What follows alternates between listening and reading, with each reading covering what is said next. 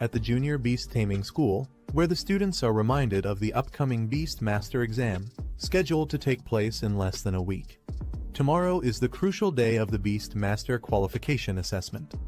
Inside the classroom, the teacher addresses the students, congratulating them on forming contracts with their first beasts. He emphasizes the importance of resting well and preparing thoroughly to achieve good results. After delivering his advice, he dismisses the class. Later, a group of students discusses the upcoming assessment. One student expresses his nervousness, while another reassures him, saying their current skills might still allow them to qualify as apprentice Beastmasters. However, the challenges of advancing to the higher Beastmaster Academy remain daunting, and some students don't even dare to dream about it.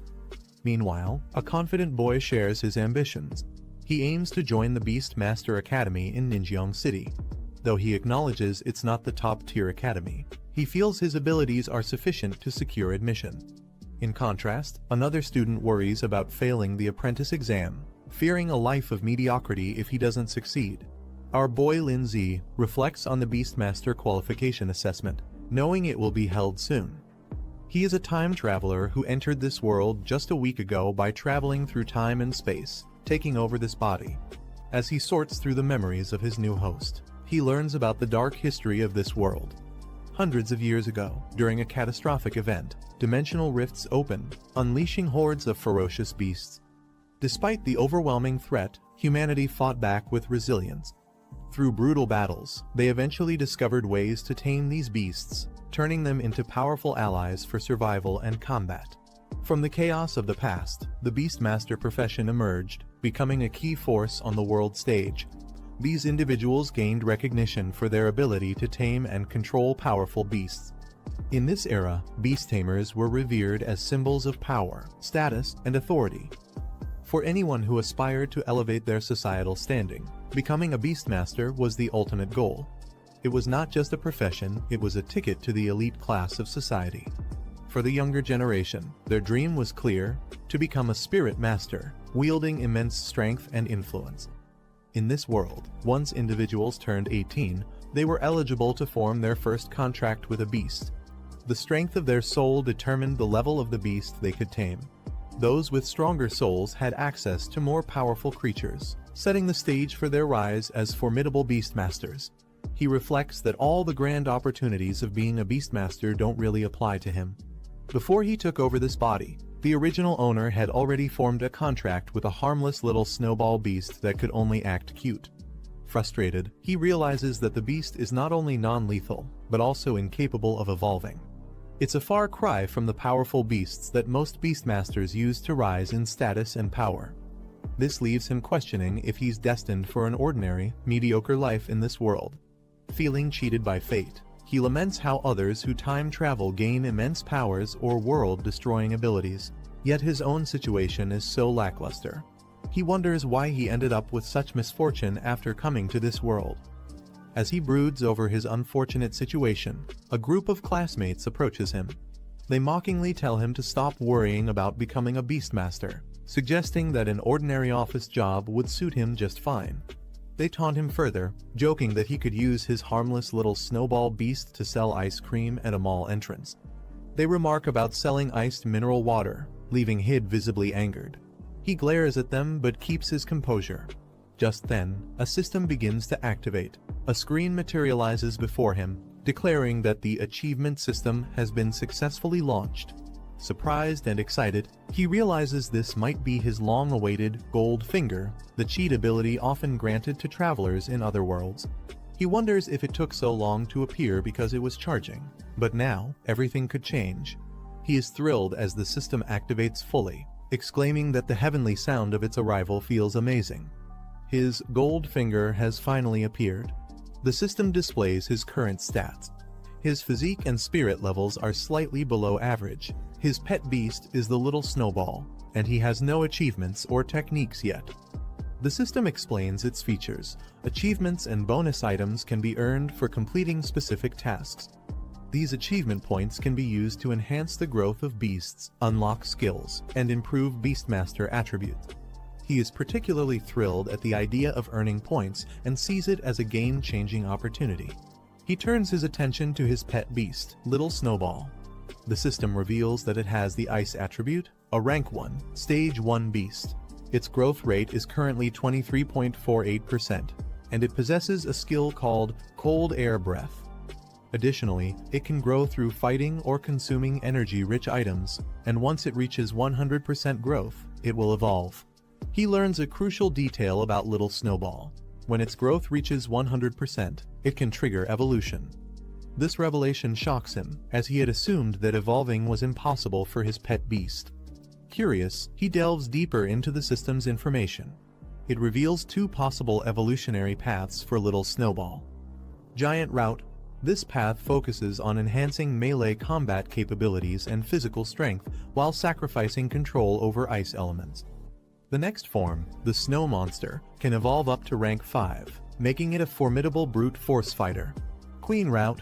This path amplifies the beast's talent for ice element affinity and spell casting abilities while weakening its melee attributes.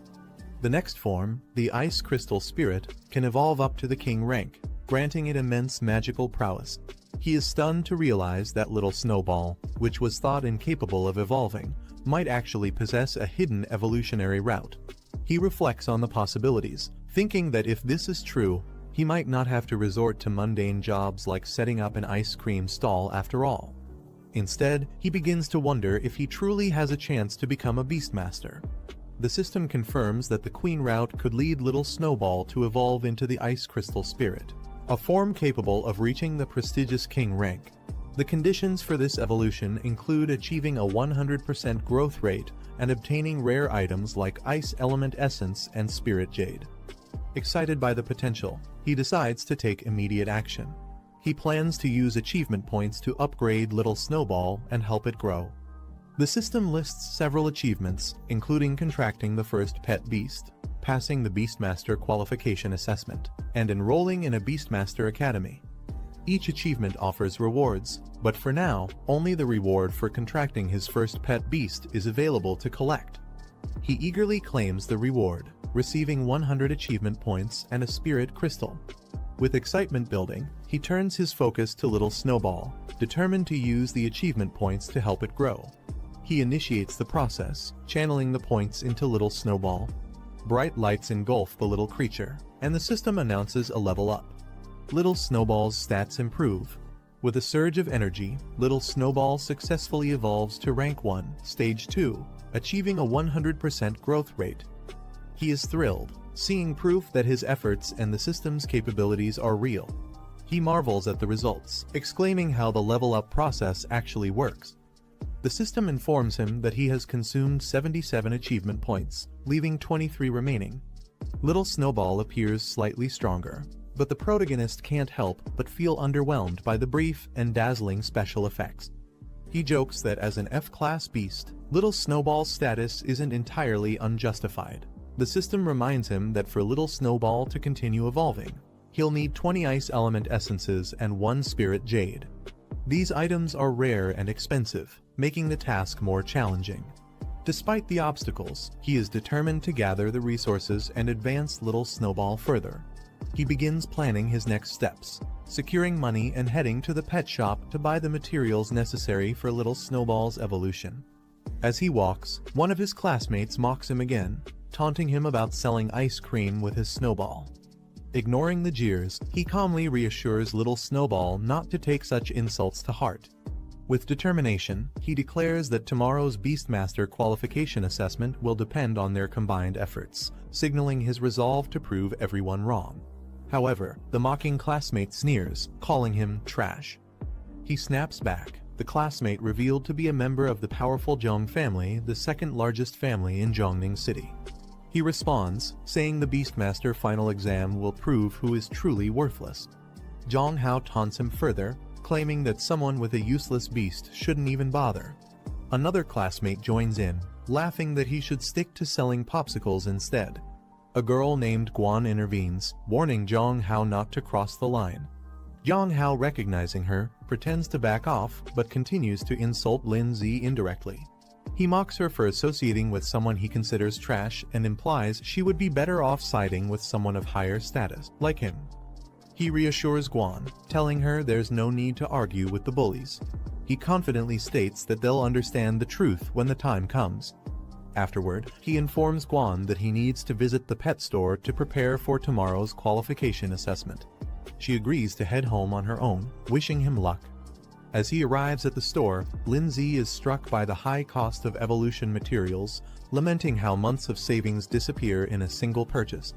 Returning from his errands, he is greeted by Guan, who invites him over for dinner at her house. She mentions her mother asked her to extend the invitation. He agrees, saying he'll join later. As the conversation shifts, Guan hesitantly brings up the Beastmaster qualification assessment happening the next day. She asks if he will accompany her to the event. Lindsay calmly replies that he also needs to participate, surprising her. Excited, she encourages him to show up strong and make an impression, especially against Zhong Hao and his gang. He reassures Guan, confidently promising to handle the situation. She smiles, takes her leave, and he watches her go, determined to make tomorrow's assessment a turning point. Later, sitting at home, he reflects on the high cost of the ice element essence and spirit jade. Addressing little Snowball, he mentions that leveling up in the future will require even more resources. He lays out the materials, encouraging little Snowball to eat and evolve. Watching his pet beast consume the items, he gently reminds it to take its time, as no one will compete for the resources. Suddenly, little Snowball begins to glow and expand, signaling the start of its evolution. Surprised, the Lindsay exclaims, wondering if this is truly happening. A sudden glow from little Snowball. He steps back, surprised, as an overwhelming burst of energy surrounds them. Little Snowball begins to change, evolving into a new form. Amidst the dazzling spectacle, little Snowball transforms into the Ice Crystal Spirit, a Rank 2, Stage 2 beast. The system lists its new skills, including Icicle and Extreme Cold Domain, and reveals that its next evolution would be into the Snow Maiden, requiring even rarer materials to advance further. He is ecstatic, declaring the evolution a success. He proudly admires the Ice Crystal Spirit, realizing that this marks a turning point in his journey. He checks his pet Snowball's stats, and is surprised to see that its rank has directly jumped to Rank 2, Stage 2. This level of growth is unexpected since the average strength of pets at his school typically lies between Rank C and Rank E. Snowball radiates an icy aura that surprises Lindsay with its intensity. Holding it in his arms, he shivers and comments on how cold it feels. As he observes Snowball's surroundings, the icy energy continues to grow stronger, creating a frosty explosion around them. Lindsay realizes that Snowball's strength has increased far beyond his expectations, affecting even the environment around it. The achievement notification confirms Snowball's evolution, granting Lindsay 100 achievement points and a Strength Crystal Roman 11 as rewards for reaching this milestone. He reflects on the materials he used for Snowball's evolution. He notes that without the system prompt guiding him, no one would have considered feeding such rare resources to a weak pet beast. Confident in his decision, he activates the system to extract his rewards. Two items materialize in front of him, a glowing spirit crystal and a strength crystal. The spirit crystal enhances spiritual strength, which determines the number and level of pets he can contract. The strength crystal boosts his physical fitness, a crucial attribute for survival. Without hesitation, Lindsay consumes the strength crystal. As he absorbs the strength crystal, a surge of power courses through his body. He feels a transformation beginning to take effect. His physique becomes visibly enhanced, surrounded by a powerful aura of energy. The system panel displays his updated stats. His physique has doubled from 1 to 2, his spirit from 0.8 to 1.8, and his spirit power from 80 to 180. Snowball's rank is confirmed as Ice Crystal Spirit, Rank 2, Stage 2, while his achievement points have risen to 123. Testing his newfound strength, Lindsay punches the air, feeling the cold no longer affect him.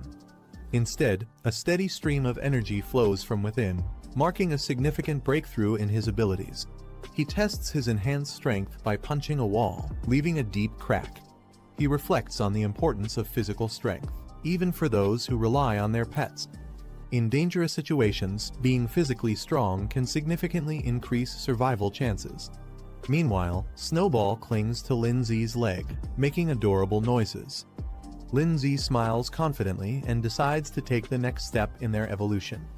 Determined, he boldly declares, "Just go all in," and decides to use all his achievement points. As he channels his energy into Snowball, a radiant light surrounds them both. The system confirms the upgrade Snowball has reached Rank 1, Stage 2, with a 100% growth rate.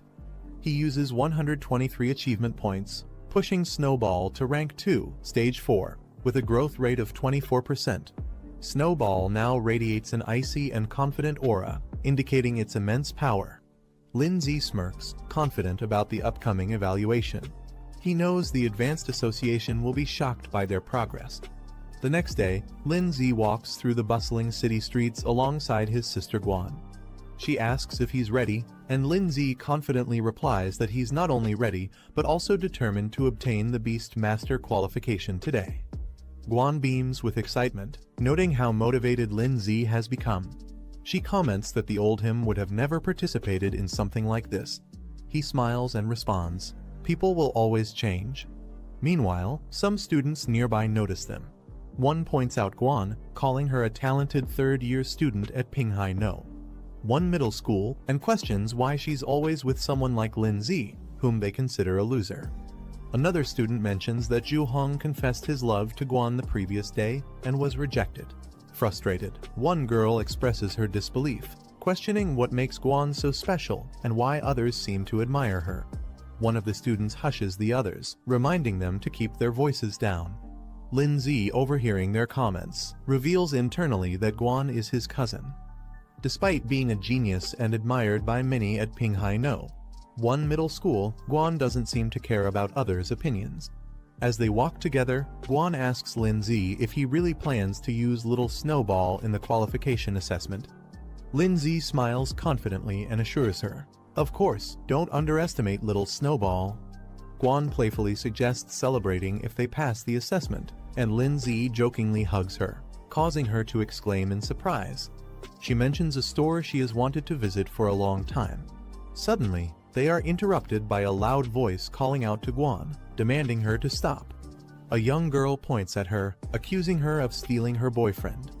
Guan, unfazed, calmly asks, "Who are you? Who's your boyfriend?" Guan identifies the girl's so-called boyfriend as Zhu Hong. With disinterested, she recalls that Zhu had confessed his feelings to her, but she rejected him without hesitation. The girl, enraged, accuses Guan of seducing Zhu first, unwilling to believe her explanation.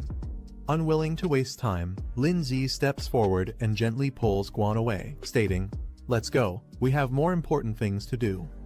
Without any further interaction, the two walk away, leaving the others behind.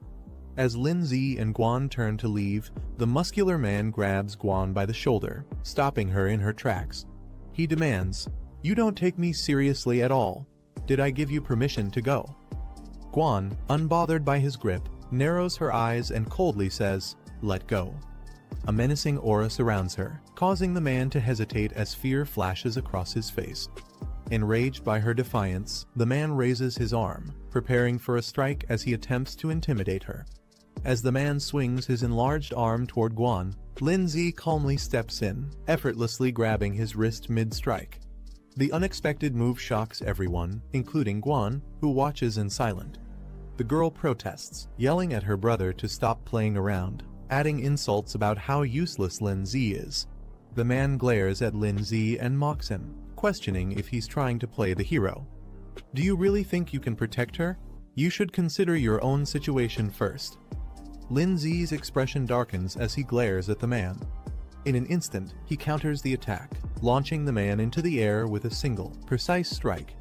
The impact is so powerful it reverberates through the surroundings. The man crashes to the ground with tremendous force, shocking his sister, who screams, "Brother," as she rushes toward him. Lindsay stands unfazed as Guan watches from a distance. Lindsay adjusts his jacket with a calm demeanor and tells the onlookers, "I'm her brother. If you need something, just ask me." The man's frustrated and bruised. Guan, observing from a distance, clenches her fists in awe, thinking, "It turns out brother Lindsay is so good at fighting." Meanwhile, Lindsay marvels at his own strength. he remarks to himself. I didn't expect my strength would be this great after strengthening my physique. The man, enraged and humiliated, yells, deliberately seeking death. Don't blame me. He charges toward Lindsay, his arm glowing with a fiery blue energy as he prepares to unleash a powerful attack.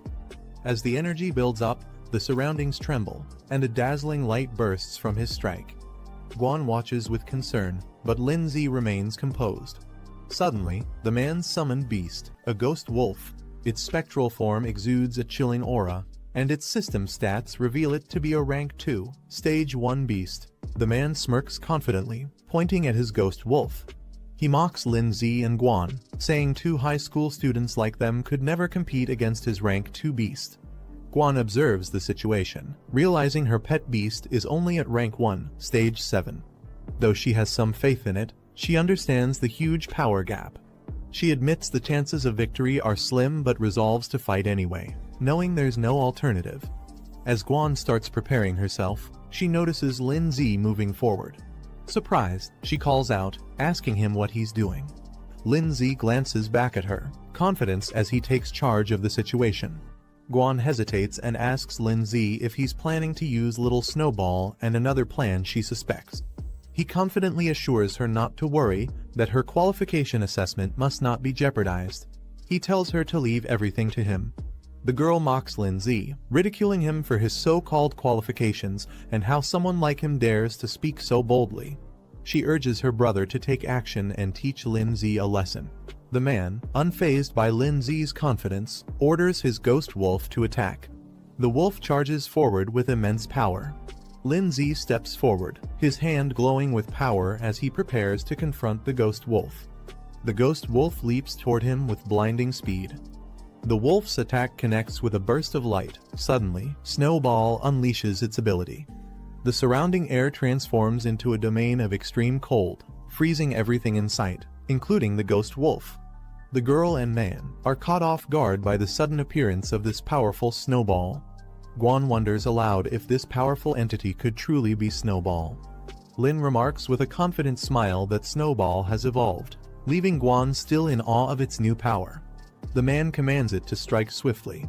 The ice beast surges forward, Snowball's transformation glowing with energy. She evolves into the ice crystal spirit.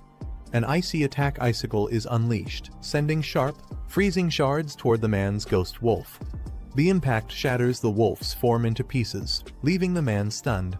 He stares at the scattered ice fragments in disbelief, muttering, "Impossible," regaining his composure. The man yells at Snowball's master, Lindsay, questioning how a mere high schooler's pet, only at rank 1, stage 9, could instantly defeat his rank 2 pet beast. The man panics, realizing they've underestimated Lindsay's pet beast. He hurriedly tells his sister they need to leave, admitting their miscalculation. Before they can retreat, Lindsay blocks their path, calmly but firmly making it clear they aren't allowed to leave.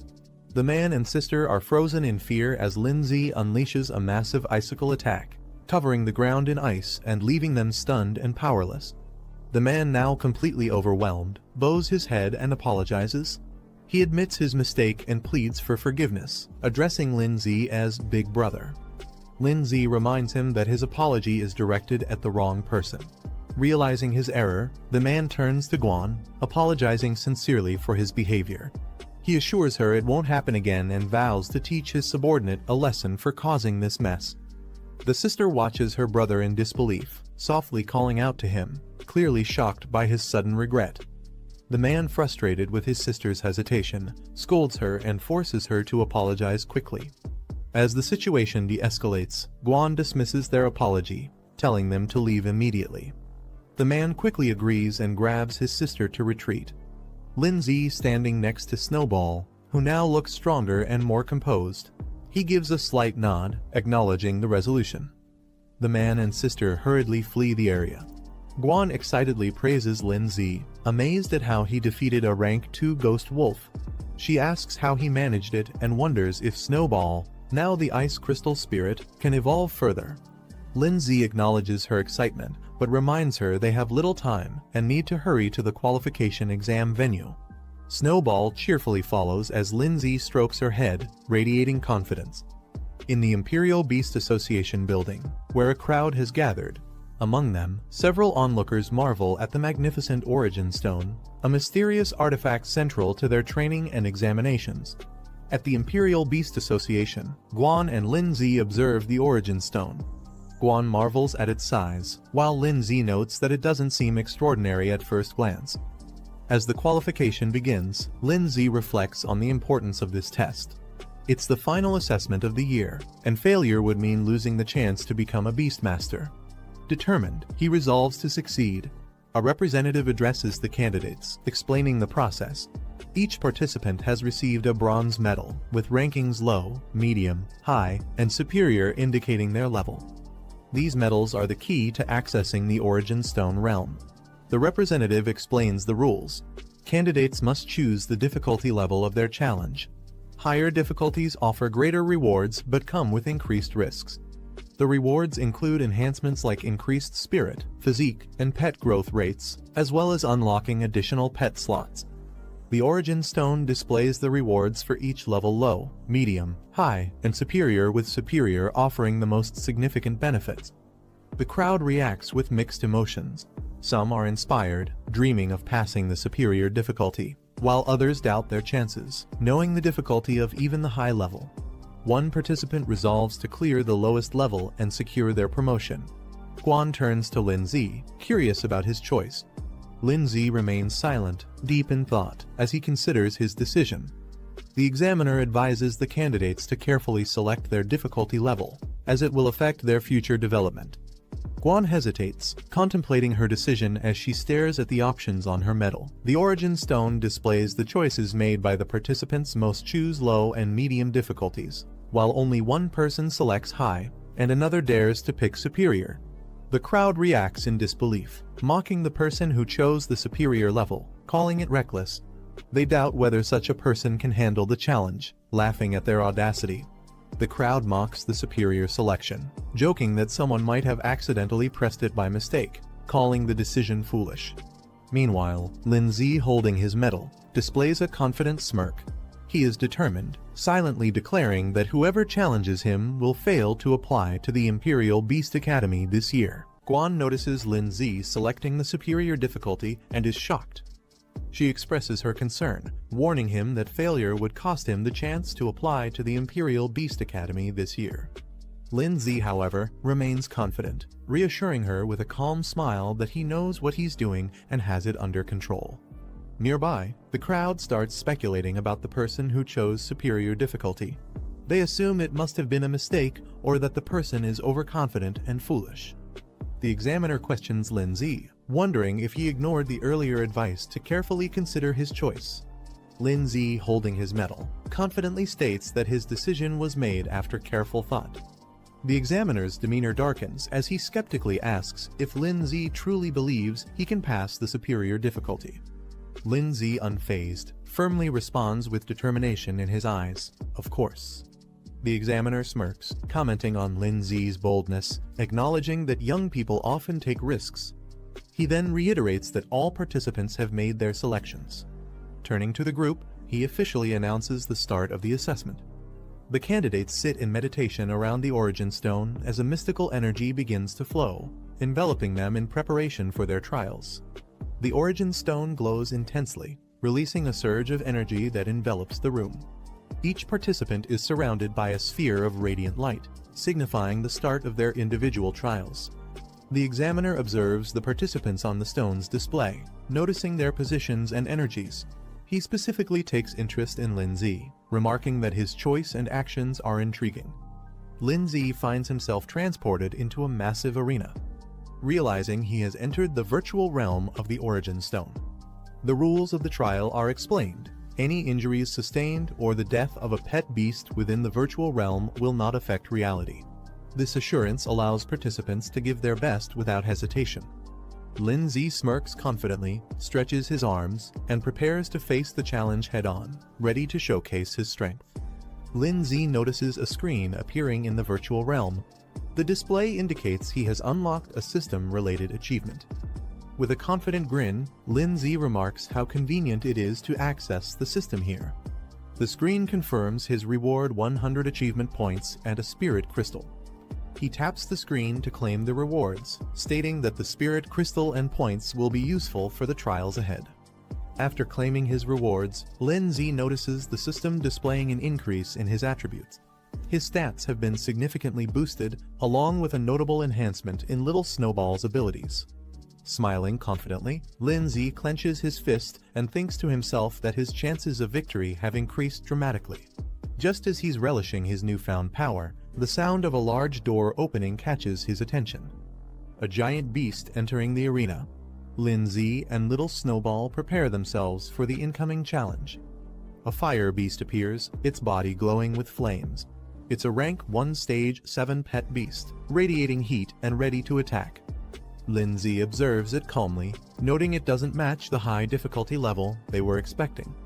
The fire beast launches a blazing attack, spewing a fiery blast toward Lin Z and Snowball. Unfazed, Lin Z smirks and counters the attack with Snowball's evolved powers.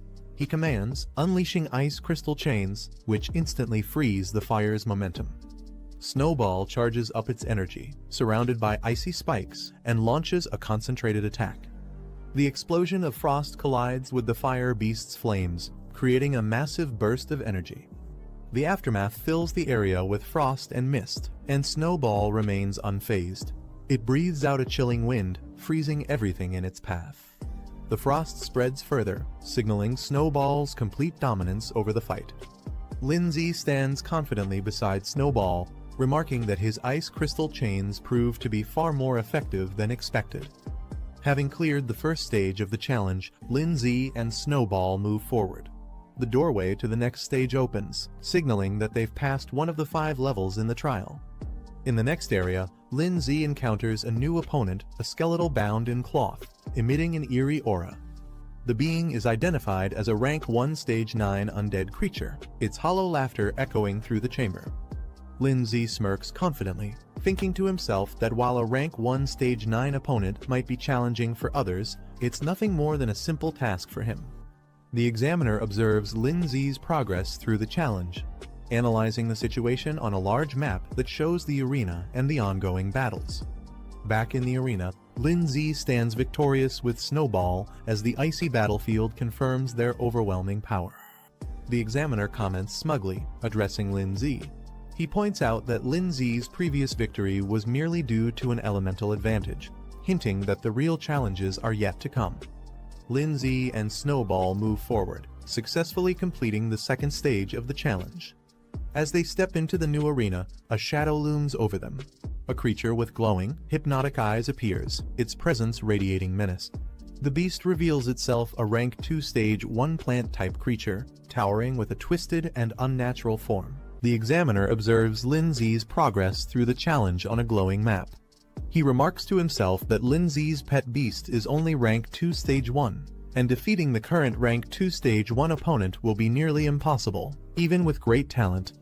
In the arena, the plant creature launches an aggressive attack, aiming its sharp claws at Lin Z and Snowball. Lin Z, unfazed, counters with Snowball's ice chains. However, the plant creature smashes the ground with its powerful limbs, creating a devastating impact that shakes the battlefield. Taking advantage of the chaos, it uses its vines to entangle Snowball. Snowball remains calm, even as the plant beast charges in with glowing claws, preparing for a decisive attack. Meanwhile, the examiner watches. With a smug smile, he comments that while Lin Z might be strong for a freshman, his strength is limited. Back in the arena, Snowball activates the extreme cold domain, releasing a powerful wave of frost that freezes the surroundings and slows the plant beast's movements. The creature struggles against the overwhelming cold but roars in defiance. Lin Z smirks confidently and taunts, "Did you think we only have one skill?" Without hesitation, he commands Snowball to unleash another powerful attack icicle, intensifying their offensive against the plant beast. The plant beast roars as its body is pierced by multiple icy spikes from Snowball's icicle attack. The battlefield is now a frozen arena, with the creature trapped at its center. Snowball's frost spreads further, encasing the plant beast entirely in a solid block of ice. The plant beast, now fully immobilized, struggles in vain as more spikes of ice penetrate its frozen body, ensuring its defeat. With Snowball's final attack, the plant beast is completely frozen and defeated. Lindsay calmly declares the battle over, signaling the end of the third level. The frozen arena stands as a testament to their victory. A notification appears confirming that Lindsay has successfully cleared the third level, leaving only 2 levels remaining in the challenge. Elsewhere, participants who failed the earlier stages express their frustration. One complains that he was so close to defeating the pet beast, while another laments his failure to pass this year's challenge, burying his face in his hands. Amid the group of participants, one excitedly celebrates his success, exclaiming that he's now an apprentice beastmaster. He didn't expect the initial challenge to feature a rank 1 stage 6 pet beast, but he managed to overcome it. Meanwhile, others watch in frustration. One participant clenches his fists and mutters his dissatisfaction, lamenting his failure and comparing his performance to those who succeeded. Someone notices the next challenge, a vicious claw beast. The announcement stuns the crowd, who recognize it as a rank 2 pet beast. Murmurs of disbelief ripple through the room as they question why such a high-level beast would appear in the apprenticeship assessment. The 4th level ends with a decisive victory for Lindsay and Snowball. The frozen remains of the opponents stand as proof of their power. Onlookers exclaim in amazement, recognizing Lindsay as the one who challenged the superior difficulty level. With the 4th level cleared, the final stage of the challenge begins. Lindsay confidently remarks that they've reached the last level. In the observation area, participants watch in disbelief, questioning why Lindsay is so powerful. One mentions they know all the top students from the local high schools, but Lindsay's strength seems unmatched and unfamiliar. Meanwhile, Guan happily celebrates her own success, announcing that she's now an apprentice beastmaster. However, her thoughts immediately turn to Lindsay, wondering about his progress and eagerly anticipating his performance in the final stage. The crowd gathers around the monitor, awestruck by Lindsay's performance. Cries of admiration echo through the room as they acknowledge his strength. Guan, watching closely, realizes that Lindsay has cleared the 4th level on superior difficulty. She clenches her fists in excitement, calling it incredible. As the final stage begins, the roar of the beast resonates through the arena. A massive saber-toothed lion emerges. Its sheer size and ferocity shock the onlookers. "It's a rank 2 stage 5 beast," someone exclaims in disbelief. Others remark how impossible it is for a newcomer to defeat such a creature. Guan, though visibly concerned. Lindsay watches calmly as Snowball prepares for battle, commenting that he's finally facing a worthy opponent. Snowball summons another icicle attack, its sharp fragments shooting forward with incredible speed. The enemy's movements are lightning fast, making it difficult for Lindsay to track. He's caught off guard, realizing the speed of the saber claw assault as it closes in on Snowball. Snowball braces herself against the powerful attack, the clash sending shockwaves through the area as both sides fight for dominance. Snowball takes a direct hit, showing signs of wear as the intense battle continues. The trainer smirks, confident in his pet's advantage. He challenges Lindsay, curious if he has any new tricks left to show, while mocking that this might be the end for him. The saber-toothed lion charges forward, its ferocious aura overwhelming. Lindsay observes the fight carefully, recognizing the disparity in power. He acknowledges that while Snowball has the advantage of being at a higher stage, the outcome depends on various factors like attributes, environment, and strategy.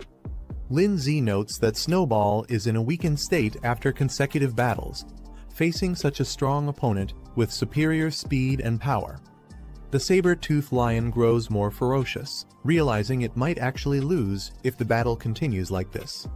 Lindsay calls out to Snowball, urging her to brace herself for the incoming attack. The lion lunges with full force, claws glowing with lethal energy, aiming to end the battle in one decisive blow. Watching closely, Lindsay stays calm but focused. As the lion charges, he recognizes the moment he's been waiting for. Now's the time, he thinks. Snowball summons a final icicle, releasing a concentrated burst of freezing power to meet the lion's charge head-on. The aftermath of the clash leaves a cloud of frost and dust hanging in the air. The saber-toothed lion lies on the ground, visibly injured, with icicles embedded in its body. In the crowd, spectators murmur in confusion. They speculate about the outcome, some wondering if it ended in a tie, while others question what exactly just happened. One onlooker points out the lion's condition, drawing everyone's attention. The saber-toothed lion struggles to move but ultimately collapses, its defeat becoming evident to all. Meanwhile, Snowball stands firm. Snowball's eyes glow intensely as it channels its energy into a powerful strike. The battlefield is filled with a burst of light as Snowball unleashes an overwhelming attack, aiming directly at the saber-toothed lion. The lion charges forward, attempting to counter Snowball's attack. Its paws meet the icy terrain, but shards of ice quickly form around them. Despite its struggle, the saber-toothed lion roars and pushes forward. Lindsay analyzes the situation, noting that the saber-toothed lion, being a beast adapted to extreme cold, has remarkable resistance to icy attacks. Despite his confidence, Lindsay begins to feel the pressure of the lion's resilience. A system notification suddenly appears, declaring a new achievement unlocked. The display reveals that Lindsay has gained 100 achievement points and unlocked a new skill feature. Intrigued, Lindsay wonders aloud about the meaning and potential of this newly unlocked ability, his mind already planning how to leverage it for the battle. Lindsay reviews the system panel displaying 3 new skills: a control-based ice lock, a defensive ice barrier, and an area-based ice spike attack. Each skill requires a specific number of achievement points to unlock, with varying growth potential.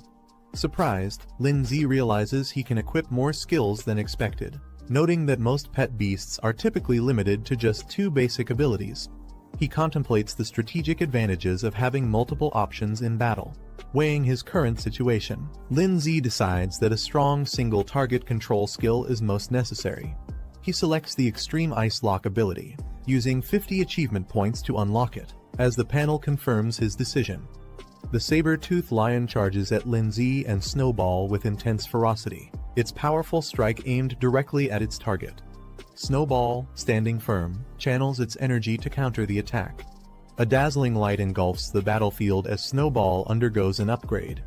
The system confirms Snowball has advanced to rank 2, level 7, increasing its growth rate to 54%.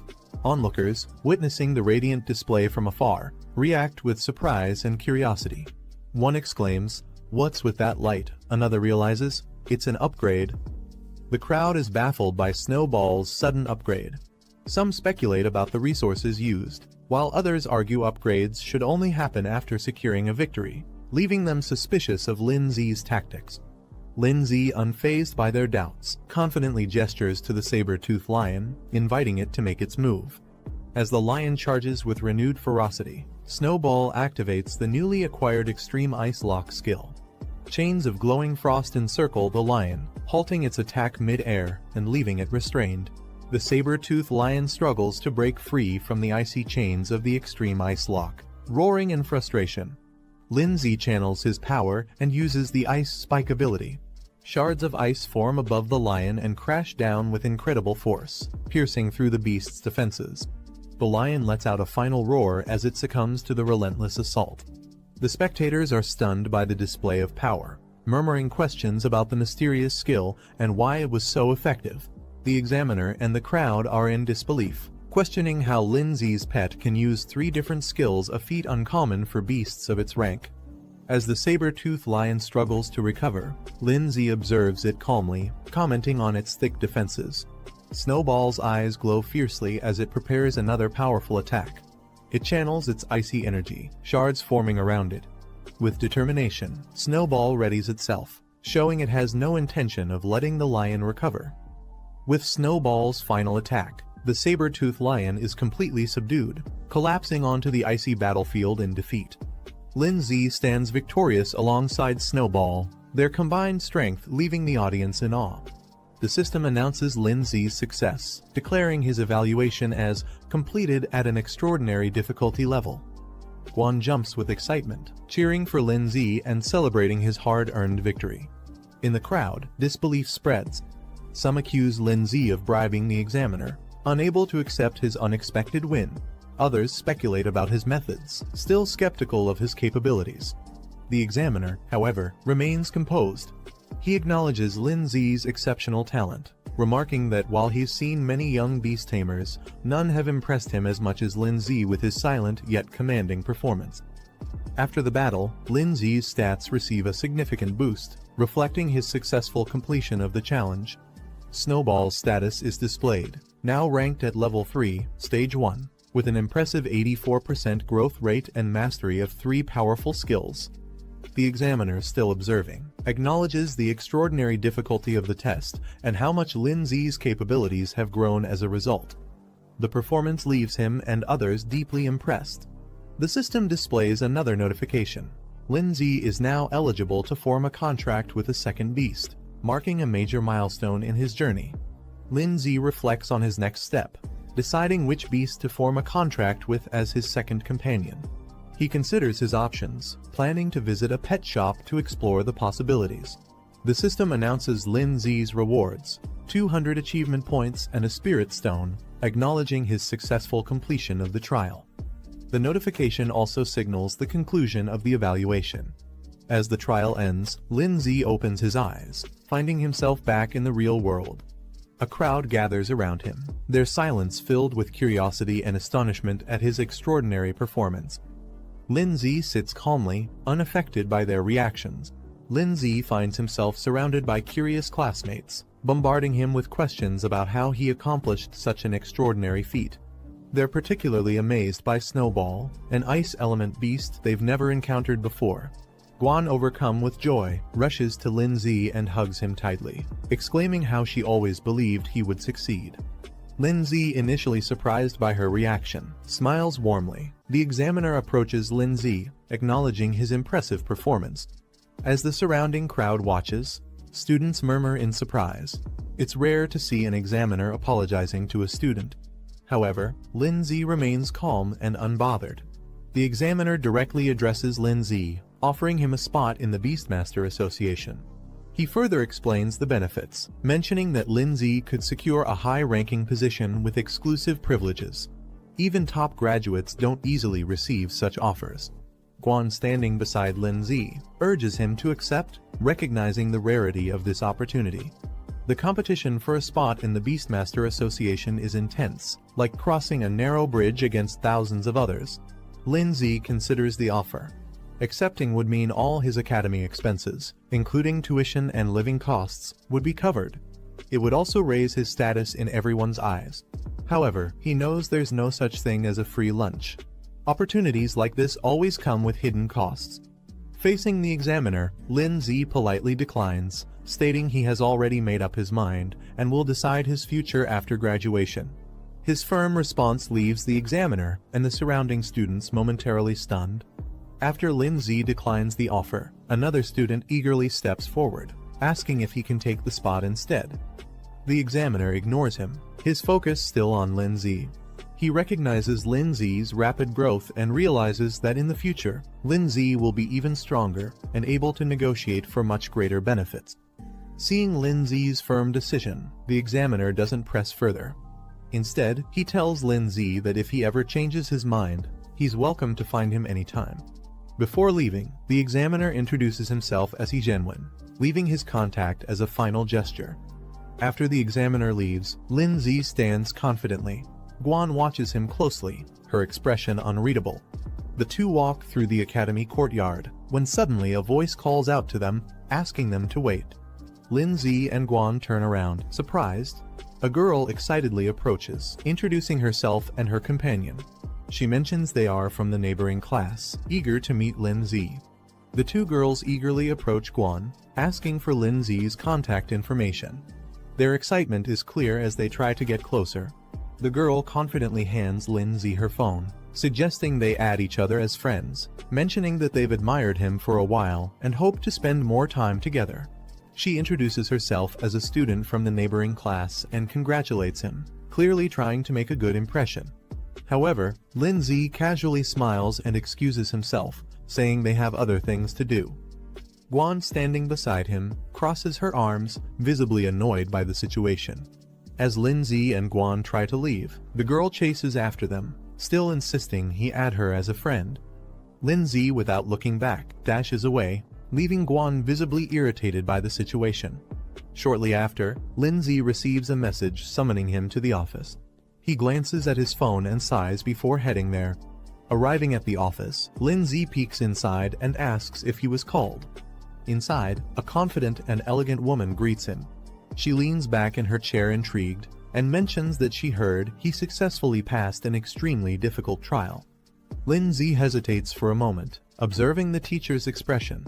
Before he can react, she suddenly pulls him into a tight hug, excitedly praising him for his achievement. He momentarily recalls past experiences with her harsh punishments for failing tests, making him cautious about her enthusiasm. Regaining her composure, she moves on to the real reason for calling him. She takes out a book, stating that it's something important she intends to give him. Lindsay takes the book, examining its title with curiosity. The teacher explains that it contains essential techniques for soul arts, a crucial skill for Beastmasters. She advises him to start learning early, as it will be a mandatory part of his training. A visual representation illustrates that soul arts are the primary combat method for Beastmasters aside from their pet beasts. She further explains that those who master soul arts can defeat beasts without relying on their pets.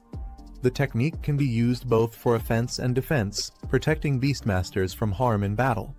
A visual demonstration shows a soul shield, a defensive technique that forms an energy barrier to block attacks. Lindsay, excited about the new knowledge, thanks his teacher and eagerly rushes off to start practicing. She reminds him that if he ever has questions, he can come back anytime. Later, Lindsay sits on his bed, carefully studying the book. He flips to a page detailing Soul Shield, which consumes soul power to create a full-body protective barrier against any incoming damage. Lindsay sits in his room, deep in thought. He knows mastering the basics early will give him an advantage when he enters the Beastmaster Academy, allowing him to focus on advanced techniques. Determined, he begins meditating, channeling his energy as a powerful blue aura swirls around him. His eyes glow with intensity as he activates Soul Shield, successfully forming a protective barrier around his body. The shield stabilizes, radiating a strong defensive energy. His training is already showing results. Lindsay observes his shield, realizing he has already grasped the basics. Most people take days or even months to learn soul arts, but he mastered it in just 10 minutes. His 7/8 spirit physique proves to be extremely efficient. Sitting within his shield, he notices a system prompt offering to upgrade his soul shield by spending 50 achievement points out of his 350. With a confident smirk, he confirms his system can enhance even soul arts. Lindsay checks his achievement points, noticing he has accumulated more than expected. The system prompts him, asking if he wants to spend some points to upgrade soul protection. Considering his options, Lindsay decides that survival skills should be upgraded in one go. Without hesitation, he selects the option, using a portion of his points for an instant enhancement.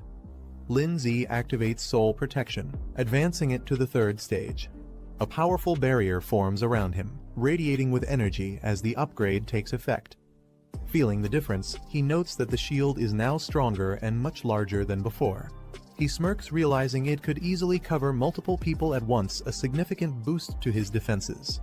Lindsay checks his soul power, realizing that activating Soul Protection only consumes a small amount each time. With his current limit, he can use it multiple times without worry.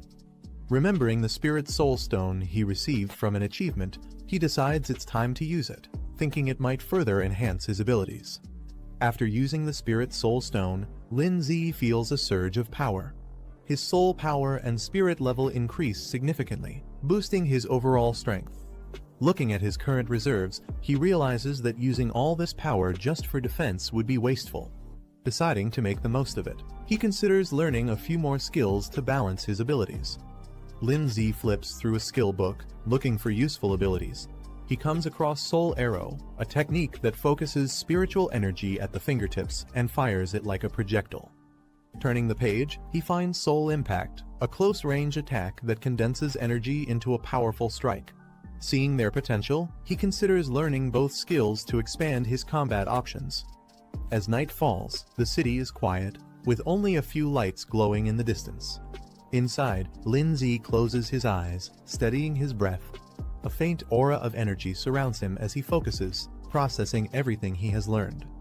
Lin Zi's eyes snap open, a sharp golden glow flashing within them.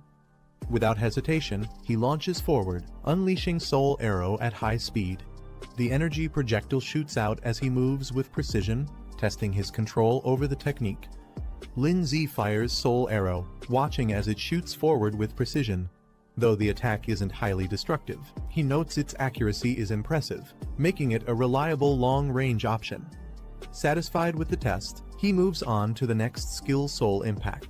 Clenching his fist, golden energy gathers around it. Lin Zi gathers energy into his fist, golden flames surging around him as he unleashes Soul Impact. The force explodes forward, sending shockwaves through the room. Testing its power further, he throws a punch, consuming 30 soul power in an instant. The impact is strong, confirming that this close-range attack will be a devastating addition to his arsenal. Lin Zi observes the aftermath of his soul impact, surprised by the sheer damage it caused. The wall in front of him is shattered, proving the technique's destructive potential. A system notification appears, informing him that he has successfully learned 3 soul techniques and has been rewarded with a soul recovery potion, which can instantly restore all his soul power. Lin Zi looks at the shattered wall, satisfied with soul impact's effectiveness. He decides to save his soul recovery potion for a crucial moment, knowing it could be a game-changer in battle. Feeling confident, he spends 100 achievement points to upgrade Soul Arrow and Soul Impact to level 2. With his skills now stronger, Lin Zi decides to save his remaining achievement points for emergencies. With his skills upgraded, he shifts his focus to his next goal, earning money to buy a second pet beast. The next day, he heads to the mission center, a place where trainers take on tasks to earn rewards. At the mission center, Lin Zi joins the crowd, scanning the available tasks. The screens display various missions, each offering different rewards. Confident in his abilities, he decides to start with basic level missions. Given his current strength, completing them shouldn't be a problem, and it's a good way to earn money quickly. Lin Zi scans the mission list, evaluating the rewards. The tasks range from eliminating ghost scorpions near a village to clearing mutant beetles in a canyon, with rewards varying from 10,000 to 40,000. Without hesitation, he selects the highest-paying mission dealing with the mutant beetles. If he's going to put in the effort, he might as well aim for the best reward. After selecting the mutant beetle mission, Lin Zi is notified that, as a beginner beast master, he has been automatically assigned 3 teammates for safety, and the reward will be split among them. Annoyed, he punches a training dummy, frustrated that he has to share the earnings. He was confident he could handle it alone. A mission map appears, marking the target location, Iron Bell Canyon. He needs to arrive before 2 p.m., ready for the hunt. Lin Zi arrives at Iron Bell Canyon, where his assigned teammates are already waiting. The canyon is rugged, with flags marking the mission site. A man with green hair, identified as Zhang Jin, a low-tier beast master, smirks upon seeing Lin Zi. Mocking him, he comments that Lin Zi took long enough to arrive and questions if he's even graduated yet. Another teammate, Zhao Mingshan, a muscular low-tier beast master, frowns upon seeing Lin Zi. He questions why they got stuck with someone inexperienced, clearly unimpressed. Before the situation escalates, Yu Zuyun, the only female in the group, steps in with a smile. She tells them to relax and not be too harsh on Lin Zi, lightening the mood with her friendly attitude. Yu Zuyun playfully tells Lin Zi to just follow her lead, reassuring him. Lin Zi responds with a relaxed smile, admitting that he hasn't graduated yet and will be relying on them for this mission. Zhao Mingshan sighs in frustration, accusing Yu Zuyun of flirting again. He warns the group that this mission might be tougher than expected and tells them to stay focused if they want to survive. Yu Zuyun, unimpressed by his serious tone, dismisses his concerns with a scoff. Zhao Mingshan takes charge as the temporary team leader, demanding that Lin Zi follow his instructions once they reach the mission site. He also warns that Lin Zi's reward share will be reduced, making it clear that he's not seen as an equal. Lin Zi, however, remains unfazed. Observing his teammates, he realizes they're not qualified beast masters but self-taught fighters who rely on basic summoning skills to survive. Lin Zi responds with a cheerful thumbs up, agreeing to work hard to earn his share. Satisfied with his response, Zhao Mingxian acknowledges him, thinking the newcomer understands his place. With that settled, the team heads into the canyon, ready to begin the mission. The team moves deeper into the canyon, the terrain becomes rough, and the path ahead is dark and foreboding. As they reach the entrance of a cavern, an eerie glow emanates from within. The sound of skittering echoes from the depths. Suddenly, mutant beetles emerge from the darkness, their glowing eyes piercing through the shadows. Among them, a larger, more menacing beetle appears. As the mutant beetles swarm forward, Zhao Mingxian quickly assesses the situation. He suggests collapsing the cave entrance to trap the insects inside, cutting off their escape route. Wasting no time, he summons his wild rhino, a rank 1 stage 6 beast, to lead the charge. The powerful beast appears, its glowing horns ready to smash through anything in its path. Zhang Jin steps forward, summoning his wind cutter mantis, a rank 1 stage 6 insect-type beast. Not to be outdone, Yu Zuyun summons her terror bee, a rank 1 stage 5 insect-type beast. With a smirk, she playfully reminds Lin Zi to stay behind her, as if protecting him. With their beasts deployed, the battle is about to begin. Lin Zi's group cautiously enters a tunnel, led by Yu Zuyun and Zhang Jin. They remain alert as buzzing echoes through the cavern. Strange insect creatures swarm ahead, signaling danger. Meanwhile, Zhao Mingxian observes from a distance. Without hesitation, he orders an all-out attack. Zhang Jin, responding immediately, summons his wild rhino, a rank 1 stage 6 beast. The massive creature charges forward. Zhang Jin steps forward with a confident smirk, summoning his wind cutter mantis. The green insect dashes forward, its sharp blades glowing as it slices through the swarm of enemies with precision. Zhang Jin commanding her venomous wasps to attack.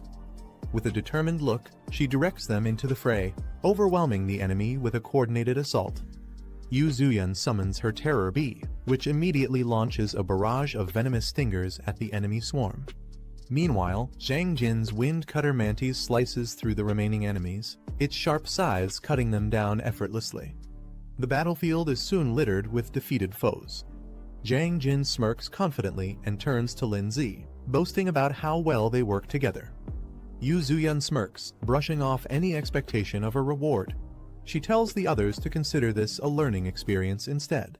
Confidently, she instructs them to stay behind her and focus on their own safety. However, before they can relax, the insect swarm starts moving again, crawling back to their feet. Lin Zi observing the fight, he notes that their attacks have barely made an impact, and the real threat has yet to come. Suddenly, a loud screech echoes as another wave of insects emerges, rushing toward them at full force. Yu Zuyun suddenly tenses up. She instinctively questions what it is. Dark energy seeps into the battlefield, and the insect swarm undergoes a terrifying transformation. The ground trembles as a new wave of mutated insects charges toward them. From above, Zhang Jin's wind cutter mantis, Yu Zuyun's terror bee, and Zhang Jin's wild rhino prepare for battle. Zhang Jin's eyes widen as more insects emerge from the tunnel. He quickly realizes something is different, as if they're calling for reinforcements. Lin Zi, watching calmly, questions whether there's an even larger and stronger beetle king lurking deeper inside. Meanwhile, Zhang Jin's wild rhino charges through the swarm, but the mutated insects overwhelm it. One of them sinks its fangs into the beast, drawing blood, showing just how dangerous they've become. The mutated insects overwhelm Zhang Jin's wind cutter mantis and Yu Zuyun's terror bee, pinning them down. Zhao Mingxian yells for his wild rhino to retreat, while Zhang Jin desperately calls back his pet, fearing they'll be killed. Lin Zi explaining that the beetle's previous sound waves have a paralyzing effect. The pets can no longer respond to their commands. Hearing this, Yu Zuyun freezes in shock. She clutches her head, realizing her terror bee is completely vulnerable. Fear sets in as she struggles to think of a way to save it. Zhang Jin, furious, grabs Lin Zi by the collar, demanding why he didn't warn them earlier. His frustration erupts, blaming Lin Zi for just standing by and watching. But Lin Zi calmly pointing out that the real problem isn't their beasts, it's their own survival. Before they can react, the ground trembles as a massive swarm of mutated beetles emerges from the depths. Seeing the sheer number of enemies, Zhao Mingxian quickly makes the call they need to run. Zhao Mingxian, realizing the danger, shouts for everyone to run. Panic fills as he curses the mission, realizing it's far beyond what they expected. Without hesitation, he turns and sprints away, leaving the others behind. The mutated beetles chase after him, their sharp legs cutting through the ground as they close the distance. As he tries to escape, an explosion erupts behind him. The force sends him stumbling forward, and his eyes widen in fear something even more dangerous is coming. Just as the swarm is about to overwhelm them, Lin Zi calmly steps forward. A glowing barrier forms around the group, shielding them from the incoming attack. Zhang Jin watches in disbelief, recognizing it as soul art, a technique only students from the Beast Academy should know. Shocked, he questions how a high schooler like Lin Zi could use it. Lin Zi dismisses his questions. He tells them to stop talking and simply watch from behind him. Zhang Jin watches in shock, unable to process what he's seeing. Lin Zi calmly summons his ice crystal spirit. Both Zhao Mingxian and Yu Zuyan stare in disbelief. They have never seen a beast like this before. While the others are still in awe, Lin Zi analyzes the enemy calmly. The beetles, despite their numbers, are at most rank 1, stage 7, making them manageable. However, without any large-scale attacks, the others stand no chance of fighting back. With a confident smirk, Lin Zi reveals his true strength. Unlike the others, his ice crystal spirit is a rank 3 beast, possessing devastating area-wide attacks. As he raises his hand, his beast activates extreme cold domain. A chilling wave of ice spreads across the battlefield, instantly freezing the entire insect swarm in place. The once overwhelming horde is turned into an icy grave. Lin Zi glances back at the stunned group, casually reminding them that they still have a chance to retrieve their beasts if they're willing to abandon their rewards. Zhao Mingxian, Zhang Jin, and Yu Zuyan hesitate. The reality of their situation is now painfully clear. Zhao Mingxian, now overwhelmed, raises his hands in surrender. He offers all their rewards in exchange for safe passage, pleading to be allowed to retrieve their beasts and leave peacefully. Before a response comes, Zhang Jin steps forward, furious. He can't believe Lin Zi is still pressuring them even after proving his dominance. Mocking Lin Zi, he questions if he really thinks he's some legendary student who passed an impossible trial. Lin Zi's expression remains calm but firm. Without hesitation, he confirms his identity. Watching the exchange, Yu Zuyan processes the situation. Her suspicions were right. Someone like Lin Zi possessing such power didn't make sense for a regular student. Quickly shifting her approach, she urgently asks him to rescue their beasts. Zhang Jin, still furious, refuses to believe Lin Zi's strength. He demands they be released immediately so they can retrieve their beasts. Before he can continue, Zhao Mingxian suddenly strikes him, sending him crashing to the ground. He scolds Zhang Jin for his arrogance, making it clear that Lin Zi's power is undeniable. As Yu Zuyan watches, Zhao Mingxian admits their mistake. They had underestimated Lin Zi, and now there was no doubt about his strength. Meanwhile, the frozen beasts remain trapped in ice, their condition worsening as the chilling energy spreads further. Lin Zi observes the frozen beasts, noting that time is running out before they thaw. He warns the others to retrieve their pets quickly and leave before the creatures fully awaken. Yu Zuyan, concerned, questions what he plans to do. She points out that these beasts aren't truly defeated, just temporarily restrained. Lin Zi stands atop the icy battlefield with Snowball, surveying the frozen creatures. In the darkness below, an ominous presence stirs. Zhang Jin, still on the ground, watches Lin Zi closely. Suspicion flashes across his face. Could Lin Zi really be planning to enter that place? Without hesitation, Lin Zi instructs the others to act quickly before leaping down into the depths with Snowball. They descend into a dark underground space, the void stretching endlessly around them. Standing amidst the darkness, his enhanced physique allows him to see clearly even in the pitch-black surroundings. As Lin Zi moves deeper, a swarm of monstrous creatures with glowing eyes emerges from the darkness. Their sheer numbers make the cavern tremble. Without hesitation, Lin Zi activates a spiritual barrier, shielding himself and Snowball as the creatures lunge at them. The beasts charge with terrifying speed, but Lin Z doesn't flinch. He counters instantly, releasing a powerful spiritual impact that sends them crashing to the ground. One by one, the monsters fall under his relentless attacks, but the battle has only begun. A swarm of glowing-eyed creatures rushes toward Lin Z, their sheer numbers overwhelming. He quickly activates an ice barrier, blocking their attacks. However, as more creatures slam into the shield, cracks begin to form. Maintaining the barrier is draining his energy fast. Realizing he needs a different approach, Lin Z recalls his progress. So far there's still something he can use. A new system prompt appears before him, revealing an ice shield and a frost nova ability. These skills could turn the tide of battle. Lin Z checks his remaining achievement points, 150 left. Just enough. Snowball activates her newly acquired skills, her body radiating with icy energy.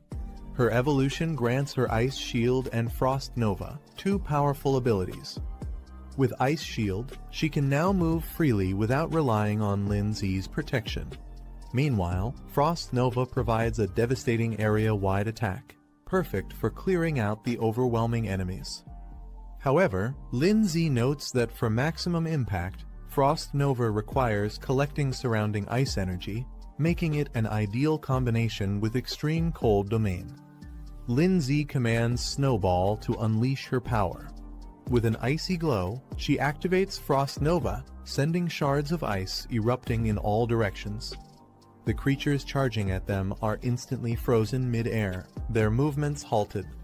Cracks spread across their bodies before they shatter into icy fragments. Standing within the spiritual barrier, Lin Z ensures the area is saturated with ice energy. Now fully charged, Snowball gathers the remaining energy and prepares for a devastating final strike. With one last command, she unleashes Frost Nova at full power, engulfing everything in a blizzard of destruction. Snowball gathers an immense amount of ice energy, forming a glowing crystal at her fingertips. With a flick of her hand, she launches Frost Nova, sending a powerful surge of ice across the battlefield. The frozen wave engulfs the swarm of creatures, their bodies freezing solid before shattering into countless shards. Lin Z watches as the aftermath unfolds. A system notification appears: 50 armored insects eliminated. With a smirk, he acknowledges the sheer destructive power of the attack. Even the creature's defenses couldn't withstand it. Lin Z checks Snowball's status. She has advanced to Stage 2 of Tier 3, with 89% growth. One more push, and she could reach her next evolution, Snow Maiden. Observing the surroundings, Lin Z realizes that battling these creatures allows his pet to gain experience and level up. Though the process is slow, the sheer number of enemies makes this an ideal training ground. With Snowball on the verge of evolution, Lin Z considers pushing forward. But before he can decide, an eerie sound echoes from deeper within the cave. Both he and Snowball turn sharply toward the source. Deep in the cave, more armored insects emerge, their glowing eyes fixed on Lin Z and Snowball. Unlike before, these creatures move in formation, their aggression more calculated. Lin Z smirks, realizing the king of the swarm must be close. Meanwhile, outside the cave, Yu Zuyun, Zhao Mingshan, and Jiang Jin struggle to recover from their earlier defeat. Still catching her breath, Yu Zuyun insists they report the mission's dangers immediately. If they delay, Lin Z could be in serious trouble. Jiang Jin, still frustrated, dismisses Lin Z's situation. He insists they shouldn't waste time worrying about him if Lin Z chose to go deeper into danger. That's his own problem. Before he can say more, Zhao Mingshan knocks him down with a single strike, cutting off his complaints. Without hesitation, Zhao Mingshan turns and rushes forward, unwilling to abandon Lin Z just yet.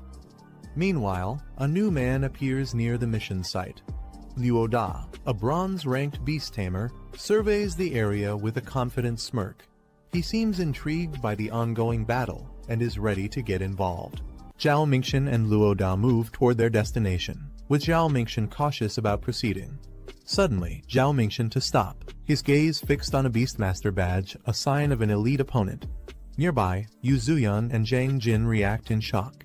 Realizing their opponent's status, Yu Zuyun exclaims in disbelief, while Zhang Jin stiffens, understanding the significance of facing such a ranked Beastmaster. The Beastmaster badges appears, the rankings Bronze Beastmaster and Silver Beastmaster, both holding high positions among their kind. A Golden Beastmaster badge appears, signifying an elite ranking among Beastmasters, belonging to the top 3% worldwide. Meanwhile, Luo Da introduces himself as a Bronze Beastmaster, stating that he was sent by the association due to the increased difficulty of this mission. Yu Zuyun lights up with excitement, believing that with Luo Da's help, success is guaranteed. She eagerly asks if she can join him. Luo Da smirks and lifts her chin playfully, teasing her for being so eager to see what he can do. Luo Da smirks and confidently allows Yu Zuyun to follow him, granting her permission to join. Turning to Zhao Mingxian and Zhang Jin, he dismisses them, stating that they aren't qualified to come along. Both of them freeze in shock before quickly insisting that they have no interest in going anyway. Meanwhile, deep within an icy battlefield, a system notification appears, confirming an achievement Beast Slayer accomplishment, awarding 300 points and a Burst Seed card. The card's details reveal its effect, a temporary power boost, instantly raising a pet beast's rank by 1 for 60 seconds. Lin Zi examines the achievement screen, surprised to see a Beast Slayer title. He compares it to similar accomplishments and acknowledges the generous rewards. Without hesitation, he claims them. The screen updates, revealing that Ice Crystal Spirit has advanced to Stage 3, Rank 3, with 94% growth progress. With a satisfied smirk, Lin Zi notes that Snow Girl is now even closer to reaching the next stage. As he and Snowball continue moving forward, the eerie sound of shifting rocks echoes in the cave. Lin Zi narrows his eyes. His instincts tell him the enemy is finally revealing itself. A sharp claw pierces the ground, sending a tremor through the cave. Lin Zi's eyes widen as a massive armored insect appears before him, its glowing green eyes locked onto its next prey. Taking a step back, he mutters in disbelief, this thing is far bigger than he expected. Recalling the mission details, he realizes that the Bell Claw insect's crisis was reported only a week ago. That means this beast has recently evolved, making it even more dangerous. The Bell Claw insect lets out a terrifying screech, its status revealed insect type, rank 4, stage 1, marking it as a significant threat. Lin Zi quickly assesses the situation. If he retreats now, he'll leave empty-handed. That's not an option. He decides to take a risk, planning to drag this fight out strategically. Before he can act, a massive figure crashes down from above, radiating power. The impact sends debris flying, shaking the cave with overwhelming force. A rock golem suddenly charges into the battlefield, knocking aside smaller creatures as it lands with a heavy impact. From a distance, Yu Zuyun and the others spot Lin Zi and rush over, relieved to see him unharmed. Lin Zi reassures her he's fine but is surprised they returned. Noticing an unfamiliar face, he questions who the newcomer is. Luo Da smirks and tells Lin Zi to step back, warning him that this place is far too dangerous. He then reveals the true identity of their opponent, the Bell Claw Insect King, a feared creature of legend. The Bell Claw Insect King stands menacingly, its glowing green eyes locking onto its prey. It's an extremely rare rank 4 beast capable of controlling entire swarms. Luo Da immediately recognizes its significance. As Lin Zi prepares to engage, Luo Da stops him, insisting that he took on this mission alone, and that this boss belongs to him. Turning his back to Lin Zi, Luo Da smirks and asks if Lin Zi even knows who he's dealing with. Before the conversation can continue, the Insect King lunges forward, launching a devastating attack with blinding speed. Luo Da confidently faces the Bell Claw Insect King, his rock golem standing beside him. With a smirk, he questions what gives the creature the audacity to challenge him. The Insect King roars in fury and lunges forward, its razor-sharp claws gleaming as it prepares to strike. Unfazed, Luo Da casually watches as the rock golem intercepts the attack. Just as the clash intensifies, an unexpected move occurs. Frost chains suddenly form. binding the insect king in place. Lindsay stands with Snowball, casually observing Luoda, who acknowledges him as an apprentice beastmaster. Recognizing Lindsay's name, Luoda seems intrigued, recalling that he passed an advanced trial. However, he boasts about his own achievements, emphasizing his extensive combat experience and training beyond just trials. Lindsay brushing off the conversation, stating that he'll also reach that level soon. Luoda is momentarily stunned, trying to grasp Lindsay's confidence. Before the argument continues, Yuzuyun urgently shouts, warning them of incoming danger from behind. The Bell Claw Insect King spins violently, its massive claws slashing through the air. Luoda sighs, annoyed by the situation. He turns to Lindsay, telling him to watch closely. This is the difference between them. Activating his soul art, Luoda commands his rock golem, causing fragments of stone to float and merge. The golem's power surges, its fists now engulfed in flames, evolving to rank 4, stage 2 for a devastating attack. Lindsay watches in surprise, realizing that Luoda's soul art grants his beast a powerful enhancement. The rock golem, now strengthened, launches itself into the air, its fiery fists aimed at the Bell Claw Insect King. With a thunderous impact, the golem crashes down, sending flames and shockwaves across the battlefield. As the dust settles, the Bell Claw Insect King is seen struggling on the ground, momentarily weakened by the devastating attack. Luoda smirks, boasting that mastering a high-level enhancement soul art is not something just anyone can achieve. He turns to Lindsay, emphasizing the gap between their abilities. Before Lindsay can respond, the Bell Claw Insect King's eyes glow red, its body surging with energy. It lets out a deafening roar as its power spikes, unleashing a desperate horn charge assault. With terrifying speed, the Insect King barrels forward, its entire body wrapped in a crimson aura, preparing to strike. The Bell Claw Insect King enters a frenzied state, its power surging to a dangerous level. Its distorted form radiates an ominous aura. Luoda acknowledging the difficulty of facing such a powerful opponent. High above, Lindsay and Snowball launch a combined assault. Icicle Spear and a Spirit Charge strike the raging Insect King with full force. As the dust settles, the impact leaves deep marks on the creature's body. The Bell Claw Insect King charges forward at full speed, its body surging with chaotic energy. Lindsay and Snowball brace themselves as the monstrous beast approaches. Without hesitation, Snowball conjures frost chains, wrapping the creature in layers of ice to restrict its movements. The chains tighten, but the Insect King resists, letting out a piercing screech as its body trembles under the freezing grip. However, the beast retaliates, its body emitting a violent pulse, shattering the surrounding ice. Sensing the danger, Lindsay quickly reacts, calling for Ice Shield. A massive ice attack crashes down, sending shards of frozen energy toward the Bell Claw Insect King. Luoda watches as his beast struggles under the pressure. Realizing the situation is turning against him, he acknowledges how difficult this battle has become. The Bell Claw Insect King, refusing to be defeated, retaliates with a powerful counterattack, launching a fierce strike. However, before it can land a decisive blow, Luoda's rock beast charges in at full speed. The aftermath of the clash leaves the battlefield in ruins, smoke and debris filling the air. Yuzuyun, overwhelmed by the intensity of the battle, urges the group to retreat. She panics, insisting they'll all die if they stay any longer. However, Luoda refuses to back down so easily. Gritting his teeth, he declares that they must at least take down the enemy before thinking of their next move. But before he can act, Lindsay steps forward with determination. He tells the others to leave, he's staying behind to finish the fight. Luoda looks at Lindsay in disbelief, questioning his sanity. Even after seeing how powerless their strongest beast was against the enemy, Lindsay still wants to fight.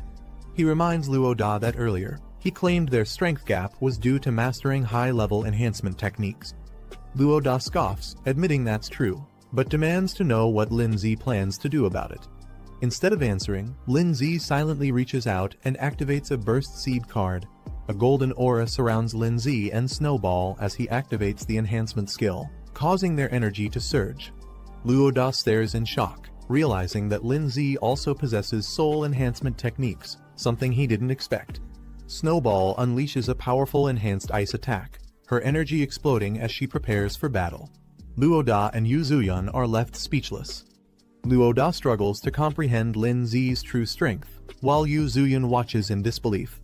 Lin Zi activates his Burst Seed card, unlocking a temporary boost that pushes his strength to stage 4, level 3. He notes that he only has 1 minute, but with his soul techniques, it should be enough. As the Bell Claw Insect King lunges at him, Lin Zi charges forward alongside Snowball, meeting the attack head-on. With a flick of her hand, Snowball unleashes frozen chains, wrapping the enemy in thick layers of ice. Lin Zi observes the changed Snowball's evolution has significantly increased her skill power.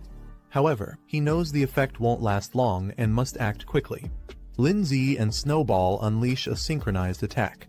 Golden energy bursts from Lin Zi's fist, while Snowball channels her freezing power.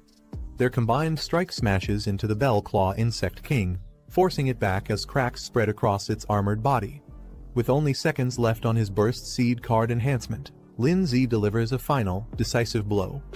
His attack lands with explosive force, shattering the enemy's defenses. The Bell Claw Insect King lets out a final screech as it is engulfed in the impact, ice and fire colliding in a devastating explosion. Luo Da watches in shock, realizing Lin Zi is recklessly burning through his life force to sustain his soul power. He shouts for him to stop before it takes a serious toll on his body. Lin Zi checks his status and reassures the others he's only used half of his soul power, so there's no need to worry. Luo Da stares in disbelief. He can't believe Lin Zi still has this much energy left after such an intense fight. Yu Zuyun, equally shocked, begins to reconsider. Maybe Lin Zi truly has the ability to defeat the Bell Claw Insect King. Before they can react further, the wounded Insect King lets out a deafening roar, its body surging with energy for one final desperate attack.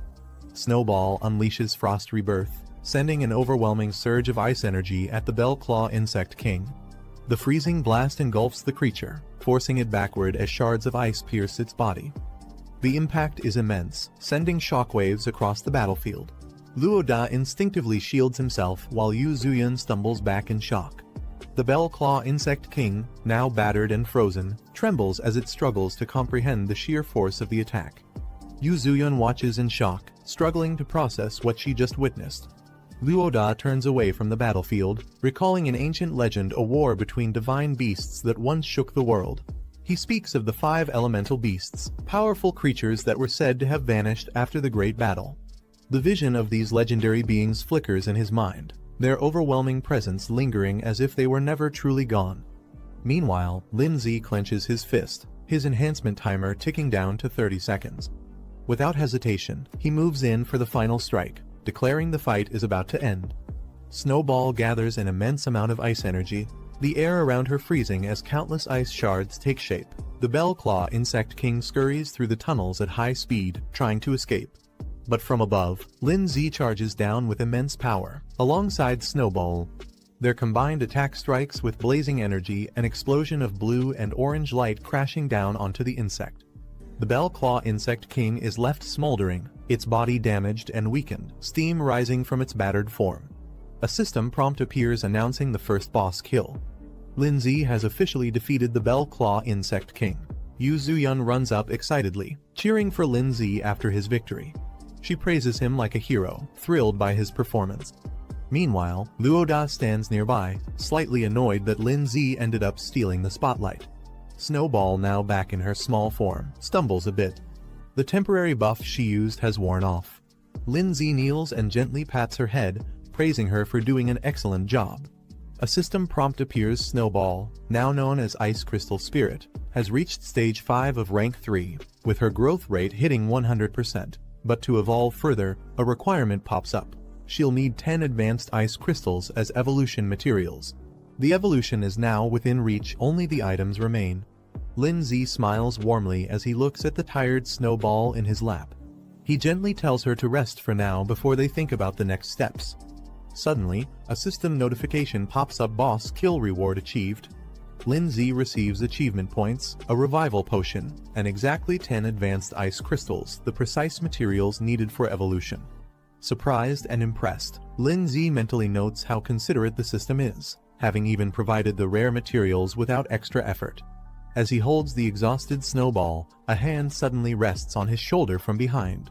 Someone is approaching. Luoda casually places his hand on Lin Zi's shoulder, asking if they can talk. Lin Zi and Yu Zuyun both look at him, confused. Luoda then points to the fallen Bell Claw Insect King and proposes something unexpected. He wants the credit for the kill. Yu Zuyun immediately jumps up, scolding Luoda for being shameless. She reminds him that it was clearly Lin Zi who defeated the boss. But Luoda, unfazed, raises one finger and confidently offers 100,000 as a trade for the kill credit. Lin Zi reflects quietly, realizing that the outcome of this mission will impact the Beast Tamer Association's evaluation of the man sent here. For Lin Zi, though, what matters most right now is earning money. 10W could buy him a strong new pet. Luoda then approaches him, casually asking if he's interested in making a deal. Lin Zi doesn't respond immediately. He knows if he accepts too fast, Luoda might not offer better terms. Trying to convince him, Luoda explains that 10W is already half a year's savings for him. If Lin Zi accepts the mission reward, he'd only get 5W this way. He actually earns more. To seal the deal, Luoda sincerely promises to owe Lin Zi a big favor. Lin Zi agrees to the deal. Lin Zi smiles and agrees to the deal, saying that favors can't really be priced. Luoda transfers the promised amount 10W straight to Lin Zi's account. Just as Lin Zi checks his phone to confirm the payment, a sudden noise draws his attention. They both look up and are shocked to see a massive bird-like beast appear from a hidden part of the cave. Beneath its claws is someone who appears to have been captured. As the trainer walks forward, Luoda, Lin Zi, and Yu Zuyun quickly follow behind him. Luoda respectfully calls him Sir He, acknowledging his authority. He carries himself with calm confidence. Yu Zuyun notices the silver badge on his coat and is visibly stunned. She realizes this man is a silver-tier beast tamer, a figure she's only heard about in rumors.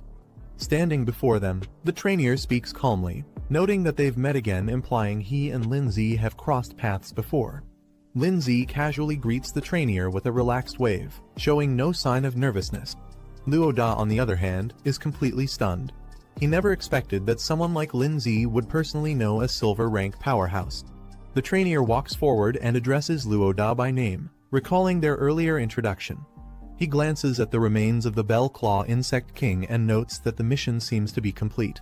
Luoda quickly steps forward, politely reporting that the entire incident has been handled smoothly and without any injuries.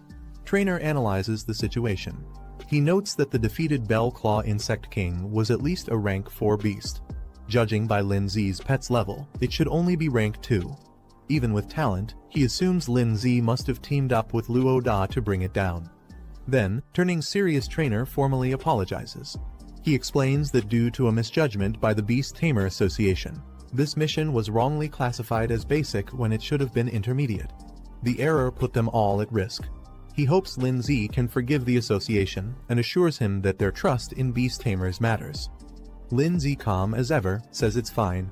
He adds that Luoda did a great job keeping everyone safe. Luoda, hearing the praise, scratches his head with a shy smile, pretending to be humble while clearly enjoying the compliment. Yu Zuyun, watching from the side, quietly admires how smooth and composed Lin Zi is during conversations. She thinks to herself, this must be what high emotional intelligence looks like. Meanwhile, trainer informs Lin Zi that, as compensation for the mission's misclassification, the association will provide him with 10W. In return, they'll also be taking the monster's corpse back for research. Hearing that, Luoda is amazed. He thinks to himself that Lin Zi really came out of this with a massive profit. Lin Zi politely accepts the compensation, saying he won't argue with their generosity. In his mind, though, he notes that this isn't just compensation, it's also recognition of his strength. Lin Zi smiles slightly, understanding that the 10W given by the Beast Tamer Association isn't just compensation, it's also a gesture to keep things quiet and show goodwill. Refusing it might only create complications later. Meanwhile, trainer silently observes Lin Zi's behavior. He notes that Lin Zi hasn't even acquired a second pet beast yet, which clearly means he needs money urgently. To trainer, this payout is more than a reward, it's an investment. He transfers the amount to Lin Zi's account and tells him to make good use of it. He also reassures Lin Zi that if he ever needs help again, the association will support him. Trainer then approaches the remains of the Bell Claw Insect King, casually lifts it, and with a nod, says he'll take his leave. Lin Zi watches him go, thoughtful but composed. Suddenly, Lin Zi's expression changes. His reaction leaves him momentarily stunned. Later, the team exits the cave and steps into the open. Luo Da, in high spirits, teases Lin Zi about making a huge profit 20W in one day. Lin Zi smiles and adds that he didn't just earn money, he also gained a valuable favor.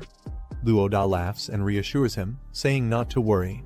He promises that he won't forget this help and that they'll definitely meet again in the future.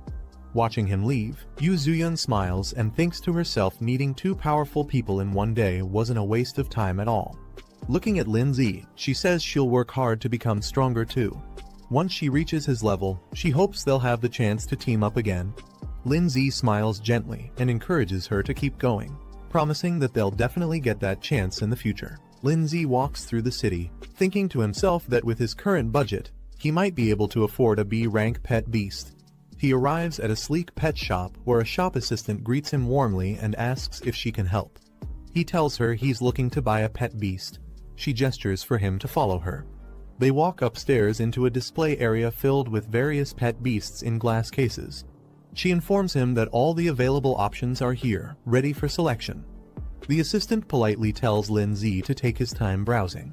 Lin Zi walks through the display, observing the pet beasts. He figures out that in a regular store like this, B-rank pets are probably the highest tier options available. As he examines the beasts, some stand out like a skeletal creature, and a mushroom-type pet, both marked as B-rank with basic evolutionary paths. Then he spots a small fiery spirit beast. Lin Zi instantly reacts this one has a hidden evolution route. But even with that, he notes that it doesn't come close to the potential of Snowball's evolved form, the Ice Queen who belongs to a completely different league. The assistant praises Lin Zi's sharp eye for spotting the rare flame spirit. She explains that although it's a B-rank pet, it's considered top tier among its grade and is priced at 160,000. Lin Zi is surprised by the cost. She adds that the price also includes materials needed for its evolution, trying to sweeten the deal. Lin Zi politely says he'll look around a bit more. As he walks, he reflects on how Snowball was once considered an F-rank pet, believed to have no potential. But he now understands that official rankings aren't absolute, they're just opinions based on knowledge and experience, not facts. Suddenly, his system alerts him there's a hidden royal tier pet beast nearby with a concealed evolution route. As Lin Zi continues browsing, something suddenly catches his attention. He pauses, surprised one of the pet beasts looks oddly familiar. He approaches a small, rock-like creature labeled as a rock type. At first glance, it seems simple, but something about it stands out. The display shows its basic evolution path into a larger, bulky stone creature with enhanced strength, defense, and elemental resistance. But what really surprises Lin Zi is its hidden evolution route. It doesn't just grow stronger, it can evolve into a being known as the Rock God, tapping into ancient bloodlines and gaining the power to control Earth itself. Lin Zi discovers the requirements for the rock-type beast's next evolution stage. He notes it needs full growth, elemental essence, and a rare powder, which hints at its hidden potential. He suddenly remembers why the creature looked familiar. It's the same base form that another person's pet, the giant rock beast, evolved from. But that one followed the normal path. What surprises Lin Zi is that this version could take a completely different route, one that leads to a divine-level evolution, something the other owner likely had no idea about. He compares the two pets. Mentally, Ice Crystal Spirit is more of a burst damage and control type, fitting for a mage role. Meanwhile, this rock-type beast would evolve into a warrior type, focusing on strength and endurance. The assistant, cheerful and enthusiastic, tells Lin Zi that the little rock beast is quite a popular choice, easy to raise, decent in battle, and very affordable. She offers it for 80,000, and Lin Zi agrees to buy it without hesitation. He also requests some additional materials for its evolution, listing them confidently. Hearing his request, the assistant is confused. She points out that the rock beast can't evolve using those high-grade materials and questions if he's planning to actually use them on it, especially since they're expensive and meant for more advanced pets. Lin Zi laughs it off, claiming the materials are meant for someone else as a gift, brushing aside her concern. Lin Zi checks his remaining balance, only 20,000 left. He's a bit frustrated that the evolution materials cost more than the pet itself. The assistant completes the transaction and hands him the sealing orb. The little rock beast is sealed inside with a brilliant glow, confirming the contract. As the bond is formed, a notification pops up. Lin Z has successfully signed his second pet beast, and earns plus 300 achievement points for it. That evening, Lin Z prepares for training. He sits cross-legged with the materials laid out in front of him and begins the summoning. The little rock beast appears in a flash of blue energy, its growth rate currently at just 12%. Lin Z checks his available achievement points, 800 total, and realizes he needs to raise the pet's growth to 100% before anything else. He spends 220 points, boosting the rock beast to stage 2 with full growth. A bright light surrounds the creature as it levels up instantly. Lin Z sits comfortably with the rock beast in front of him. Looking at its cute and clumsy appearance, he thinks to himself, no one would expect this little guy to carry a hidden god tier evolution path. He then instructs the rock beast to eat the evolution materials he prepared. The creature immediately reacts, charging forward and gobbling down one of the items. But before it can evolve fully, Lin Z reminds it there's still more to consume, pointing at the second item that remains untouched. Lin Z watches as the rock beast stubbornly shakes its head, refusing to eat the remaining evolution material. Surprised and annoyed, Lin Z scolds it, reminding the creature how expensive those materials were. To his shock, the little beast even throws a tantrum, stomping around in protest. Lin Z is left speechless. "You're actually mad now," he mutters in disbelief. Just then, a summoning light appears. The rock beast pauses, tilting its head in confusion as someone is about to arrive. A dark energy pulses through the room. Snowball appears, her expression cold and ominous. Lin Z quietly observes, noting that Snowball seems to have recovered well. Without warning, the rock beast launches itself forward in a full-speed charge, its small body engulfed in rage. The impact as it crashes headfirst into Snowball with a loud burst. After the impact, Snowball stands firm, calmly holding an ice blade in her hand. The rock beast, now on the floor, looks defeated. But instead of staying down, it suddenly bursts into dramatic, exaggerated sobbing, flapping its tiny arms and crying loudly. Lin Z watches the whole thing unfold and rubs his forehead in disbelief. He can't help but sigh at how overly his new pet is. Snowball stands with arms crossed, staring down the trembling rock beast. Her presence alone is enough to make it nervous and retreats slightly in fear. The rock beast, overwhelmed, starts shaking and lets out a puff of smoke, panicking under the pressure. Suddenly, a screen flashes. Snowball's growth rate reaches its peak, signaling a major breakthrough. Just then, Lin Z appears surrounded by a sinister red aura. His presence shifts dramatically, and the atmosphere becomes heavy. The red aura around Lin Z intensifies, bursting out in a violent surge of energy. Moments later, a new rock stands where the energy burst rock beast has evolved into a terrifying armored warrior form. Its entire body is clad in jagged, dark stone, exuding raw strength. A system panel flashes, confirming its evolution. The rock beast has now reached stage 9 of rank 2. It possesses several new skills and even greater potential, requiring 100% growth and rare earth elemental materials for its next divine evolution. Lin Z casually mentions that the evolution of rock beast into this form was something they clearly didn't see coming. The evolved rock beast glares intensely, its red eyes glowing beneath the armored helmet. Lin Z turns in surprise, sensing the sudden danger, but before he can react, the ground erupts beneath him. Rock beast has launched a powerful ground spike attack straight at him. As the spikes rush forward, Snowball reacts instantly, dashing through the air to intercept the attack, aiming to protect Lin Z before the strike lands. Rock beast charges forward with a brutal punch, aiming to crush everything in its path. A massive cloud of frost and mist explodes out as Snowball counters the attack. The sudden defense catches rock beast off guard. Its expression shifts from rage to confusion. Snowball emerges with a solid block of ice, her ice shield firmly raised to block the blow, standing her ground with calm determination. Rock beast glares at Lin Z, frustrated that its attack was blocked. Lin, startled, reacts as the beast's presence overwhelms the room. A system alert appears. Snowball now meets the conditions for evolution. Lin Z steps up with confidence, ready to show who's really in control. He activates the evolution, using 10 high-level ice materials. Bright light surrounds Snowball as the transformation begins. In the next moment, her silhouette shifts, her body surges with power, glowing with icy blue energy. Rock beast tries to brace itself, but it's too late. An icy blast crashes through the room, forcing it on the defensive. A notification appears. Snowball's evolution has succeeded. From the mist, her new form is revealed, no longer the small frost spirit. She now stands tall and elegant as the Snow Lady, surrounded by swirling frost and glowing blue energy. Another system screen outlines her new abilities: upgraded ice blade attacks, improved reflective shields, and a devastating storm that enhances the extreme cold domain, turning it into a full-blown blizzard. As the newly evolved Snow Lady steps forward, Lindsay observes with excitement. Not only has she evolved, but her abilities have upgraded too. Facing her intimidating presence, Rock Beast hesitates, its stance weakens, and for the first time. Suddenly, sharp ice spikes rise up from beneath, catching Rock Beast off guard. Lindsay calmly gives the command, calling out Snow Ladies. Snow Lady unleashes a barrage of sharp icicles from above, raining them down on Rock Beast. Caught off guard, it stares up in shock, unable to react in time. Moments later, Rock Beast is on the ground, completely overwhelmed. Snow Lady stands tall. Lindsay walks over serious.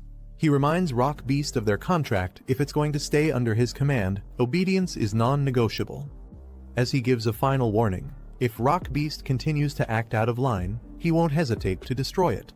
Rock Beast trembles as Lindsay steps forward, asking firmly whether it will finally submit. With pressure still looming from the icicles above, Rock Beast quickly bows its head in agreement. But Lindsay doesn't let it off easily. He warns that next time, there won't be any second chances. Under the cold rain of icicles, Rock Beast gulps, completely intimidated. The beast clings tightly to Lindsay's leg like a child begging for forgiveness, while Snow Lady watches silently. Lindsay opens the door, only to be immediately confronted by a muscular man in a black tank top. The man is furious, demanding to know why Lin caused such chaos in the middle of the night. He points out the damage done to his home, especially the ruined wall. Trying to smooth things over, Lindsay puts on a nervous smile, apologizing and offering to cover the damages. But the man doesn't buy it. He snaps, saying this isn't the first time, and demands compensation not just for repairs, but for his mental stress too. He throws out a number, at least 300,000. Lindsay is stunned at the demand. 300,000. His face twists in disbelief. But the angry neighbor confirms it, insisting Lin must pay up within 3 days. As he starts threatening consequences, Rock Beast silently appears behind him, towering and menacing. The man doesn't realize the danger behind him until Rock Beast slowly raises its fist, glowing with fury. The angry neighbor suddenly freezes. He senses something behind him. Rock Beast's massive arm swings in at full force, stopping just inches away from the man's face as Lindsay calmly orders it to halt. Shaken and sweating, the man stares at the beast in disbelief. He stammers, asking if this terrifying creature is Lindsay's pet. He bows his head and quickly apologizes, trying to play it off as a misunderstanding. Rock Beast glares silently at the neighbor, its glowing red eyes narrowing with threat. Shaking, the angry neighbor quickly backs down, waving his hands nervously. He mutters that there's no need for compensation anymore, it's all a misunderstanding. Lindsay simply smiles. He reassures the man that it's no big deal, as long as they don't fuss over small things. Later that night, Lindsay sleeps peacefully in bed. Snowball, now in her evolved ice crystal spirit form, lies beside him. Nearby, Rock Beast sits on the floor. Morning light shines through the windows, and the city awakens. Inside the room, Snowball is playing a song on her phone. The cheerful, loud music suddenly startles Lindsay, who bolts up in surprise as the lyrics echo through the room. Guan makes a call, reminding Lindsay that today is the entrance exam for Zhongning Beast Tamer Academy. She suspects he's forgotten again. Startled, Lindsay quickly answers and realizes his mistake. Guan urges him to hurry and meet at the school gate. Later, a crowd gathers outside the academy near a bus. As Lindsay arrives, someone in the crowd spots him and calls out. From a distance, Guan waves her hand high and signals to her brother, calling him over with a cheerful smile. Some students stand in front of the academy, annoyed that Lindsay arrived late for something so important.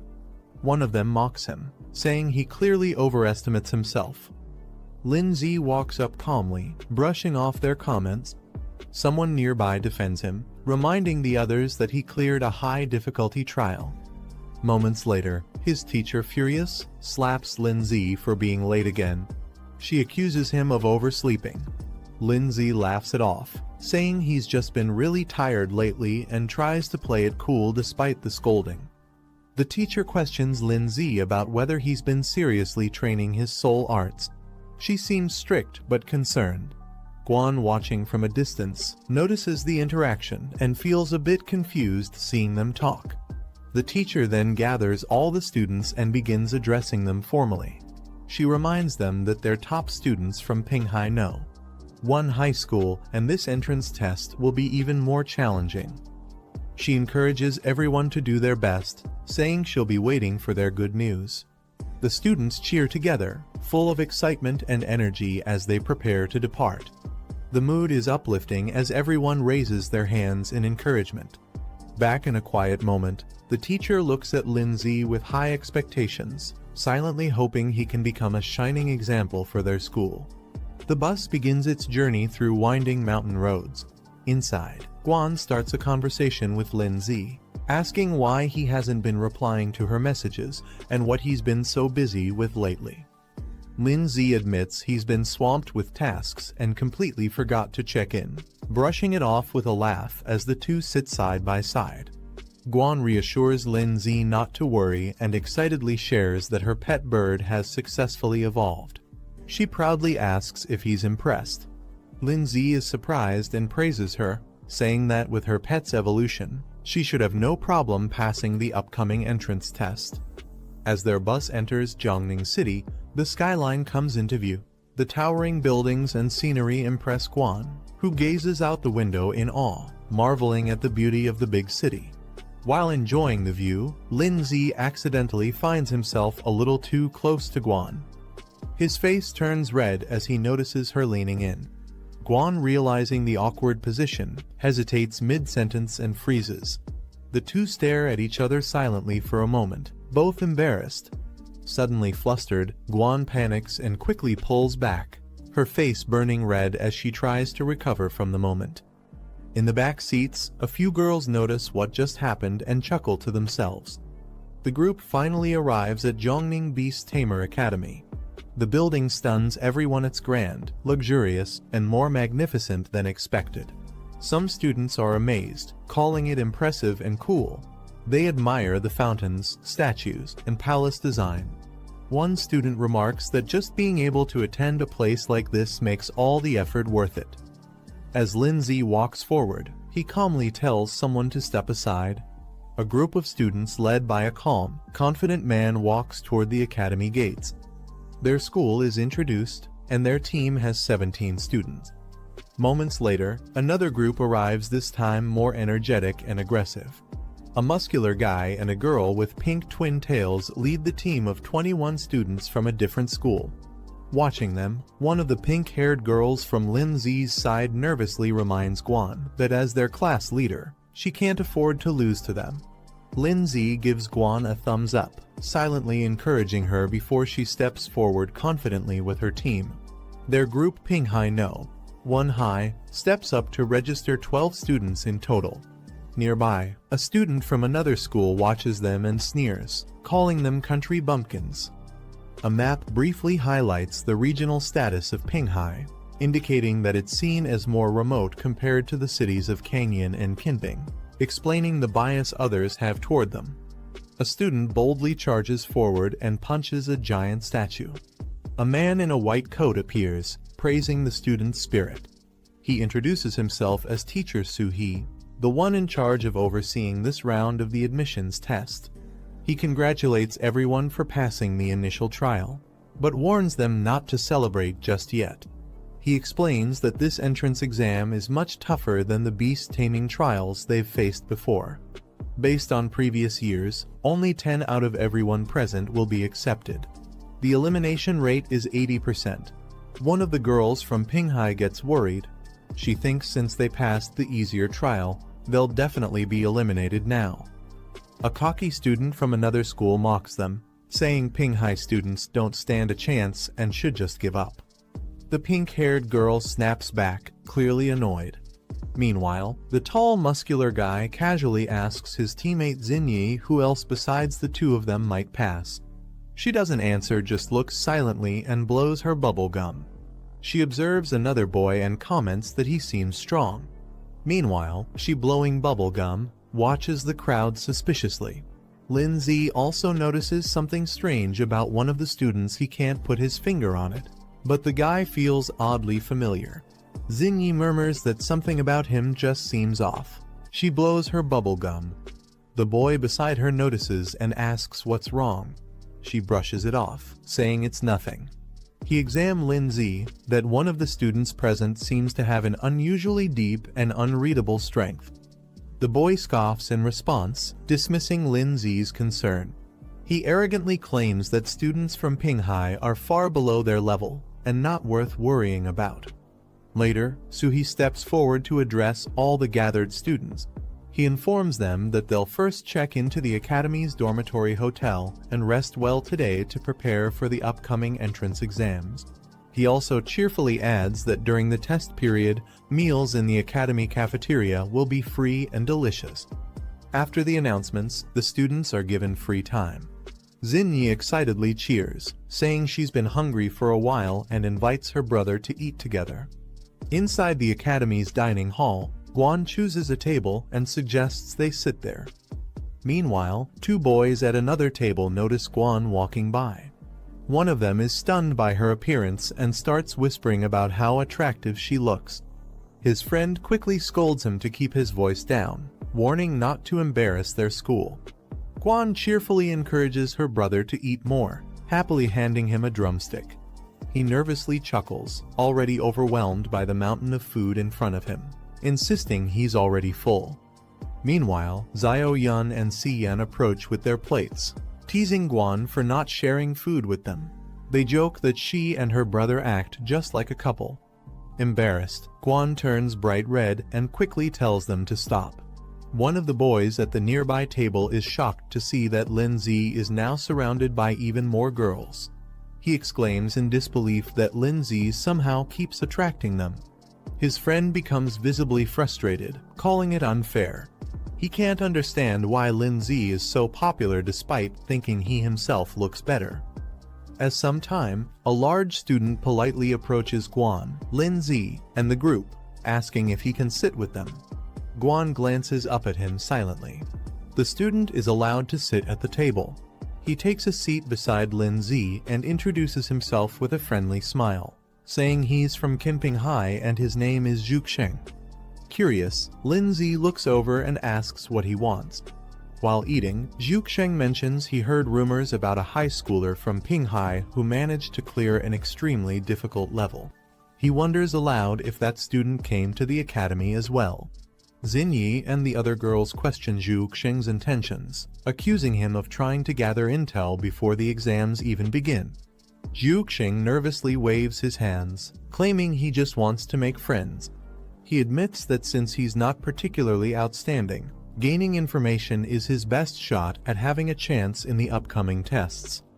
Guan responds bluntly, saying they don't have anything to share and tells him to leave.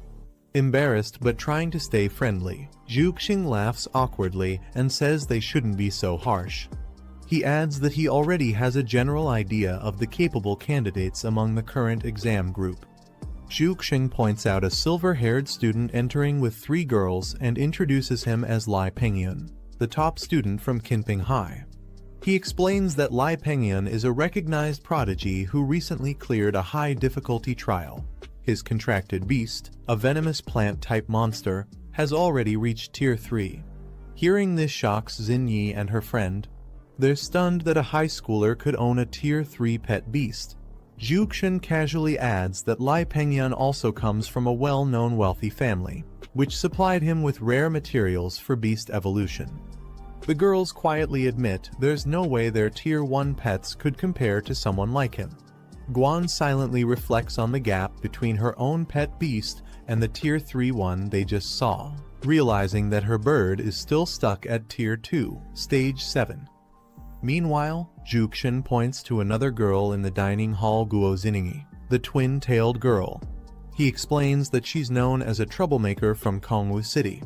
She only formed her first contract in her senior year, but still managed to pass a high difficulty assessment in just 1 month. Her pet, a steel pattern baby dragon, has already reached Tier 2, Stage 8. The girls at the table are stunned. One questions how a pet could grow that fast in just 6 months, while the other speculates she might have already had it at Stage 7 when they bonded.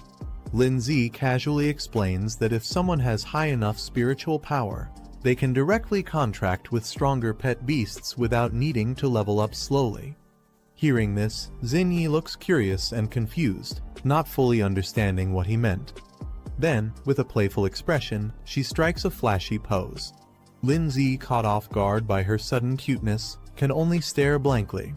Zhuxin continues, mentioning that there's another top student from Kangwu City named Tan Yong, who is partnered with a rare dual-attribute pet. This revelation shocks Xinyi and her friend, who react in disbelief upon hearing that dual attributes are involved. Guan calmly explains that their teacher once mentioned such rare beasts exist, but are usually found in extremely dangerous regions and are almost impossible to tame. Lindsay, thinking to himself, recalls that the monster called Rock Ghost belongs to both ghost and rock types. He considers how valuable it would be to develop a dual-attribute pet like that. Zhu Xing finishes sharing all the information he knows and then asks the group if they can tell him who the student is that passed the super difficult trial.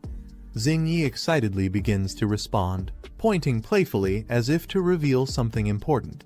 But before she can say more, Lindsay, still eating, calmly interrupts and says that the person he's asking about isn't here today. They notice someone's absence and quietly comment that the person didn't show up today. Lindsay calmly dismisses Zhu Xing, implying that he's not needed here and their group isn't close to his family. Zhu Xing gives up questioning and politely says he won't press further, then leaves. As he walks away, Zhu Xing thinks to himself that they're clearly hiding something. He suspects one of them might be the person capable of passing the highest level difficulty trial. Zhu Xing walks past a table of 3 other students. One of them eyes Lindsay's group and suggests testing that boy soon. Meanwhile, Xiao Yun questions Lindsay directly, asking why he didn't reveal the truth. She believes it's something he should be proud of. But Lindsay calmly wipes his mouth and replies that it's better to stay low-key. He doesn't want to draw attention too early and isn't fully convinced about the accuracy of the other family's intel. Guan smiles, impressed by Lindsay's cautious thinking. They walk together down the cafeteria aisle after finishing their meal. Guan suggests to Xiao Yun and Si Yan that they should train together that night so they don't fall behind other schools. The 2 girls happily agree. Guan then turns to Lindsay and asks if he wants to come to their room later so all 4 of them can hang out together. Lindsay pauses, but suddenly his mind flashes with 3 in revealing swimsuits, leaving him completely stunned. As Guan walks past a guy with silver hair, he suddenly reaches out to touch her. The guy smugly suggests that he and his friends should come visit the girl's room that night. He leans in with a creepy smile, calling Guan flirtatiously. But before he can finish his thought, Guan unleashes a powerful slap, her eyes glowing red with rage. The guy grabs his hand and shockingly responds that he actually enjoys it, still acting provocatively. His friends burst into laughter mocking, while Xiao Yun and Si Yan watch with concern from behind. But suddenly, a dark and threatening aura surrounds Lindsay. He looks directly at Guy, demanding him to let go. No more warnings. Guan steps in to calm down Lindsay, warning him that causing a fight here will definitely lead to punishment. Despite that, the guy keeps mocking them. He makes crude comments about their school, praising the girls but insulting the boys as weak. Lindsay says nothing, but his expression darkens as his fist slowly rises. In a flash, Lindsay punches the guy straight in the face with a devastating blow. After Lindsay's punch sends the guy flying, his companions rush forward angrily, ready to fight back. But Lindsay stands firm, surrounded by a dark, furious aura. He coldly warns them that they can say whatever they want to him, but insulting or threatening Guan is unacceptable. His intense aura freezes the 2 in place. They watch in shock as their friend lies unconscious behind them. Lin-Z, consumed by rage, declares that he won't let the guy off easily after everything he said and did. The guy, now furious, challenges Lin-Z to settle things right there with a fight. Just as he's about to attack, someone suddenly grabs his arm to stop him. Peng-yeon steps in and tells him not to make a scene or disgrace their side here. The haired guy is shocked and calls out to him in frustration. Peng-yeon calmly acknowledges Lin-Z's punch, saying it was powerful and suggests both sides should consider things settled. But Lin-Z doesn't agree. He makes it clear that, for him, this matter isn't over yet. As Peng-yeon helps carry away his injured teammate, he tells Lin-Z that the guy will be punished back home, but if Lin-Z still has a problem, he can bring it to him directly. The two of them lock eyes, and a surge of intense energy flares between them. After everything settles, Guan suggests they leave, gently pulling at Lin-Z's sleeve. He pauses silently for a moment, then agrees with a calm expression. As they begin walking away, Lin-Z casually mentions their next focus getting ready for the upcoming exam. Xiao-Yun cheers behind them, calling Lin-Z cool as the group exits together. Elsewhere, Peng-yeon smirks in the shadows, finally confirming his suspicion Lin-Z is the one to watch. Later that night, at a luxurious dorm, steam rises from the bathroom as the girls Guan, Xiao-Yun, and Si-Yan relax together in the bath. Guan looks annoyed as all three squeeze into the tub, asking why they barged in together. Xiao-Yun just grins mischievously and says it's their way of thanking her for training them, clearly enjoying the moment a bit too much. Si-Yan happily shares that their pet beasts have now reached Tier 2, meaning they're finally strong enough to win upcoming battles. As a thank you, she and Xiao-Yun excitedly offer to give Guan a massage, but things get a little too enthusiastic. Guan, flustered and blushing, yells at them to stop touching her randomly. Inside a grand hall, students gather in neat rows facing a glowing red portal. At the front, Soo-hee addressing the crowd, claiming he has good news based on their recent exam performance. He reveals his true opinion: this group has the lowest scores he's seen, and he doesn't expect much from them. Xiao-Yun, embarrassed, yells in disbelief. Behind her, a few boys argue and point fingers, blaming others for dragging down the group's results. Xiao-Yun, fired up and furious, shouts at the student who mocked her group. She warns him not to cross paths with her after the exam, or he'll regret it. Meanwhile, Soo-hee explains the gathered students it will take place inside the illusion realm created by the Origin Stone Monument. There will be no difficulty selection, everyone will face the same trial. As the monument activates, the test name is revealed: Mystic Forest Trial. The surface of the crystal lights up, showing a vibrant, dangerous forest filled with magical creatures and traps. Inside the illusionary mystic forest, dangerous beasts with glowing eyes roam, ready to attack anything that enters their territory. Soo-hee explains the exam rules. Each participant will receive a point tracker, and their score will increase based on the beasts they defeat. He then outlines the scoring system. Defeating a level 1 beast earns 10 points, a level 2 beast grants 20 points, and a level 3 beast gives 40 points. However, Soo-hee warns them the forest is brutal. If their pet or the student themselves is eliminated, they'll be considered disqualified. He adds that in the forest's center, there's a ranking monument displaying the top 10 players' scores and their current locations, making them both targets and competitors. As students process the exam details, some begin to panic. One of them voices concern about the presence of level 3 beasts, worrying they'll be instantly eliminated if encountered. Soo-hee continues the announcement. The exam will last 4 hours, and at the end, only the top 10 scorers will be selected based on points. Suddenly, Peng-yeon raises his hand and asks a sharp question: can they only hunt beasts to earn points? Soo-hee grins darkly and praises the question. Then, he reveals the twist. Defeating other participants is allowed, and if they do, they'll inherit all of their opponent's points. The students react in outrage. Many can't believe such brutal rules are allowed. Some argue that it encourages betrayal among classmates. One student proposes forming a group to eliminate competitors from other schools to secure a top spot. A boy cracks his knuckles with a smirk, excited by the chance to fight without holding back. Meanwhile, Xinyi, blowing bubble gum, observes the chaos around her calmly and with little interest. Suhee silences the crowd. He tells them the real battlefield is far crueler and gives everyone the option to withdraw now if they're scared. He adds that the top-ranked student will receive the title of freshman leader, along with special privileges after enrollment. Lin-Zi narrows his eyes with focus in his mind. He's eager to see who among the new students will prove themselves the strongest. A montage of standout candidates appears: Xinyi, Lai Pengyun, the muscular brawler, Lin-Zi, and Guan. All of them potential contenders for the top rank.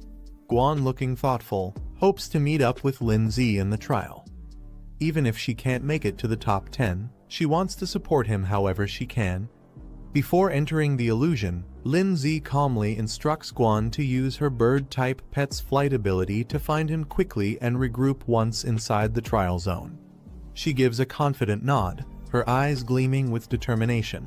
She's ready. Suhee stands on stage, instructing everyone to stay calm as the trial is about to begin.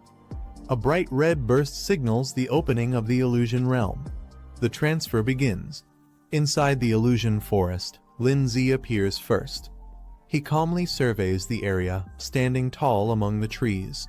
Lin-Zi scans the forest carefully, remaining alert to any signs of movement. He spots a tall red monument in the distance and recognizes it as the ranking stone. Glancing at his wrist device, it shows his current score is 0 and the countdown timer is active.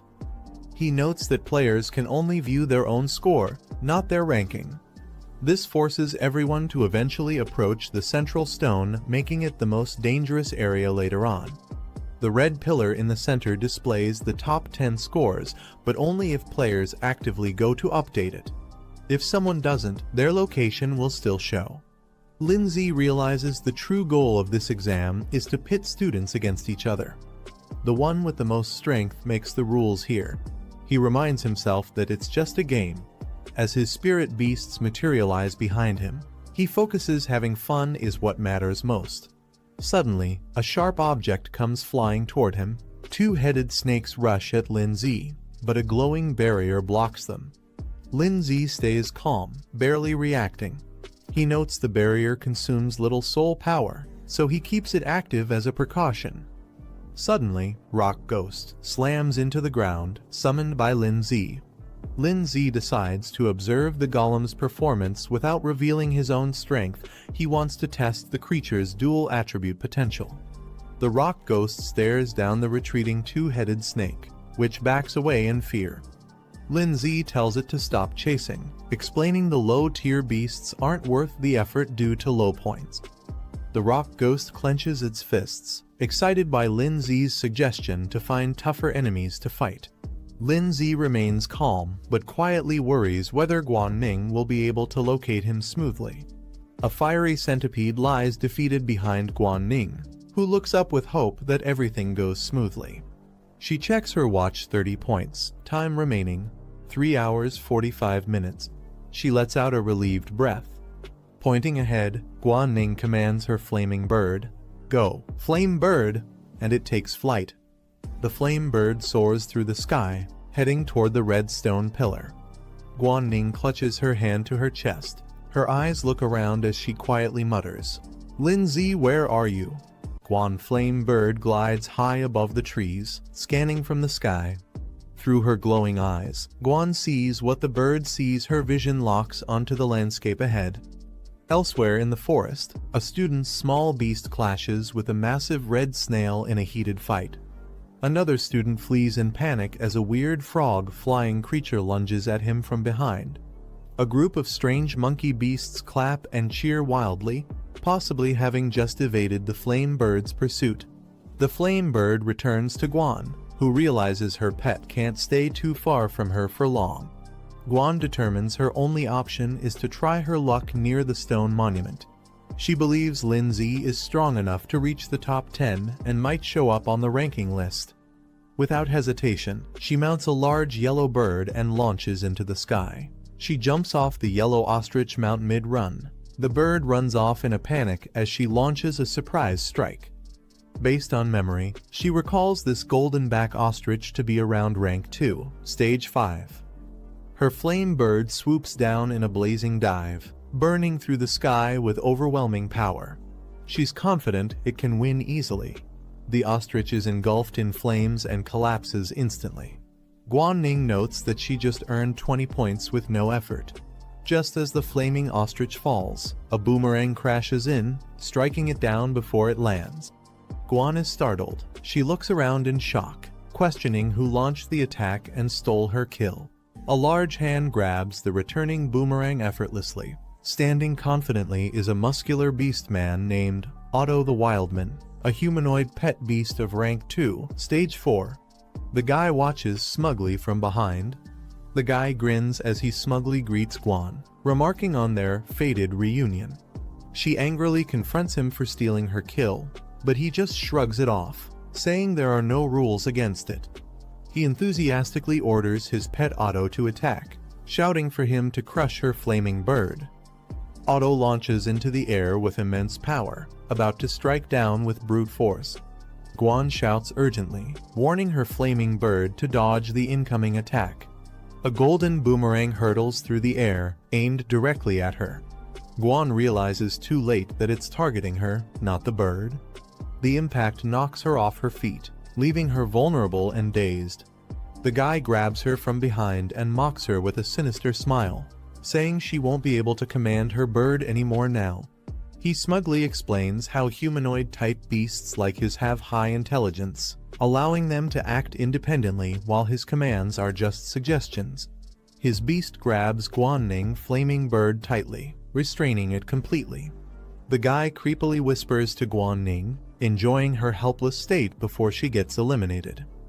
On the other side of Lindsay, he checks his wrist display. His current score is 40 points, and 3 hours 28 minutes remain in the exam. Rock Ghost silently finishes off another beast and tosses the body aside, while Lindsay calmly walks ahead without turning back. He casually checks his wrist tracker again as he hears strange sounds from deeper in the forest. A strange-looking creature called Big Belly Beast appears.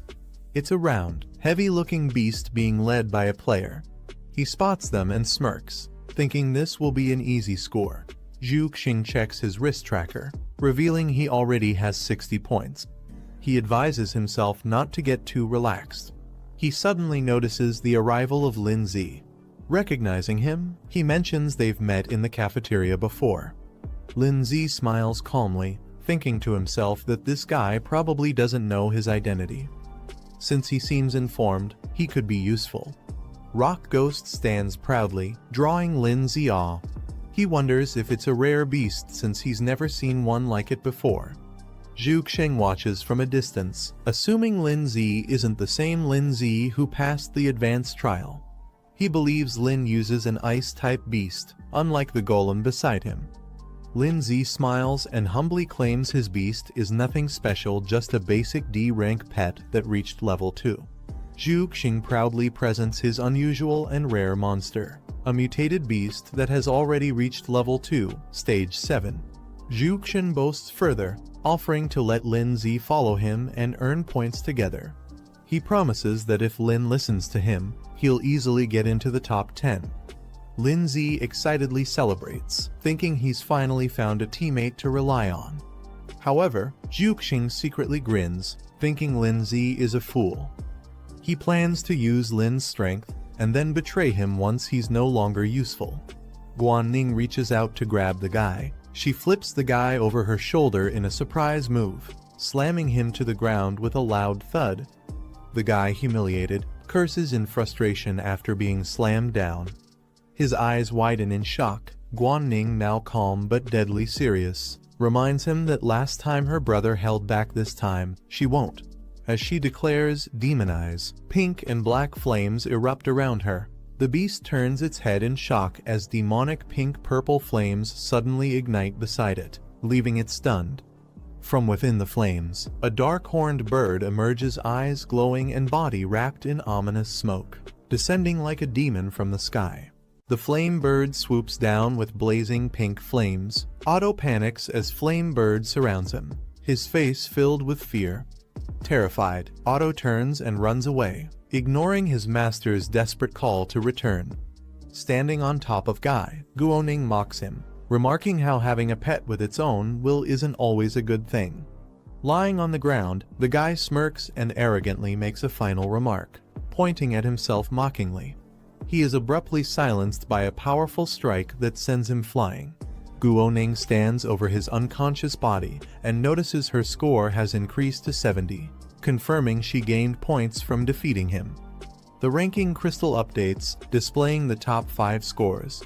Guoning is now in 4th place with 70 points. The instructor observes the leaderboard and is surprised someone already surpassed 100 points in under an hour, exceeding expectations for this batch of examinees. Pengyun is walking toward the battlefield through the glowing portal. A massive spotted savage tiger beast type stage 3, level 1 towers over Pengyun ready to attack. His pet, poison vine demon plant type stage 3, level 3 appears nearby, indicating a high-level threat zone. The spotted savage tiger suddenly charges forward with ferocity, aiming straight for Pengyun. Poison vine demon eyes glowing as he alert. With a sudden burst, the poison vine demon launches its vines, piercing into the tiger's body and pinning it to the ground. The tiger is forcefully slammed away, overwhelmed by the power of the vine-based monster. The spotted savage tiger tries to resist, its face twisted in rage as vines continue to entangle its mouth. Despite the struggle, the tiger collapses in front of Pengyun. He calmly tells the poison vine demon to stop playing and prepare to hunt the next target. The savage tiger's eye widens in shock. A sudden burst of green vines pierces through its body with brutal force, splattering blood.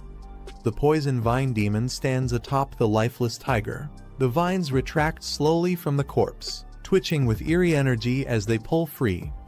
The poison vine demon towers over the lifeless tiger. As the vines retract, the tiger's body collapses to the ground. Pengyun casually checks his wristband. His score now reads 210. With a smug expression, he declares himself the rightful ruler of this new generation. He spots a tall red monument in the distance and recognizes it as the ranking stone. A new leaderboard is displayed near the glowing red monument. Kai Pengyun now holds the top spot with 210 points. Guo Xingyi follows in second, while others fall in line. The timer shows 2 hours and 39 minutes remaining. The man smirks, confirming that Guo Xingyi has reached second place just as expected. He questions her strategy. She's been helping him gain all the points while remaining at 0 herself. He wonders if she really doesn't mind. Guo Xingyi calmly asks, "So, who should we start with?" The man looks at the leaderboard, remarking that it's still too early to challenge Kai Pengyun, who leads with 210 points. He notes that Lu Gang, another participant, is from their school. He narrows his focus to a new target, Guanning, currently ranked 4th. Guo Xingyi recalls someone named Lin Zi, once praised as a genius, but she doesn't see his name on the leaderboard. She scoffs at the thought. They conclude that many on the list likely used cheap tactics to climb. The girl notes that Guanning is nearby, and they decide to move toward him. Guanning points toward the east, deciding the direction to proceed. The flame bird lands as she follows behind. She calculates 2 monster targets. Nearby on the left is a wind cutter mantis, and on the right, a man-eating flower. She's evaluating which one to take on next. She looks determined, wondering where Lin Zi is and deciding which direction she must take to find him. Meanwhile, Lin Zi walks calmly through the forest alongside Andre. They encounter a new enemy, a creature labeled as Withered Vine Beast, ranked 2ND tier, level 4. Andre cheerfully tells Lin Zi to handle the beast first and promises to assist shortly. He smirks to himself, planning to swoop in and steal the kill after the creature is nearly defeated so he can claim the points.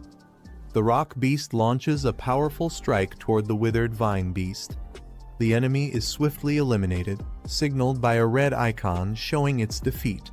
Rock beast remains silent, staring at the defeated enemy while Lindsay watches calmly in the background. Andre stands silently and stunned by what just happened. Suddenly, his face twists in shock as he realizes the armored creature killed the enemy instantly before he could even act. The screen shows a countdown timer with just 2 hours and 20 minutes remaining. The leaderboard reveals the top participants. Lindsay is shown in 9th place with 120 points, a sharp rise from his previous position. A total of 17 participants have already completed the challenge. The instructor observes the screen, surprised by Lindsay's rapid progress, jumping from rank 33 to rank 9 in under 2 hours. He recalls rumors about Lindsay being from a family known for overcoming high-difficulty trials. He realizes the reason behind their success. Lindsay and Zhuxiang are working together as a team. As they walk through the forest, Zhuxiang complains that Lindsay and his pet, Rock Beast, keep eliminating enemies too quickly. Zhuxiang asks to be given a chance to fight at least one. Lindsay simply apologizes, showing no intention of slowing down. He explains that since the graduation exam affects their school advancement, he always commands Rock Beast to go all out in battle. Then, turning casually to Zhuxiang, he offers to let him handle the next one if he wants points too. Annoyed, he grits his teeth, thinking Lindsay is getting too full of himself. He plans to take Lindsay down in the next fight and steal all his points. Suddenly, a warning appears on the screen. A dangerous elite beast has appeared in the area. Lindsay looks at the alert and wonders if defeating a rare ranked beast might offer more points, showing interest in maximizing his score. From the bushes, a golden glow starts to emerge, accompanied by a rustling sound. The group moves closer and discovers a massive golden tree. Lindsay, Zhuxiang, Big Mouth, and Rock Beast all stand in awe at the sight. Zhuxiang exclaims in shock, "It's a golden tree, something extremely rare." He guesses it must be a special bonus reward for those who find it. Without warning, 2 thick golden roots erupt from the ground. Zhuxiang is grabbed and flung into the air, while Lindsay back off, caught off guard. Zhuxiang is wrapped tightly by the golden root, hanging upside down. He shouts in shock as he's dragged toward the tree. The face of the golden tree begins to morph, revealing a fierce expression carved from its bark. The tree reveals its monstrous form with multiple writhing limbs and a skull-like face. A system panel identifies it as a golden ant beast, a plant-type stage 9 elite. Terrified, Zhuxiang recognizes the beast. It's a golden ant beast, a dangerous creature far beyond what they expected. Panicking, he desperately shouts for help from his pet, Big Mouth. But Big Mouth gets captured by another tendril mid-air, rendering it useless. Hanging upside down and completely restrained, Zhuxiang realizes how dire the situation is as silence falls. He's left speechless. He realizes in panic that the golden ant beast isn't just restraining him, it's actively draining his energy. He urgently calls for Lindsay's help. Lindsay, however, calmly reminds him that they agreed each person would handle one beast. He doesn't look very concerned. Desperate and upside down, Zhuxiang pleads for teamwork. He insists this situation is different. The enemy is far too powerful, and they need to join forces. Lindsay casually walks away with Rock Beast, waving off Zhuxiang's cries. He encourages Zhuxiang, saying he trusts him to find a way to win and promises to leave it to him. Zhuxiang panics as the golden root tightens around him. He desperately begs Lindsay not to leave and pleads for help. Lindsay stops and says he can help but wants to know what's in it for him, showing he's not about to help for free. Frustrated, Zhuxiang curses him internally for trying to negotiate at a time like this. But realizing he has no choice, he offers to share secrets he knows about others. Interested, Lindsay turns to face the golden tree and simply replies, "Talk." He blurts out a major secret he knows about the exclusive soul skills of Lai Pengyan and Guo Zini. He begs Lindsay to save him first. Lindsay processes the intel, thinking it's important. He compares the soul skills to Rhoda's enhancement techniques. Then, he calls out to his pet, Rock Beast. Responding to the command, Rock Beast prepares to attack. Lindsay instructs it to use its crushing strike and aim for the enemy's abdomen. Rock Beast dashes forward with full power, ready to execute a powerful attack against the Golden Ant Beast. As Rock Beast charges in, the Golden Ant Beast quickly counters, striking the ground with multiple vine in a defensive barrage. Rock Beast weaves through the incoming attacks, dashing aggressively with glowing red eyes, closing the gap between it and the monster. Just as Rock Beast leaps in for a blow, a thick golden limb intercepts, swatting it away with incredible force before it can strike the target. Rock Beast is slammed hard against the ground by the golden root. Rock Beast launches a fierce strike with incredible speed, aiming directly at the Golden Ant Beast.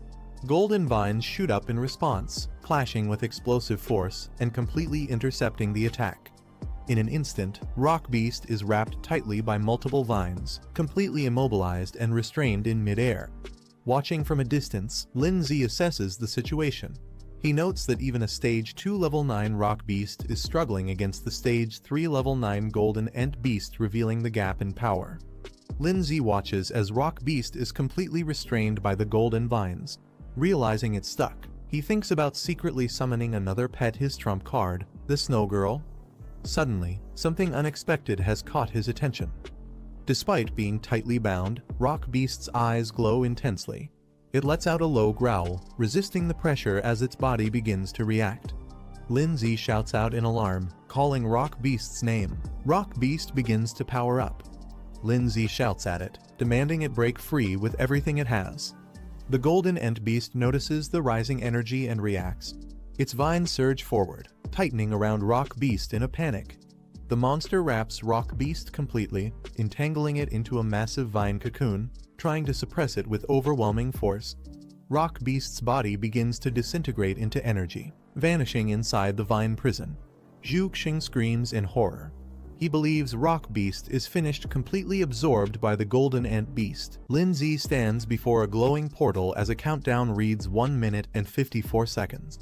The number of current participants is shown to be 27. Inside the observation room, the instructor watches closely. He reflects on Lindsay's decision to challenge a high-difficulty trial, curious to witness the true strength this young prodigy possesses. The Golden Ant Beast tendrils writhe through the air. Suddenly, dark and purple energy begins to spiral upward, forming a chaotic vortex. Lindsay looks surprised as he notices a sudden change in his surroundings. In a burst of energy, the Rock Beast, Lindsay's pet, undergoes a powerful transformation. Now enveloped in glowing blue energy, its form becomes humanoid and shadowy, radiating strength. A system notification appears, announcing the unlocking of a new skill, Ghost Spirit Form, active for 30 seconds. Zhu Xing, now trapped by the Golden Ant Beast, hangs upside down in shock. He stares at the transformed Rock Beast, unable to comprehend what he's seeing. From a distance, Lindsay observes that the dual attribute beast now possesses unique abilities. He's eager to test how powerful the Rock Beast is in this new ghost spirit form. The Ant Beast lets out a furious roar and charges forward. Its glowing golden tendrils lash out wildly, launching a fierce assault. The transformed Rock Beast, now in its ghost spirit form, swiftly dodges the incoming attacks. The tendrils pass right through it without causing any damage. Zhu Xing watches in shock as the Golden Ant Beast continues its rampage, but its attacks prove useless. Lindsay realizes that the Rock Beast, in this state, has no physical body, allowing it to completely negate all physical attacks and control effects. Lindsay looks at the system interface that displays the Rock Beast's skill list. One of the skills, Shatter Impact, is currently disabled, but others like Stone Projectile and Earth Spike remain usable. He calmly issues a command to the Rock Beast. He instructs it to use its Stone Projectile skill and target the enemy's eyes and abdomen for maximum damage. Responding immediately, the Rock Beast in Ghost Spirit form charges energy into its hands. Blue aura surges around it, ready to launch with precision. The stones are fired with immense force, striking the Golden Ant Beast directly. The Golden Ant Beast lets out a cry and stumbles backward, visibly injured. Its body twists in pain while Zhu Xing still trapped. Lindsay observes calmly, but his thoughts are serious. He realizes that the level difference between them and the Golden Ant Beast is too great. The damage they've dealt so far isn't enough to bring it down. Zhu Xing, panicking, yells for his pet Big Mouth to run while carrying him away. Big Mouth bolts forward with surprising speed, dragging Zhu Xing to safety. While bouncing along, Zhu Xing curses his luck. He's not worried about injuries, he's worried that if Lin Zi dies, all the points Lin earned would go to waste. From the distance, Lin Zi watches them retreat. Big Mouth bounces off into the woods with Zhu Xing on its back, disappearing into the forest. The golden ant beast roars again, unleashing a barrage of golden tendrils. Lin Zi calmly calls out the name of Snowball. The tendrils rush toward him, but he stands firm. With a burst of energy, Snowball appears beside Lin Zi, surrounding them both in a shimmering blue aura. Snowballs begins activating her power. She unleashes her powerful ice magic. Giant frozen cyclones erupt around her as a snowstorm covers the battlefield. The golden ant beast roars, caught off guard by the sudden temperature drop. Amid the swirling ice, the transformed rock beast, now with his first form, steps forward. Lin Zi gives the order, and the rock beast launches forward at full speed. It activates the skill Shatter Impact, channeling all its power into a destructive charge. With a loud crash, the rock beast smashes directly into the golden ant beast's face. The collision explodes with energy, delivering a devastating strike as the monster lets out a deafening scream. Snowball prepares wave of ice magic, her pink eyes glowing as she channels her frost energy. She raises her hand, summoning another powerful spell to freeze the battlefield. The rock beast, still in its armored red form, hears Lin Zi's command. The rock beast pierces through the frozen battlefield, its shadowy form crashing into the golden ant beast again. Lin Zi steps forward with determination in his eyes. He clenches his fist and declares it's not over yet. With a final burst of strength, Lin Zi launches a powerful blow directly into the golden ant beast's face. The impact explodes with golden energy, combining his force with the rock beast's assault. The battlefield falls silent as the golden ant beast collapses, shattered and defeated. Ice fragments and broken tendrils scatter across the field, while Snowball and the rock beast stand victorious. A system prompt appears, confirming the golden ant beast has been eliminated. Its glowing eyes fade as the battle officially ends. Lin Zi receives confirmation of the kill, and the victory is sealed. The rock beast evolves to stage 3, unlocking a new advanced form of its ghost spirit mode. This new form doubles its previous power and duration, allowing it to copy Lin Zi's movements and abilities for 10 seconds at the cost of 100 achievement points. Lin Zi opens the reward panel and grins. He praises the usefulness of the new skill, feeling that spending achievement points on it was completely worth it. He reflects on how the rock beast's ghost spirit form boosted their combat strength by over 100%, and even managed to level up during the battle. He's thrilled by the gains. This was a massive win. The screen displays Lin Zi's total score. 180 points remain, with 1 hour and 20 minutes left on the clock. The instructor watches from the headquarters, stunned by Lin Zi's performance. He especially notes the appearance of Snowball, the frost-type pet. If his guess is right, she's a rare beast with incredible potential. He wonders how Lin Zi was able to tame such a creature. Meanwhile, Lin Zi reflects to himself. Defeating a rare stage 3 beast granted a massive 60-point bonus. He'll have to start being careful to not attract too much attention. But just as he's thinking this, he suddenly senses something strange nearby and questions what's going on. Zhu Xing and his pet Big Mouth arrive back at the battlefield, shocked to see the shattered remains of the golden ant beast. With wide eyes, Zhu Xing yells in disbelief. He can't believe that Lin Zi actually managed to defeat the golden ant beast all by himself. But his confusion quickly turns to curiosity. Pointing at Snowball, who's still standing beside Lin Zi, he asks who she is. He wonders if she's another examinee, and which academy she belongs to. Lin Zi, caught off guard, realizes he forgot to unsummon Snowball. Internally panicking, he knows he can't keep up his low-profile act now that Zhu Xing has seen her. Zhu Xing is still stunned as he points at Snowball.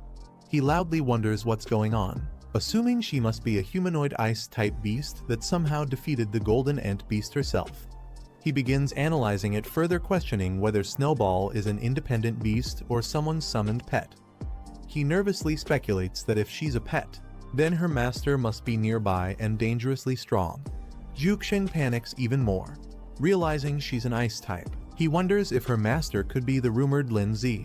If that's true, then Lindsay's strength is clearly far above their level, and they might be the next targets. Lindsay stands silently, unable to say anything. Watching Zhuxing spiral into his own exaggerated assumptions, he just internally sighs, knowing things are now way off script. A system warning suddenly appears, fake summon attacking us. Snowball, facing the others, seems to be preparing for something.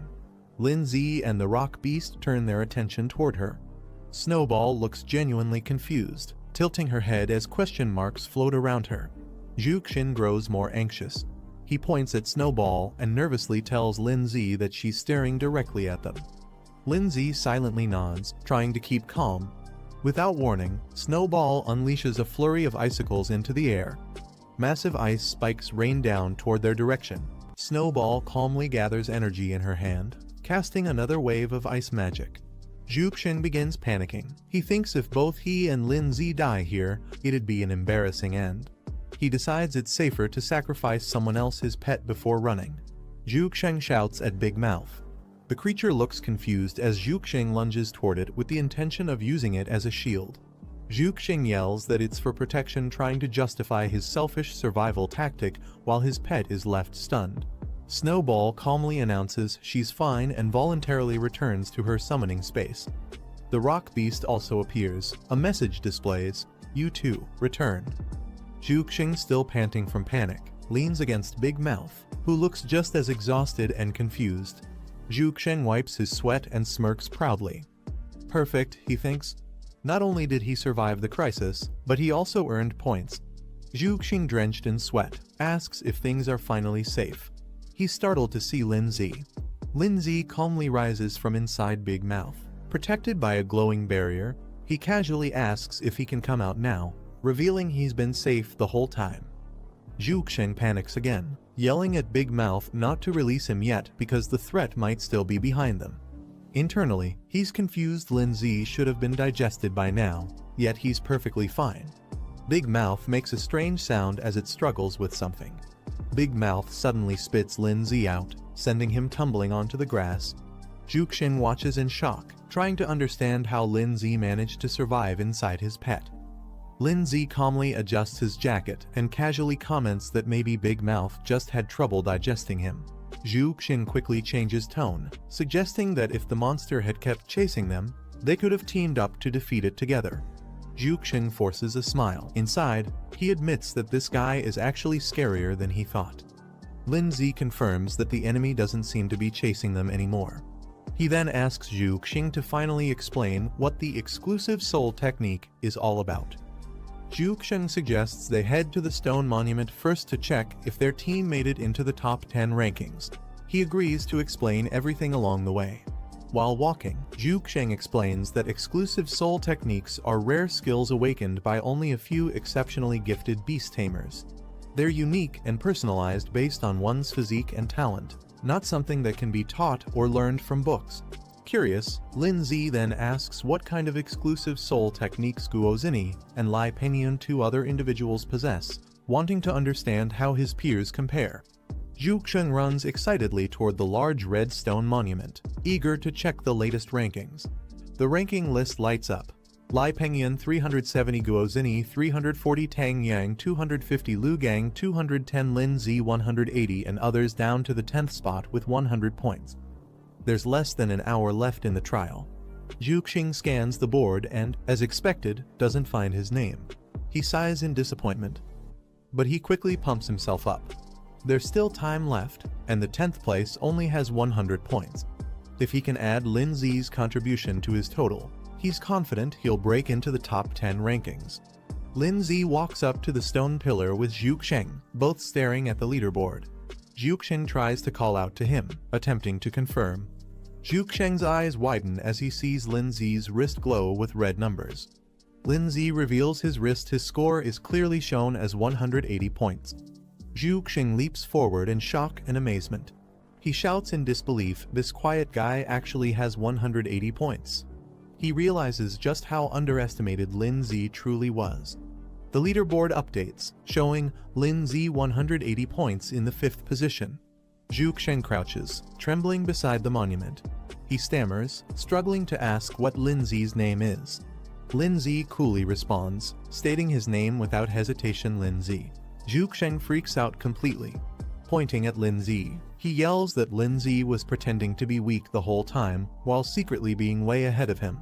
Zhuxing finally realizes Lindsay's full strength. He had 2 pets all along, including the powerful ice-type girl. Zhu curses himself for not recognizing that Lindsay was hiding his true abilities. Lindsay calmly reminds Zhuxing that if it weren't for his help, Zhu would have already been eliminated by the Golden Ant Beast.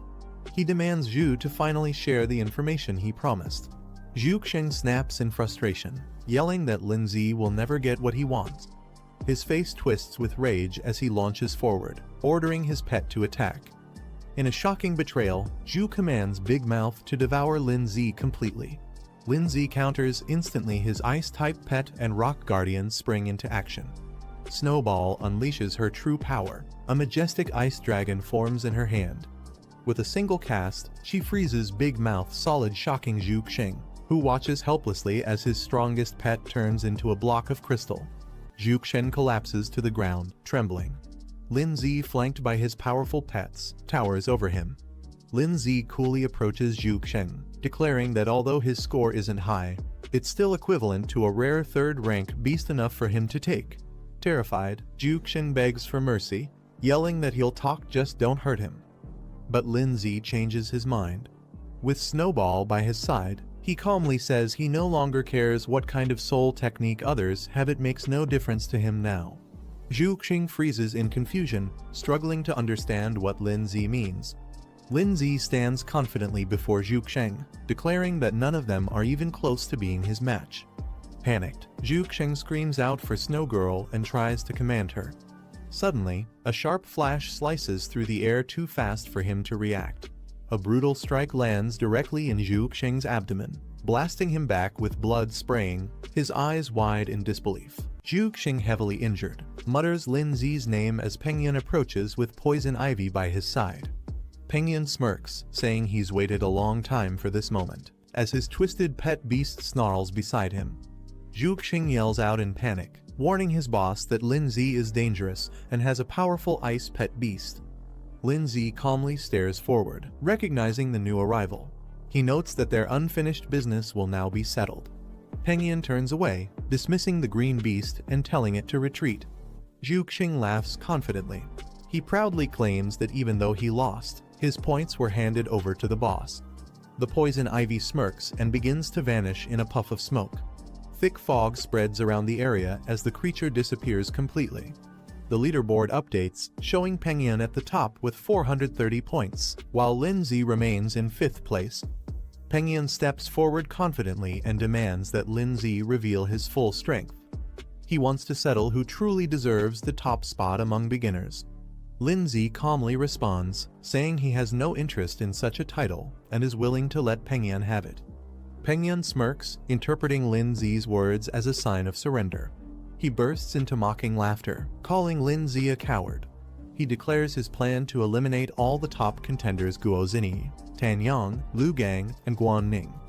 With a twisted expression, Pengyun confesses he finds destroying others utterly thrilling. The thought alone excites him. He suddenly snaps to a realization: Guan Ning is nearby and the perfect next target. Lindsay looks at the ranking screen and notices something alarming. He realizes Guan Ning, Guo Zini, and Tan Yang are all in the same area. He quickly deduces Guan Ning is in danger. Realizing the urgency, Lindsay dashes off toward the east, aiming to protect Guan Ning.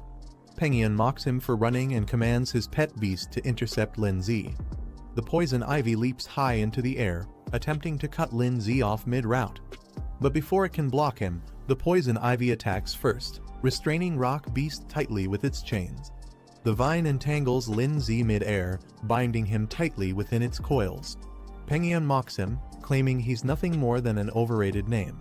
He orders the poison ivy to drain Lindsay's energy completely, warning him not to try escaping again. Lindsay grits his teeth, cursing under his breath as his energy begins to flare. Pengyun arrogantly dismisses Lindsay, unaware that Ice Queen is rapidly closing in behind him. He turns in shock, realizing her presence too late. In an instant, Ice Queen freezes him solid with a powerful burst of ice magic. The poison ivy halts its attack, stunned by its master's sudden incapacitation. The Ice Queen prepares another wave of sharp ice crystals. Rock Beast lunges and shatters the ice sculpture. Lin-Z calmly leans toward Ice Queen and reminds her, "I already told you." Without turning back, the trio Lin-Z, Ice Queen, and Rock Beast walk away, leaving the frozen Penguin statue behind. The poison ivy writhes weakly on the ground, still clinging to life despite being frozen and shattered. A man approaches and observes the scene, surprised by the creature's resilience even after a brutal defeat. This man, identified as Liu Gang, grins confidently. He sees an opportunity, comparing the situation to hunters being hunted in turn. Liu Gang raises his hand, aiming for the frozen statue of Penguin. He declares that the points are his now. Liu Gang summons his iron-armored dragon, a rank 2 stage 9 beast, and commands it to attack the frozen Lai Penguin directly. Confident, Liu Gang mocks his opponent, saying even if pet beasts can be revived, the same can't be said for their master. The dragon beast shatters the ice statue with a powerful strike. Liu Gang smirks, believing this guarantees his first-place rank. However, as he checks his wrist, he's confused. His points remain unchanged, and he wonders aloud why they didn't increase. Liu Gang stands puzzled as he notices something strange. Despite his confident strike, the points haven't transferred and nearby. He turns around, suspicious, only to spot a vine creeping closer. Before he can react, the vine launches at him with fierce speed, stabbing directly into him in a surprise attack. Penguin calmly walks up, explaining that there's no harm in revealing secrets to someone already eliminated, as Liu Gang is ensnared. He reveals his terrifying secret technique, mimicry synchronization, as his face shifts into a monster form. Liu Gang is caught off guard, trying to call his pet for help, but he's already being constricted tighter by the vine. The iron-armored dragon attempts to respond to the command, but it's too late. It's already entangled and pinned down by the vine beast. A burst of smoke signals its defeat, as the vine completely suppresses the armored beast. Lin-Z swiftly approach from above. He spots them and immediately becomes alert. He warns them, saying that if they dare touch his little sister, they'll face consequences. With fierce determination, Lin-Z rushes down at high speed. His eyes burn with rage as he declares that they are as good as dead. On the ground, several people are already gathered. Lin-Z's sister is surrounded by creatures, including a beast, a dark spider, Xinyi and Tanyong standing guard. Suddenly, a small white dragon with horns appears. The screen displays its identity, Coiling Pattern Baby Dragon, Stage 2 Level 8, Dragon Type. Guan struggles to move, trapped within a water spell. She tries to break free but fails. Tanyong coldly tells her not to waste her strength. There's no escape from a spirit master's water prison. Behind him, a terrifying water ghost creature floats in the air. A label appears, Second Rank Spirit Master, Ghost Water Type. Tanyong confidently raises his hand, explaining that the water prison is impossible to escape from once activated. He turns to Xinyi, saying she can take over. He suggests that if she defeats Guan and claims her points, she'll have a real chance at becoming the top freshman. Xinyi smiles teasingly and questions if he's hesitating because Guan is too pretty to hurt. Tanyong doesn't respond, staying silent as Xinyi watches him curiously. Tanyong stands with his arms crossed. He responds to Xinyi's teasing, saying he's not interested in other girls, hinting that Xinyi is the only one he cares about. As Guan remains trapped inside the water spell, Xinyi gets ready to strike. But Tanyong interrupts her, telling her to wait. She's confused and asks what they're waiting for. Xinyi's eyes light up with excitement. She smirks and says they should wait for the big fish to take the bait. Suddenly, Lin-Z bursts in at high speed, attacking with deadly force. The impact shocks Tanyong, who immediately reacts with surprise. Tanyong activates a water shield to protect Xinyi from the sudden strike. Waves surge up around them as he barely blocks the powerful attack. Lin-Z's pet beast, Snowball, crashes down with force, scattering black debris and emitting purple smoke. Lin-Z walks forward calmly, flanked by his two powerful companions, his rock beast and Snowball. Lin-Z glares at Tanyong and Xinyi. He demands that they release Guan immediately before it's too late. Xinyi and Tanyong are shocked when they realize Lin-Z has two powerful pet beasts. Inside the water prison, Guan is surprised to see both of Lin Zi's pets appear together.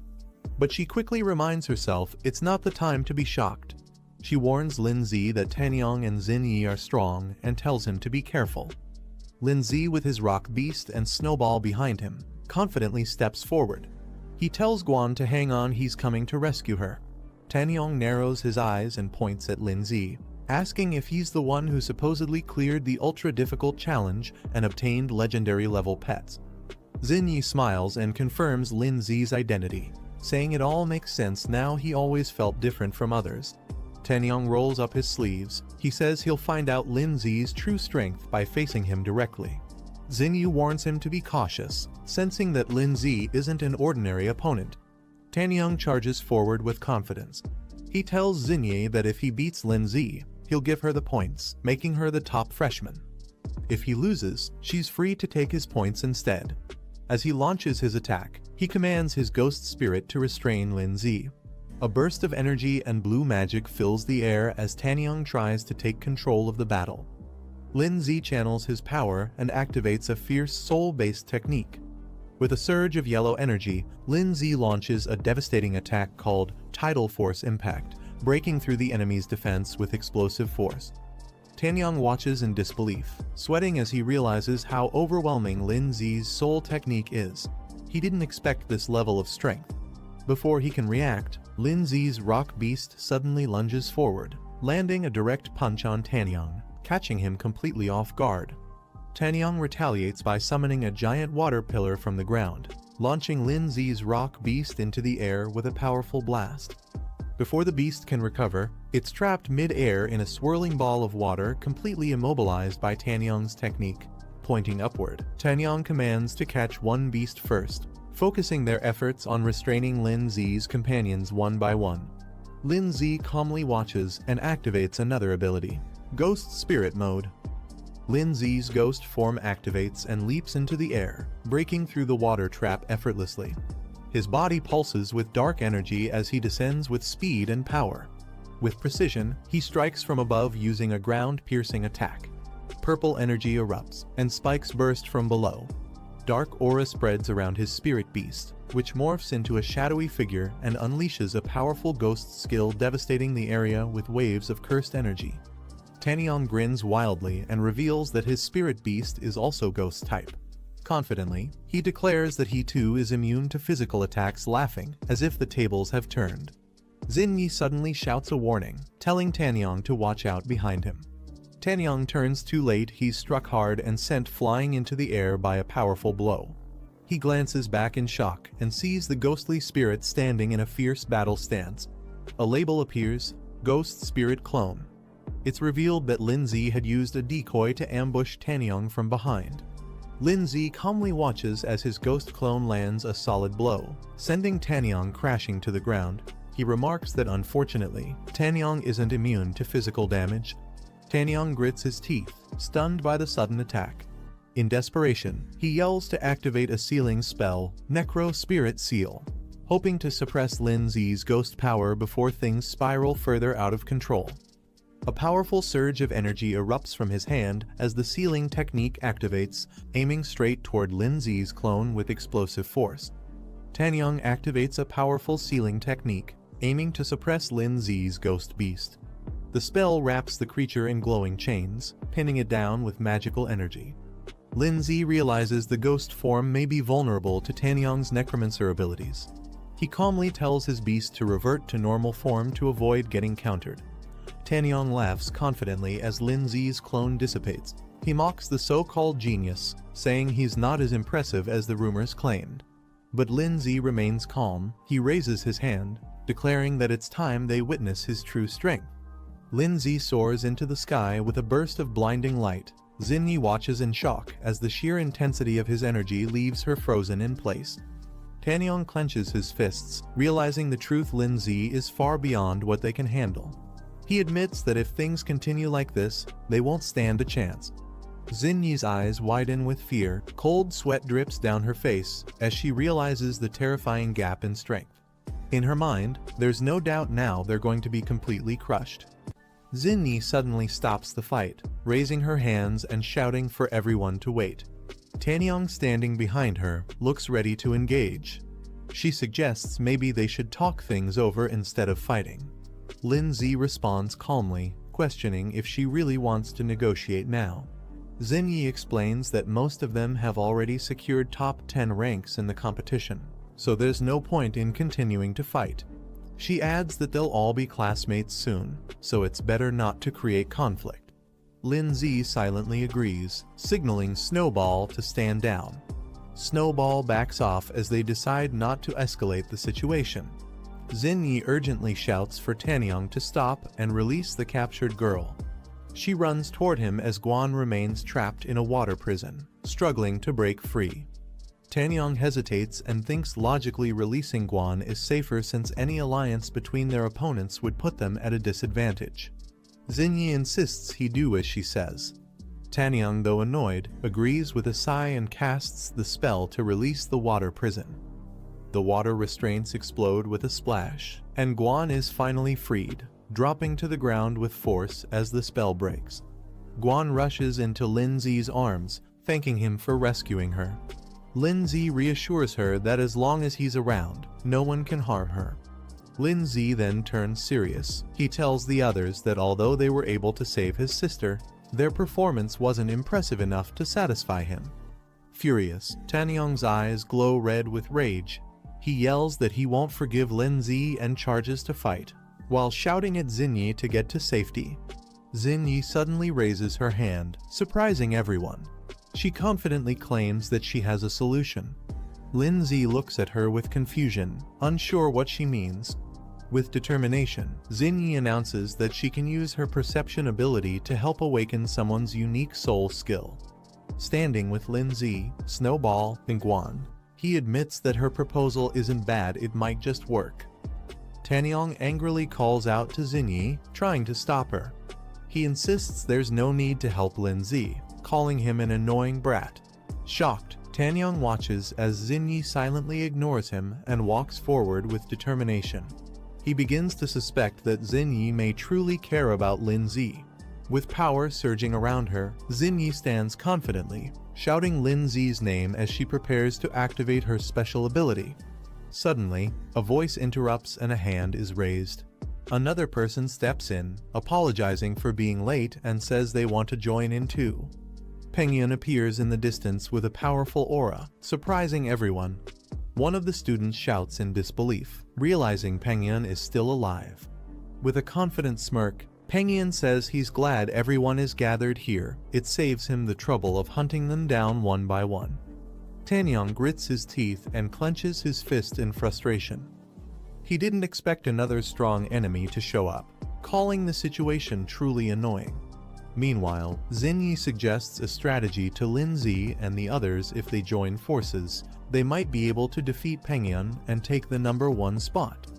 Lindsay senses the atmosphere. Things are getting chaotic, and he realizes that the situation is no longer under control.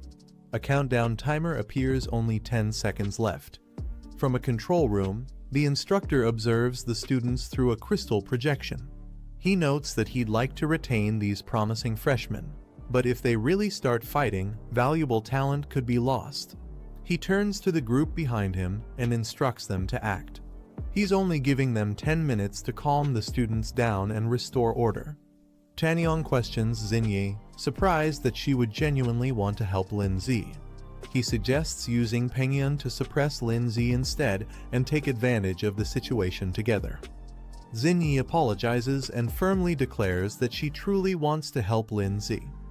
Lindsay and Guan watch silently in the background.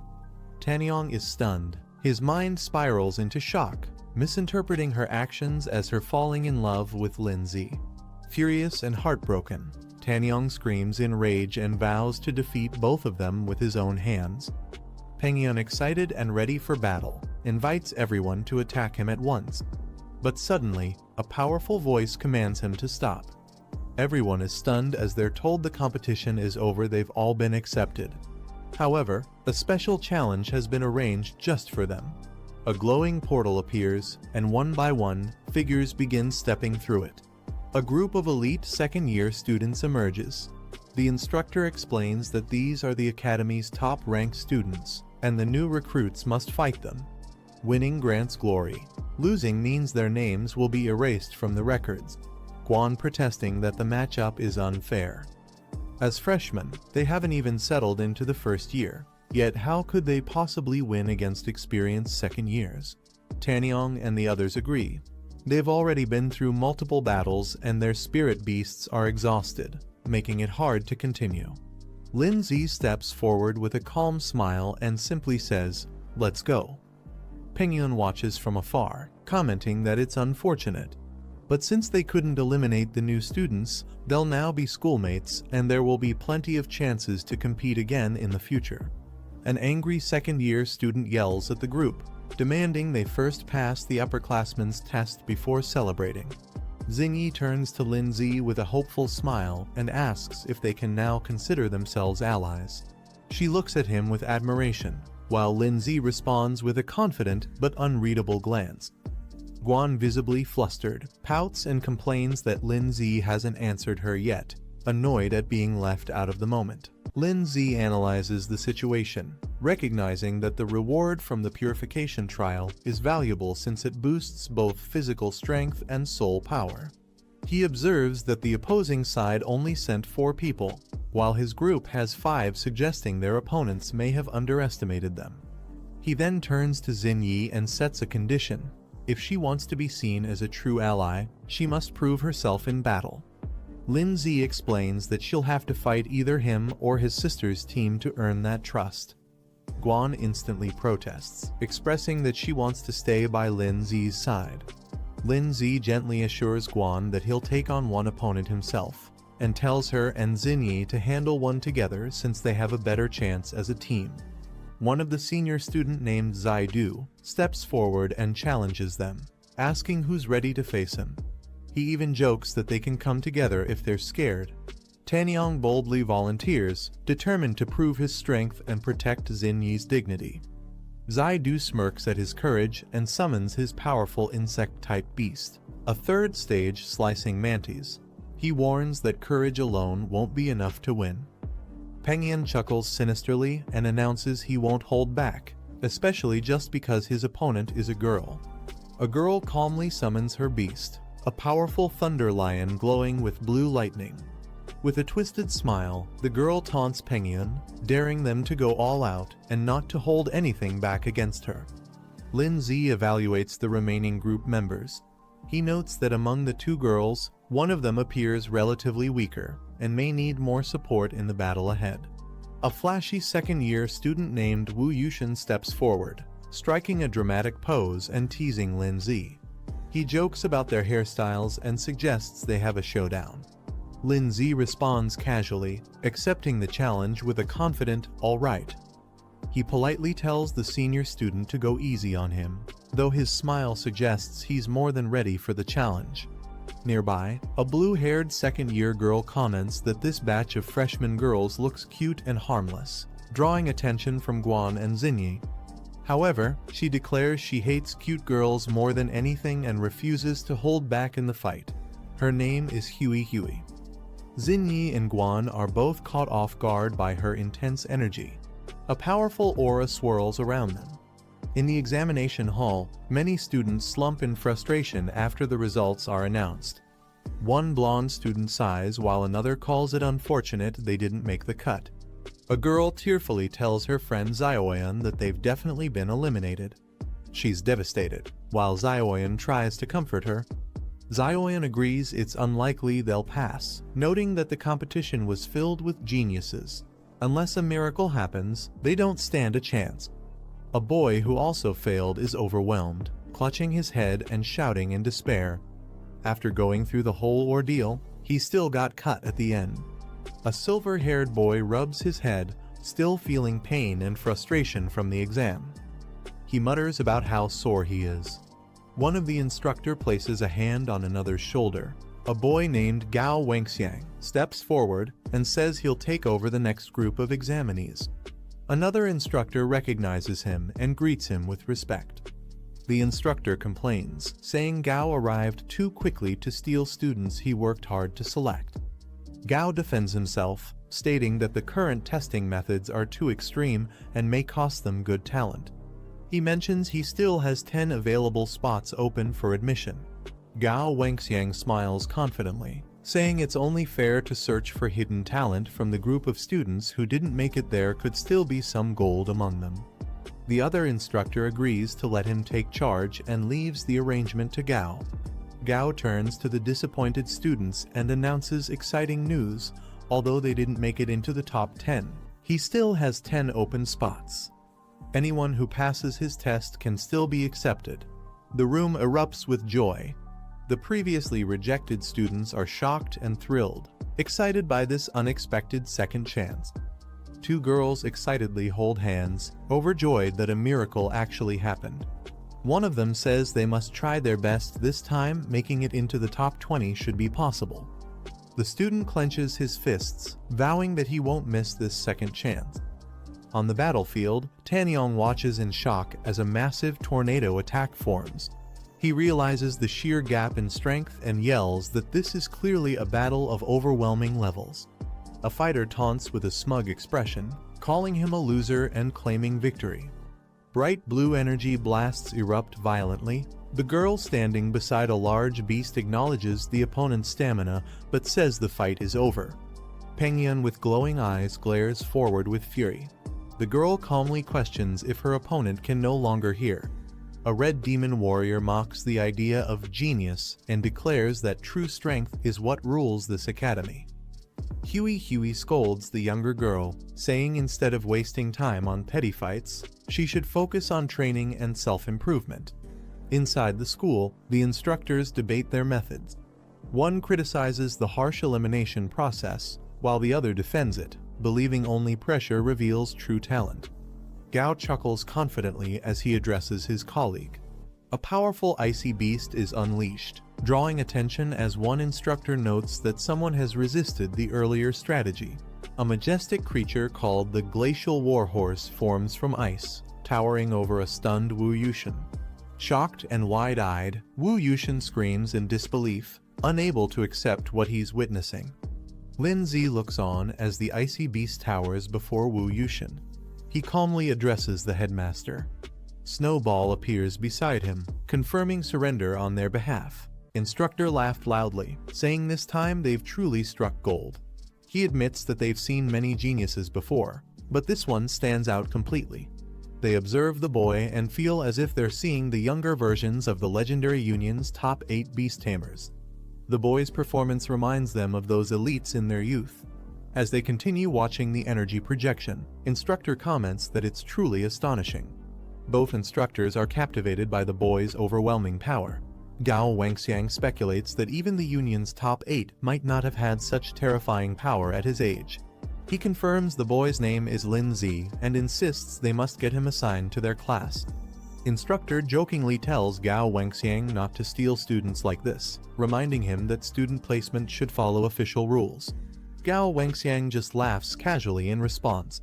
Wu Yushin sits defeated, admitting his loss. The system confirms his defeat and marks the match as concluded.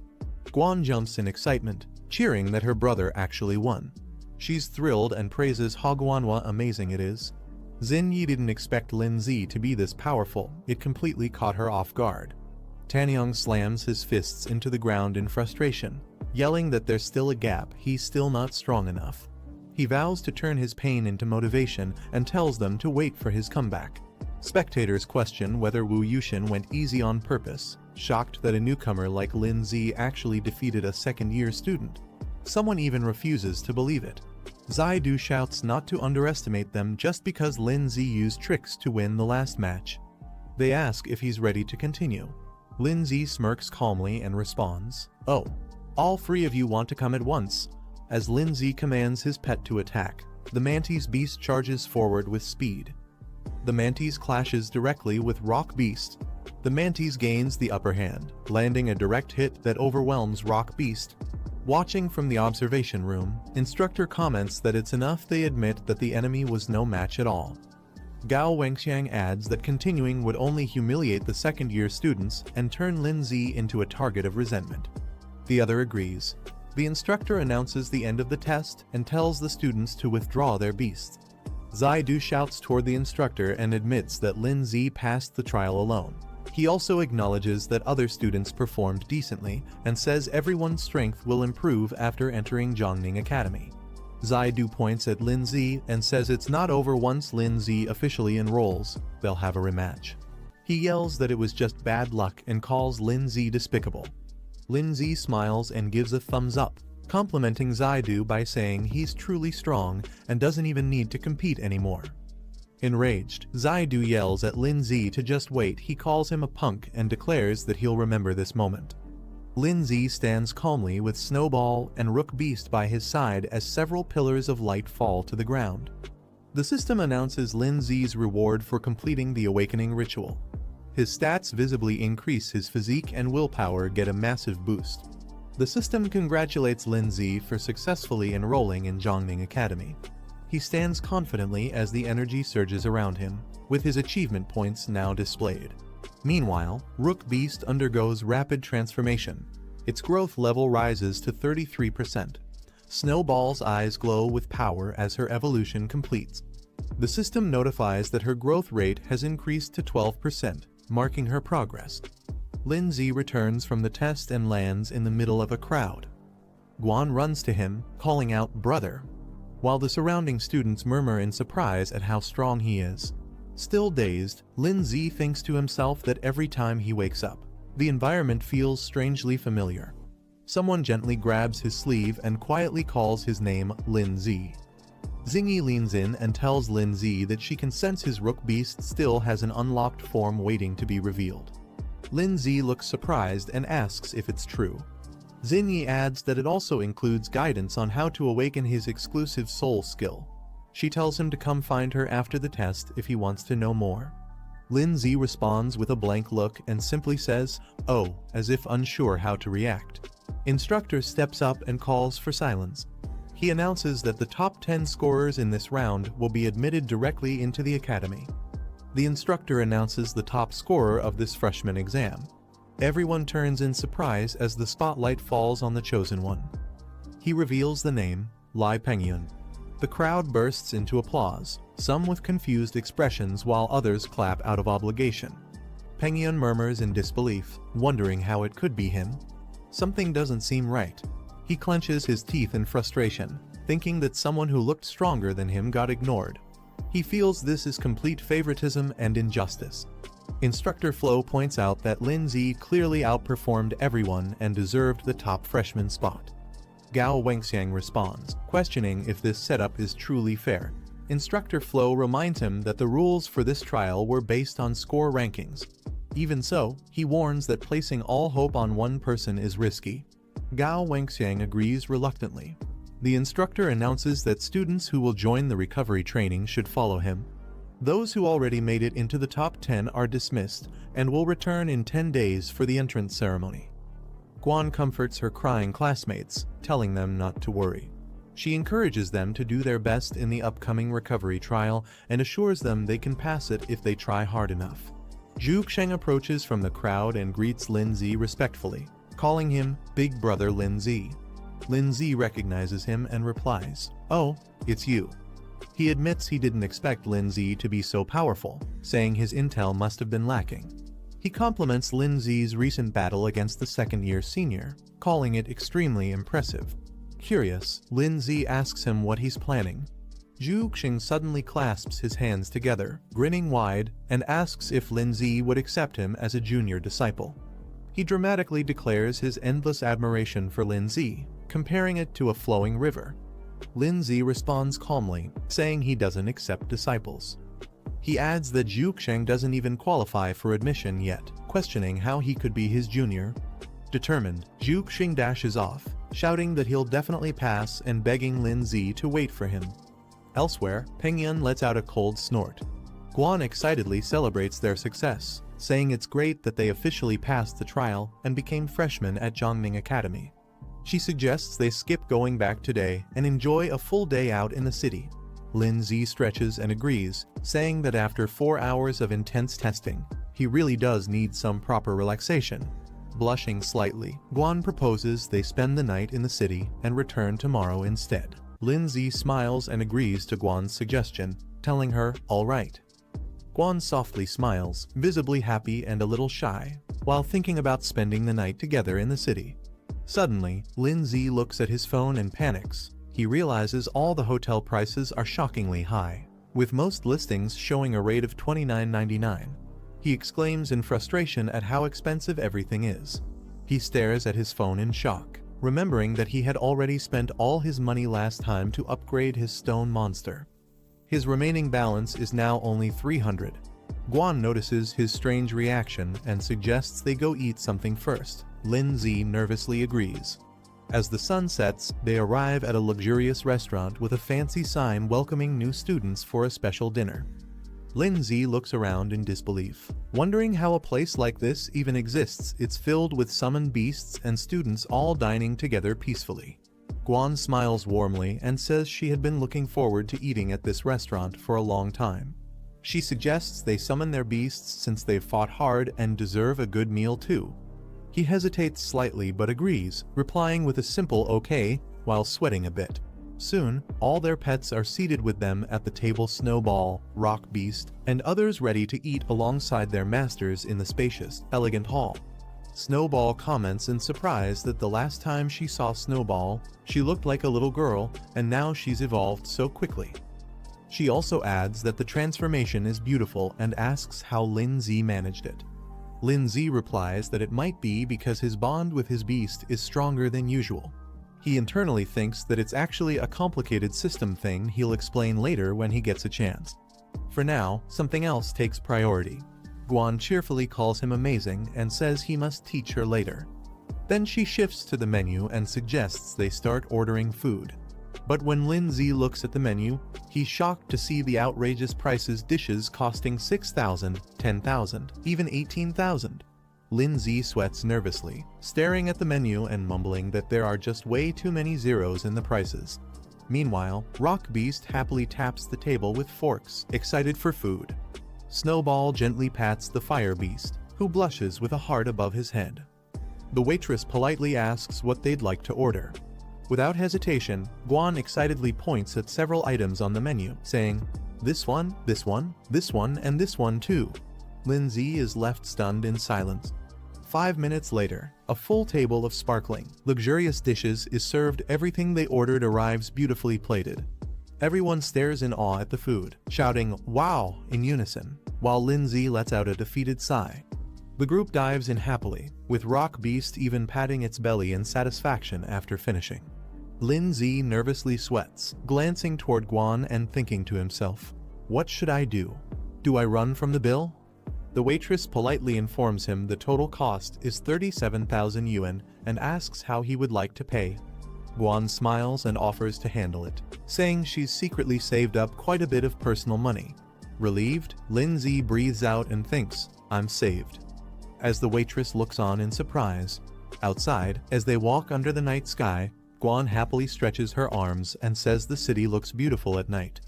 She cheerfully says she's excited to study in the city with her brother in the future. Lindsay thinks to himself that he urgently needs to make money, realizing it might be too late to rely on commission missions alone. As they walk together, they hear loud cheering and laughter coming from a nearby building. The glowing sign reads "Death Arena," and the crowd inside shouts in excitement, calling it awesome. The audience cheers as a muscular blue monster defeats its opponent with overwhelming power. It's introduced as the Four-Armed Beast, a Stage 3 Tier 1 monster. The monster roars confidently while the crowd praises its strength, calling it unstoppable. The host asks if there are any challengers. He announces that anyone who defeats the monster will win the full prize pool. He adds that joining the match only costs 300 yuan, and the winner could earn up to 50,000 yuan. Lindsay thinks to himself that this might be the perfect way to make money. He prepares to summon his creature, as energy bursts from his hand. Rock Beast explains the rules: no magic, no spiritual arts, only raw physical combat. If a pet dies or kills another, the arena holds no responsibility.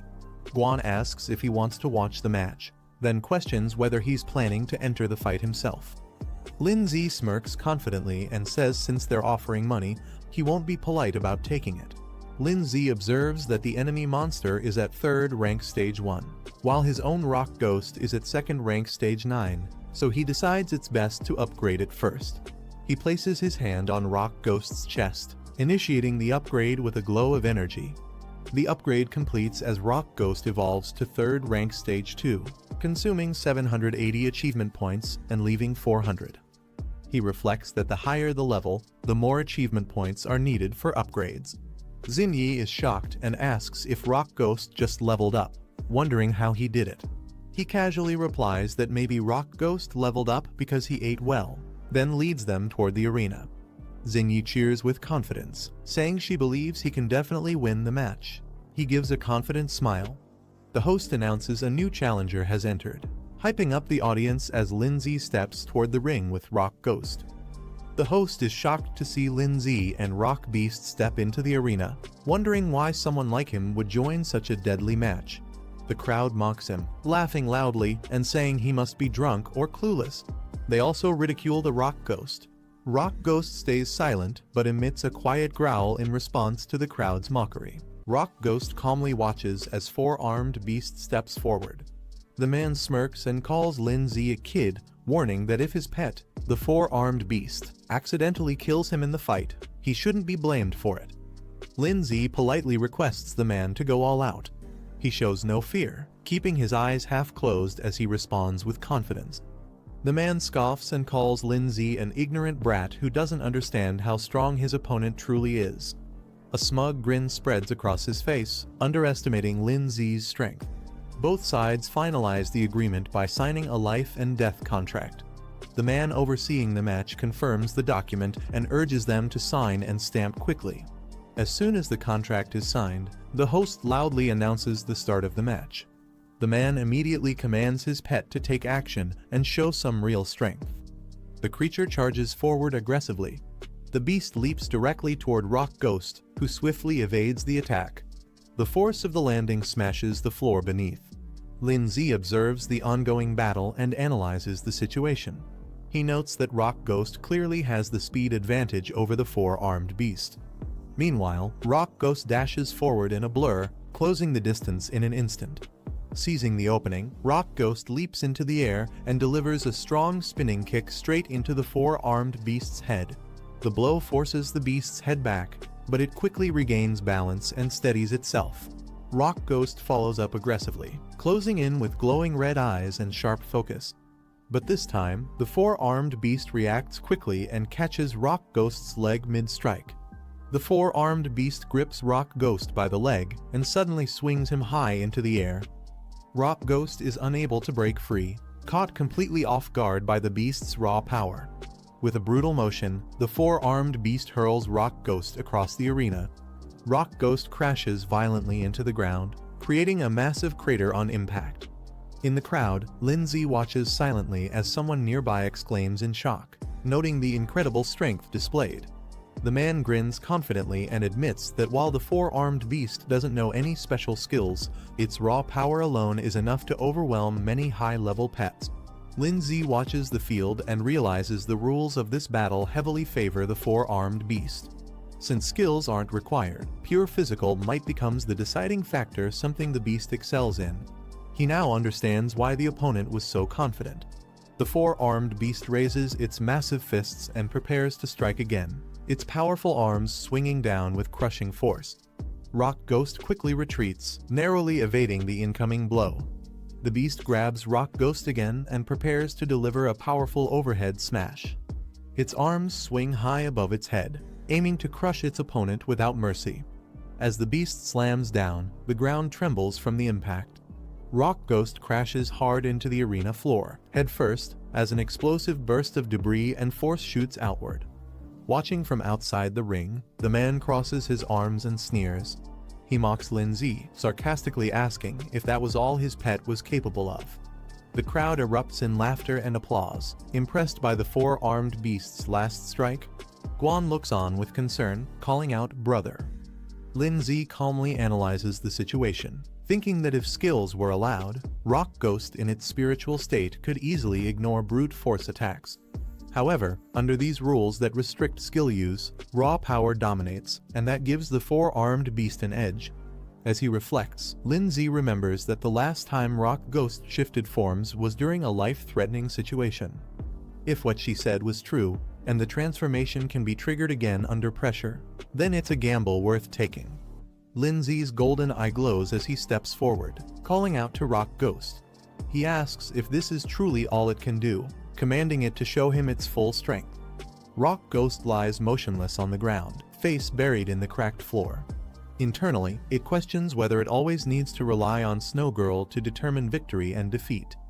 The four-armed beast moves in for another attack, its shadow looming over Rock Ghost. Suddenly, Rock Ghost's eye glows red. With a powerful punch, Rock Ghost strikes the four-armed beast directly in the chest. The impact explodes outward with force, shocking the beast mid-motion and turning the tide of the battle. Chunks of red armor shatter and fall from Rock Ghost's body as it initiates a transformation. Red mist swirls around Rock Ghost as it emerges fully transformed. A new system reveals its new stats. Speed tripled, defense completely dropped, and the transformation lasts for 60 seconds. It now moves like a true predator. Lindsay observes with satisfaction. He's impressed and confirms that the rocky armor can be detached at will, allowing Rock Ghost to adapt based on the situation. Without wasting a second, Rock Ghost leaps at full force toward the four-armed beast. The man smirks arrogantly, laughing at Rock Ghost and mocking it for not learning its lesson. He assumes the beast still holds the upper hand after the previous exchange. The four-armed beast prepares to strike again, but just as it moves, Rock Ghost suddenly vanishes, leaving only a red blur behind. The man's expression instantly shifts to shock. He panics, sweating as he shouts in confusion, completely unaware of what just happened. In a flash, Rock Ghost reappears behind the four-armed beast and lands a direct, explosive blow to its back. The four-armed beast desperately swings its fists, trying to catch Rock Ghost. Before the beast can react, Rock Ghost reappears behind it and slams a powerful kick directly into its lower back. With glowing red eyes and a wicked grin, Rock Ghost lunges in again. Punch after punch rains down on the four-armed beast. It tries to shield its head, overwhelmed and confused, while red impact marks scatter across its body.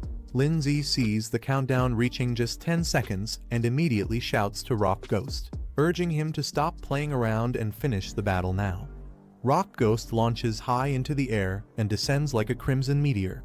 Its body rotates mid-air, targeting the four-armed beast's exposed head.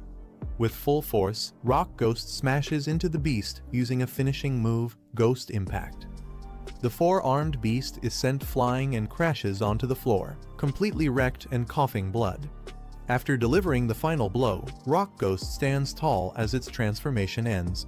The ghost form fades, and its body begins reverting to its base state. On-screen text confirms the transformation has concluded. The man stares wide-eyed, frozen in disbelief. He mutters that this outcome is impossible, unable to accept what just happened in front of him. In the stands, the crowd erupts in shock. One person questions the situation, while another exclaims that even the four-armed beast was taken down. Another calls Rock Ghost terrifying and absolute monster. The judge walks into the arena and raises his hand, standing beside the unconscious beast. He announces the result clearly. The winner of the match is Rock Ghost. Lindsay stares blankly with lifeless eyes, his face drenched in sweat. He calls out in disbelief to Rock Ghost. The crowd is confused, questioning why the four-armed monster lost when it seemed strong. One person comments that the match wasn't dragged out, and another points out that the boy used a skill against the rules. The announcer loudly declares that the contestant's pet used a skill technique, which is a violation of the competition rules. A group discusses the situation. One of them notes that the transformation of the opponent's form was confirmed. Guan argues it was just a piece of armor falling off and shouldn't count as a skill, saying it's unfair. The man clenches his fist and angrily calls the boy a brat. He warns not to think he can easily take the money just by pulling a few tricks. Lindsay stands near his pet Rock Ghost and proposes a new idea. He agrees the pet battle result is a loss, but suggests a rematch, this time a physical fight between him and the opponent. If he wins, he demands the prize money. The man smirks darkly, surprised, and asks if Lin Zi really wants to fight him directly. The announcer, shocked, exclaims that Lin Zi is challenging him to a real-life duel. He announces Lin Zi's identity: former professional freestyle fighting champion, Xinggu. The crowd erupts in excitement, cheering for the fight. They demand to see a bloody showdown.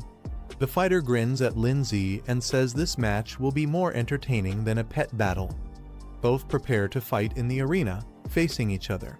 Rock Ghost lowers its head silently. Lin Zi tells Rock Ghost that it has already won.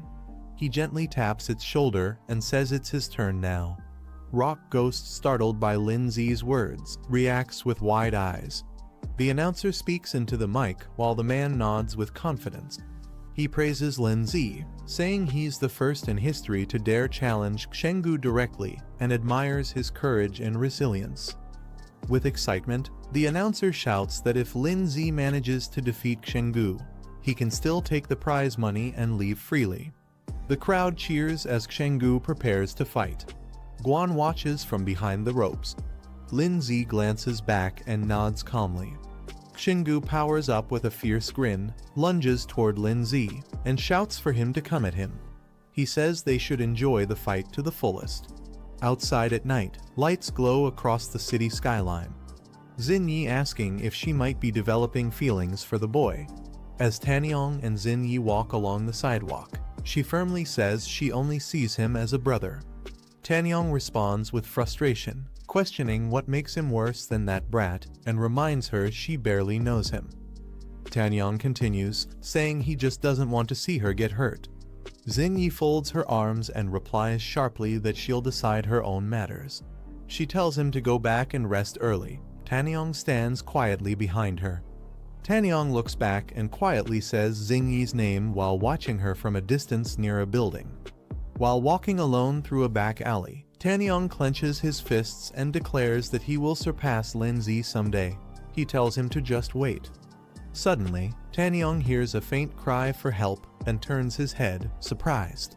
A girl, trembling and cornered by a dark, shadowy creature, desperately asks who will save her. Her white beast companion lies unconscious on the ground. A system identifies the monster as Fire Flame System, Stage 1, Rank 2. Tanyong charges in and delivers a powerful kick to the shadow monster, shouting for it to get lost. The shadowy beast is sent flying backward from the impact. Tanyong holds the girl in his arms and asks if she's alright. He scolds the monster, questioning where such a beast even came from. While cradling the girl, he looks up and notices someone standing on a rooftop under the moonlight. He mutters, wondering what kind of monster this world even holds. A hooded man descends rapidly from above, landing hard in front of Tanyong, the girl, and the defeated monster. Tanyong steps forward, demanding to know who the hooded man is and if that beast was his pet.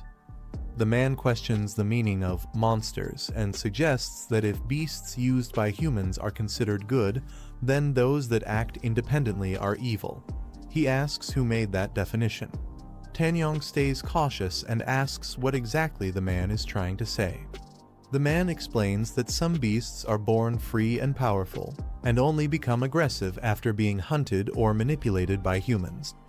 Their nature is misunderstood due to isolation and fear. Tanyong cuts him off and prepares to attack. He declares that if the hooded man is the one who controlled the beast to harm humans, he won't allow him to continue. He summons a weapon mid-air while charging forward. The man stares calmly and asks if Tanyong is the one named Tanyong. Tanyong is surprised. The man asks if Tanyong knows his name, then mockingly suggests he surrender so he can be taken to the Beast Defense Association for punishment. The shadow monster watches silently with glowing red eyes. The man lowers his arm and calmly orders the beast to retreat. The monster immediately obeys and vanishes. He then steps forward and touches the red-horned wolf's forehead, releasing a glowing energy into its body. The white beast convulses violently as the energy spreads through it, triggering a powerful reaction and causing the creature to cry out in pain. A glowing red orb pulses with energy as the beast's transformation intensifies. The wolf suddenly rises with overwhelming power, surprising everyone present. The man admits he originally intended to seek them out, but since Tanyang showed up on his own, it saves him the effort. He now plans to test Tanyang's usefulness. Tanyang watches the beast cautiously as it radiates with uncontrollable power.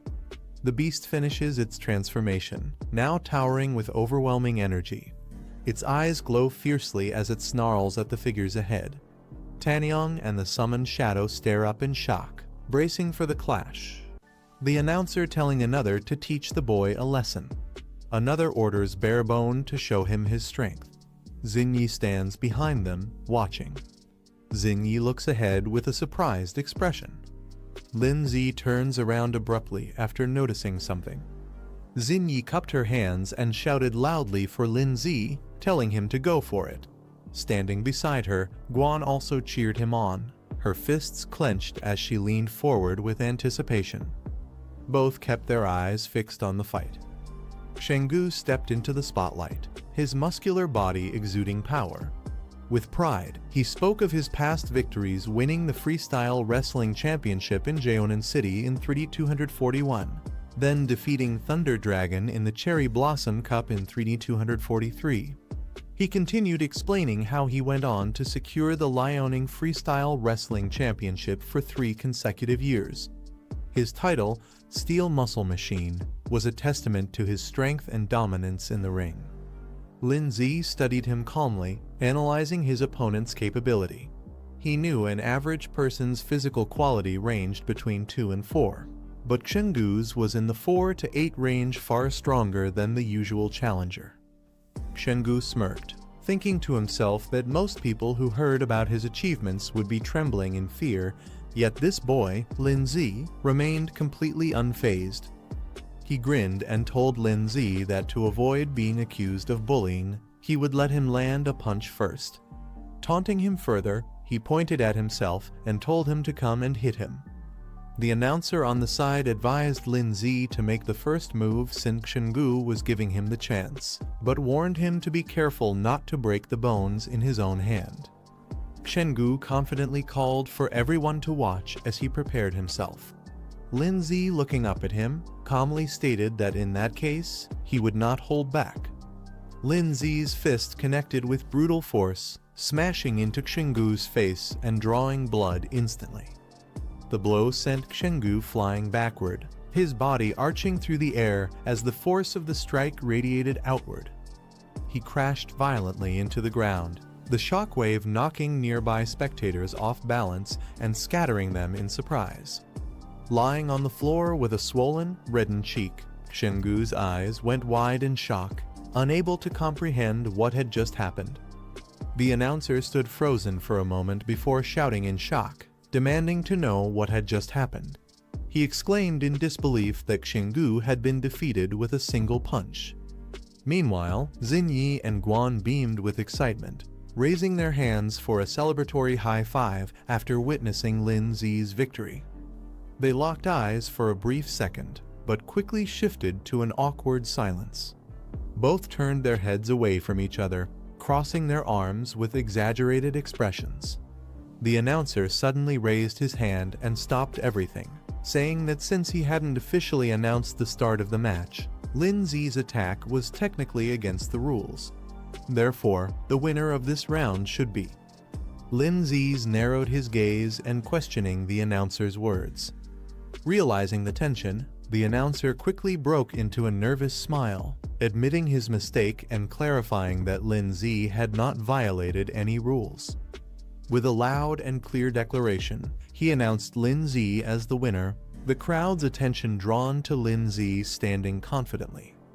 Linzi checked his phone and saw the transfer of 50,000, thinking to himself that now he had enough money to stay at a hotel. From a distance, Guan called out to her brother, and Xinyi cheerfully shouted Linzi's name. Linzi turned toward them and asked what was going on. Xinyi approached him with a smile, praising his performance and saying she hadn't expected him to actually defeat Shenggu. Guan, however, spoke more reservedly, saying that it seemed they weren't very familiar with him yet. Xinyi reminded Guan not to forget that they had already formed a team, and with a playful smile, she pointed out that this meant they were teammates. She added that since they would also be classmates in the future, it was better to reintroduce themselves properly. Xinyi then introduced herself as Guo Xinyi and politely asked for his guidance going forward. Guan puffed her cheeks in annoyance, clearly not pleased with the situation. Lindsay looked at her with mild curiosity and asked what she was doing here. Xinyi explained that she was there to help Lindsay awaken his exclusive soul power. Hearing this, Lindsay looked at her curiously and repeated, "Exclusive soul power?" She confidently added that if they considered her a friend, she could assist them further in the future. Lindsay suggested they find a quiet place to talk, not wanting to discuss such matters in public. An exterior of a building, inside for a more private conversation. Xinyi and Guan sat on opposite sides of the bed, with a clear line dividing them. Guan silently wondered why it felt like they had just checked into a hotel together. Lindsay entered the room and told them to begin. Xinyi responded with a quick "all right" and prepared to start. Xinyi explained that her exclusive soul power was called perception. She described how, even at the age of 7, she could sense information that was extremely difficult for ordinary people to detect, such as a person's aura, location, and even events that might happen in the future. Guan's eyes widened in surprise, and she praised Xinyi's ability as amazing. Impressed by how powerful it was, Xinyi smiled modestly in response. Lindsay asked Xinyi how exactly she planned to help them. Xinyi looked at him seriously and told him to close his eyes. Without hesitation, Lindsay complied, shutting his eyes as instructed. Xinyi then leaned in close to him, bringing her forehead toward his. Guan quickly called out, questioning what they were doing. Xinyi calmly explained that this was the only way she could sense Lindsay's abilities and guide his training in the right direction. She pouted, clearly reluctant, but eventually gave in, saying she would trust Xinyi just this once. Xinyi closed her eyes, telling herself to focus her mind, though she could feel her heart racing faster than usual. Her eyes opened with a glow, revealing a swirling, colorful light as she activated her perception ability. A glowing blue figure appeared in Xinyi's perception, radiating intense energy. Xinyi told Lindsay she saw a strange pet. It didn't look like his rock pet Yangui, nor like the other pet Zunu. She explained that it seemed more like a fusion state between them, their powers combined into a single entity. The boy asks about fusion, and the girl confirms it. She explains that her constitution isn't strong enough yet, so she can only sense vague information. Then she tells him it's his turn. Another girl hesitates, questioning if it really has to be forehead to forehead. The first girl insists, saying the hidden potential inside can only be sensed that way, calling her little sister. She closes her eyes, focusing deeply. Suddenly, her eyes glow with a radiant light as her vision sharpens. She sees countless silhouettes drifting in a vast, swirling space. Shock hits her when a dark, horned figure with glowing eyes emerges from the chaos. She suddenly reacts in pain, making the other girl rush to ask what she saw. She hesitates, then answers that it was nothing but black shadows, suggesting her potential hasn't fully manifested and may need more training. The girl with pink hair, however, thinks to herself that no matter what those shadows were, she has a bad feeling about them. Deciding not to mention it, she keeps quiet while the clock ticks late into the night. Realizing how late it has become, she complains about having nowhere to go and worries about meeting bad people outside. Acting cute, she asks to stay the night. The boy hesitates, but she quickly celebrates, thanking them for letting her stay. That night, the three of them end up sharing the same bed. The two girls lie on either side, pretending to sleep, while the boy stays stiff and uneasy. One girl secretly peeks at him, making him break into a nervous, awkward smile. The boy reflects on fusion, realizing it's time for Rock Ghost and Snow Maiden to truly get along. He thinks about activating their exclusive soul technique as soon as possible. 10 days later, the Academy holds its entrance ceremony, and excitement fills the halls as students rush to see the newly posted class placements.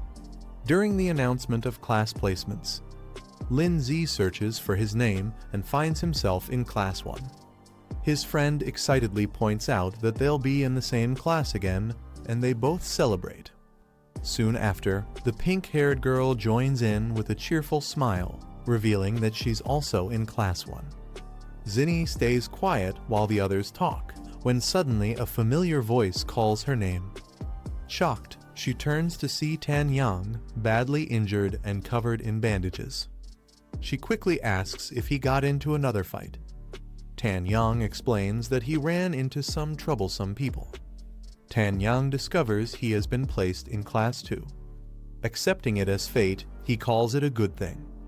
Elsewhere, another student is relieved not to share the same class with him, admitting that otherwise he might not be able to resist killing him. His companion, however, mutters that he seriously wants to hit him even now. The group celebrates passing their placements. One girl happily announces they made it too, though only classes 1 and 2 are considered elite. Still, she's proud they worked hard enough to barely pass the threshold. They thank Guan Ning for helping with training, while the scene shifts to a stage where someone begins addressing the new students.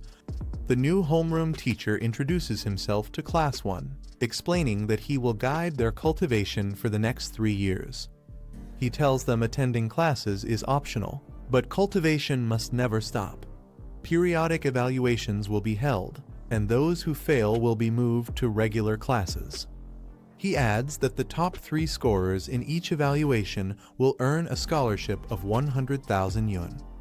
The students are surprised by the generous reward, and one notes that just 2 wins could be enough to afford a high-grade contracted beast.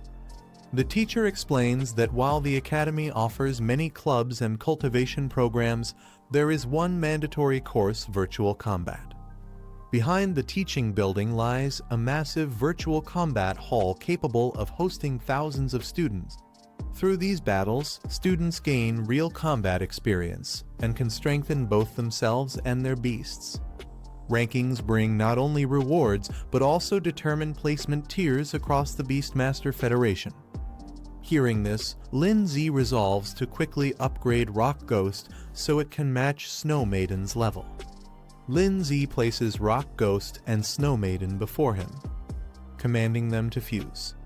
The attempt, however, fails immediately due to a level mismatch, leaving both beasts standing awkwardly in silence. This is the end of the video. If you guys want to see the next part, then don't forget to subscribe and like the video.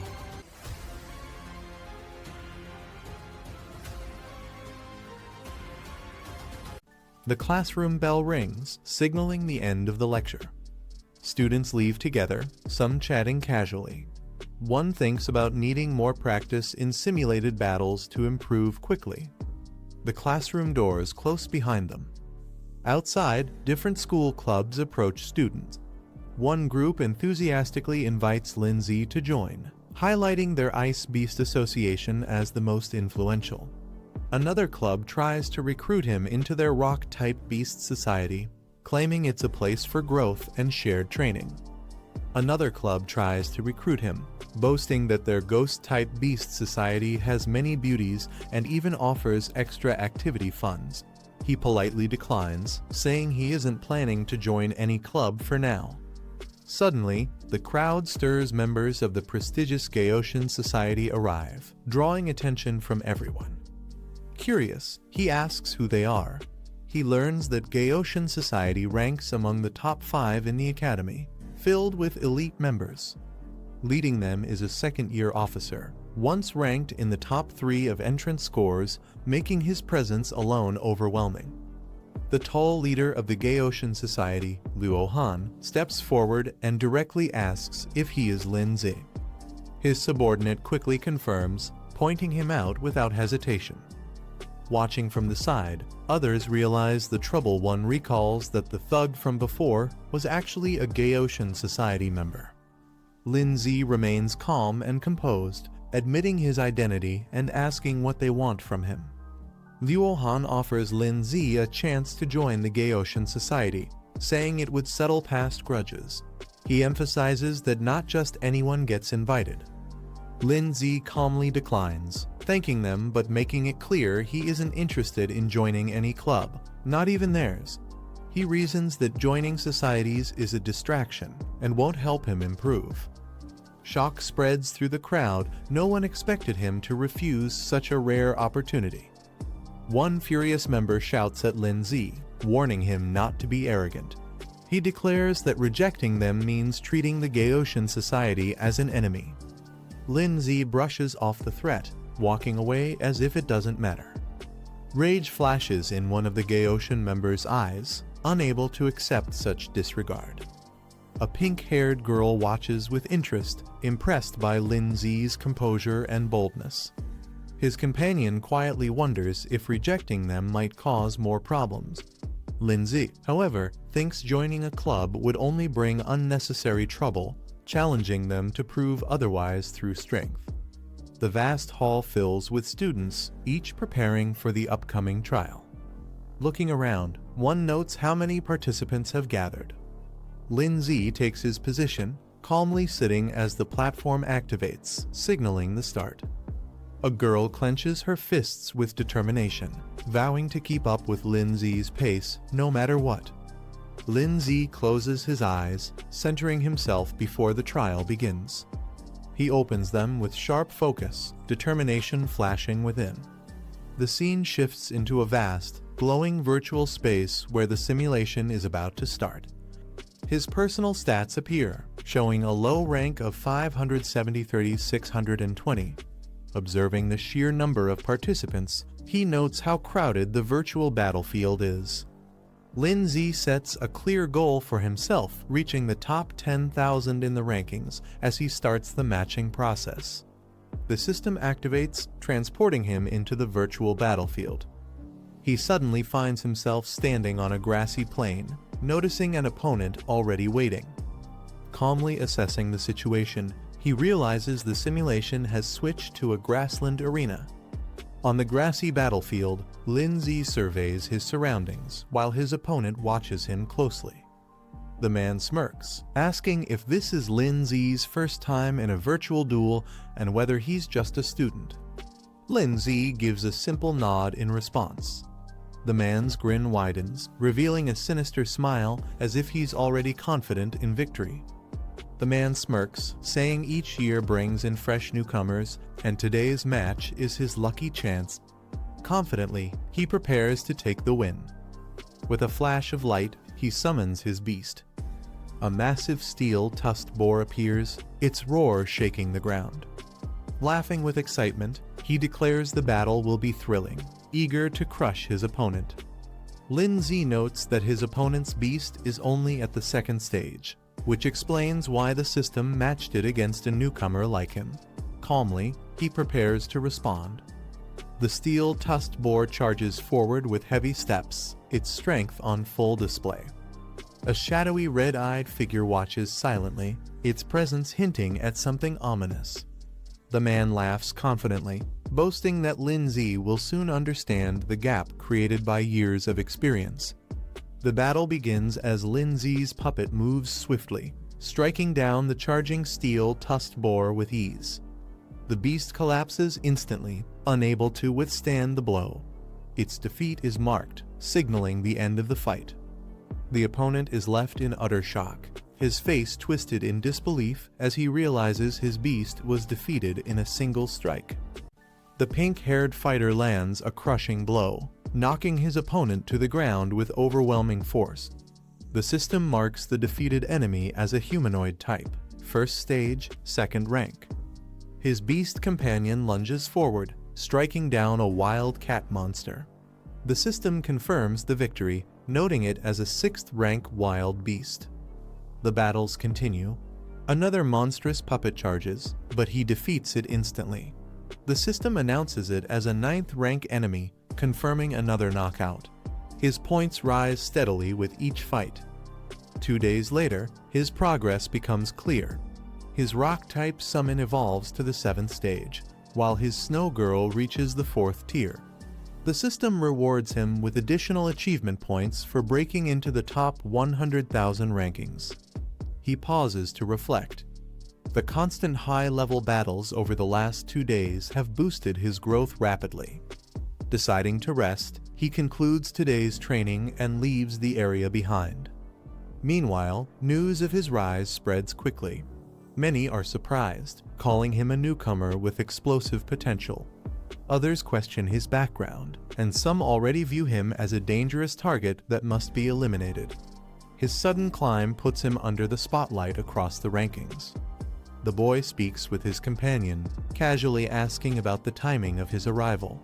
She looks surprised by his sudden appearance. A white-haired man steps in, recognizing him instantly and addressing him with confidence. Another character comments that he seems to be the freshman representative, pointing out his late arrival. They remind him not to underestimate the challenges ahead. In a chibai form, the boy is asked if he has already withdrawn from studies, highlighting doubts about his persistence.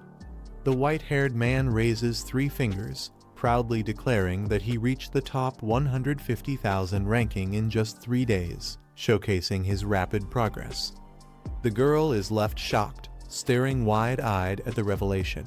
She holds her device tightly, unable to believe what she just heard. The girl checks her device and is surprised to see that her brother has already broken into the top 100,000 rankings. Another character reacts in complete shock, unable to believe the sudden rise in rank. A boy explains that his own ranking has been stuck around the 180,000 mark, no matter how much effort he puts in. He wonders aloud if contracting another beast might help and asks for advice.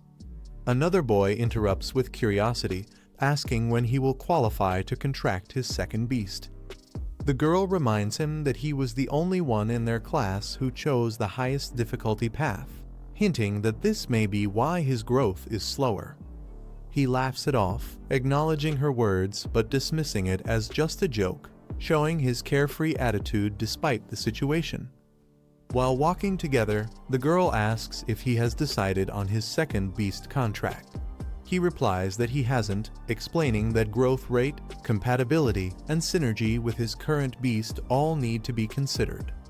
He reassures her not to worry, smiling as he says he'll help her with beast selection when the time comes. She happily clings to him, suggesting that they should go together to the beast market over the weekend. He looks back calmly, quietly agreeing to her idea. Later that evening, they return to the academy. Other students watch from a distance, noticing how close the two appear. One student comments on their relationship, while he casually brushes it off, mentioning training and focusing on progress instead of appearances. They continue talking about spending more time together studying, eating, and training side by side. Another girl watches them closely, clearly curious, and questions what their relationship truly is. The boy brushes it off, saying he'll head back to rest if there's nothing important. Suddenly, his companion grabs his hand with urgency, warning that they might be in serious trouble. She explains that before the dorm incident, they were attacked by a mysterious figure. From another student's memories, it seems that all freshman examinees might be the targets. He listens carefully and asks what kind of person the attacker is and what their purpose might be. She admits she doesn't know, leaving the situation uncertain. The girl warns him to be cautious, explaining that the mysterious enemy they faced is strong and wields a rare ability that can forcibly turn beasts into corrupted forms. He thanks her for the concern and walks away, leaving her behind. She watches his back, deep in thought, uneasy about the connection between the enemy's strange power and his future. The scene shifts to the Academy Tower the next day, signaling the beginning of a new challenge. He sits in meditation, focusing on his next goal, breaking into the top 10,000 rankings. His ice element summon appears beside him, radiating power as the system updates his score to 1002, just one step away from his target. A hooded figure checks information on his laptop, revealing details about Lin Z, age 18, ranked 10,002 with a perfect 100% win rate. His beast type, rock affinity, and special abilities remain unknown. The hooded man smirks with interest after reading the report, noting that someone will definitely want to test this newcomer's strength soon. Meanwhile, Lin Z receives a system notification confirming his rank update. On a battlefield, two figures confront each other. One of them notices Lin Z's presence and reacts with surprise. The opponent wears a menacing skull mask, staring at Lin Z as tension rises. Another student, watching from the side, casually wonders when mask-wearing duels suddenly became so popular. The masked opponent raises his hand and summons his beasts into the battlefield. A massive spiked turtle appears alongside a powerful dragonfish, both revealed to be 4th rank beasts of their respective elements. He warns Lin Z not to think he's the only one with 2 contracted beasts, showing off his strength. Lin Z smiles confidently and activates his own contracts, ready to face him head-on. He declares it a fair fight 2 versus 2. His ice element summon and armored beast materialize, standing beside him with overwhelming presence, balancing the battlefield. On the battlefield, 2 fierce monsters charge ahead with overwhelming force. The black-haired man calmly observes, noting that such creatures usually take 10 years to grow this strong, yet here they are already at full power. From a distance, a masked man steps forward, addressing him directly as Lin Yuan. He admits he didn't expect someone so young to rise to this level in such a short time, praising his progress but hinting that it changes nothing. The masked man recalls their earlier encounters, reminding Lin Yuan that he once fought weaker opponents. Now, he warns that facing him is entirely different. He insists that Lin Yuan cannot escape his fate. Unbothered, Lin Yuan adjusts his collar and tells him to stop talking nonsense. He states plainly that there's no point in dragging this out if they want to fight. It should begin now. The masked man laughs at his confidence, saying he'll give Lin Yuan a lesson he won't forget. With arrogance, he claims that today will prove the gap between their strengths. Before he can act, a surge of power interrupts. A mighty figure appears, radiating energy that shocks everyone present. Even the masked man is caught off guard as the new arrival declares that beyond every sky, there is always someone stronger. The battle intensifies as a surge of icy energy explodes across the field, freezing everything in its path with overwhelming force. From above, the blue-haired figure descends, channeling immense power directly at the red-haired beast, striking with precision and speed. The ground trembles as fiery spikes erupt upward, countering the attack with explosive force. The armored creature charges forward like a cannonball, breaking through the air with unstoppable momentum. Amid the chaos, a shadowy figure with glowing red eyes emerges, its terrifying presence shifting the atmosphere instantly. Unleashing its true demonic form, the figure lands with a devastating impact, shattering the ground beneath and sending shockwaves across the battlefield. A massive spiked boulder is launched forward with devastating force, tearing through the air like a cannonball.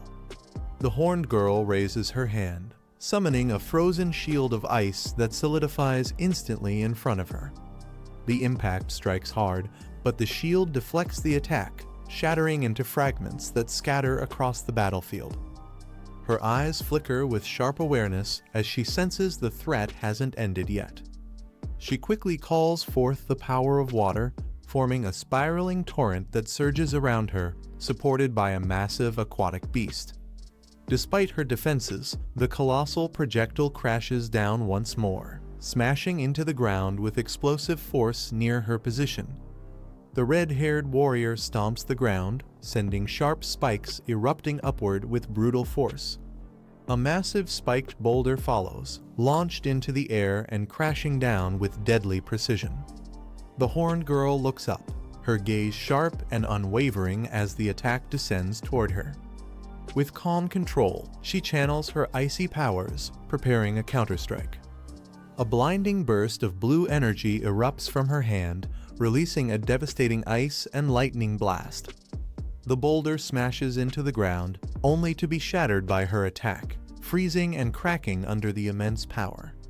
The icy phoenix spreads across the battlefield, its chilling presence stunning the surroundings with sheer power.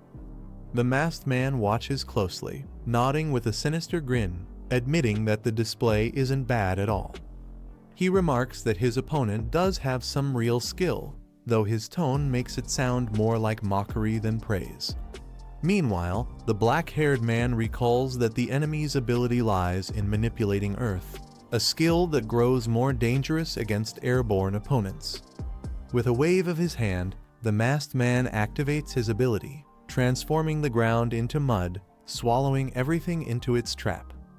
The dragon companion spits a stream of water in defiance, but the shifting earth begins to close in, pulling everything deeper underground. The masked man unleashes a new technique, molding the battlefield with a towering wave of mud and rock. Lin Yuan quickly realizes that this ability is far more dangerous than it first appeared, its destructive power capable of reshaping the fight. A massive spiked boulder is launched from the earth, crashing down toward the horned girl with unstoppable force.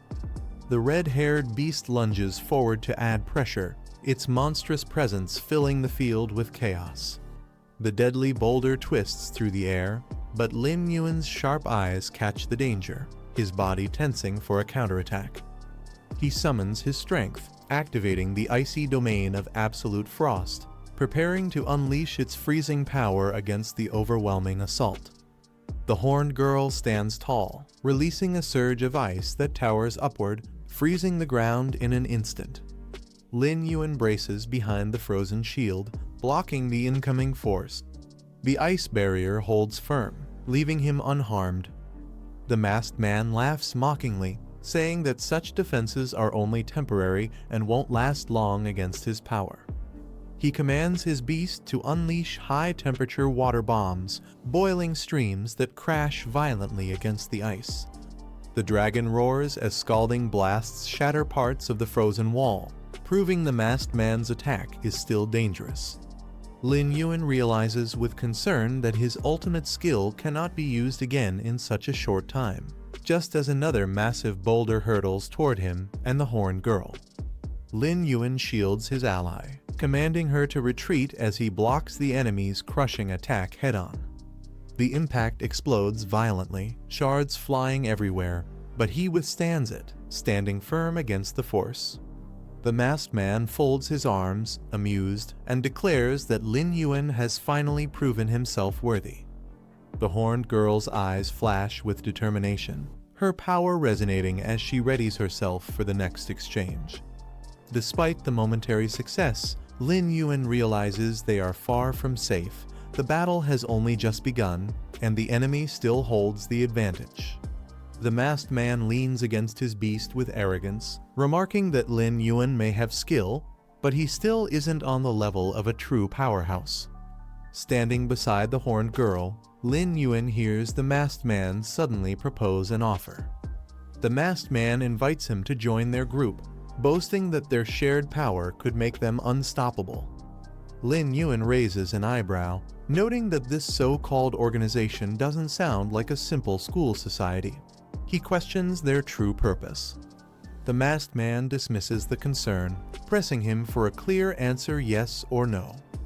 With a confident smile, Lin Yuan refuses, declaring that he only wishes to fight and defeat the masked man himself. Amused, the masked man accepts his decision, grinning as he tells Lin Yuan that he'll be waiting right here for their battle. Onlookers begin mocking the boy, saying he was too arrogant and it was only a matter of time before he failed. Some laugh, claiming he just got taught a harsh lesson, while another person curiously asks if anyone knows more about him. A white-haired man enters the hall, facing Lin Zi. He directly asks if Lin Zi has also run into the mysterious group. Lin Zi doesn't deny it and instead questions if the man has already joined them, testing his intentions. The man smirks coldly, telling Lin Zi not to underestimate him. He declares that anyone who dares act arrogantly in front of him will be forced to pay a heavy price. His words carry both confidence and hostility, making his stance clear. Lin Zi studies him carefully and responds with a calm but sharp question, asking if he truly understands their background. His tone suggests doubt, as if warning that recklessness without knowledge could lead to disaster. The white-haired man responds firmly, saying he will make everything clear. His confident tone shows he isn't afraid of what lies ahead. Lin Zi observes the situation carefully, noting that the number of people involved is quite large.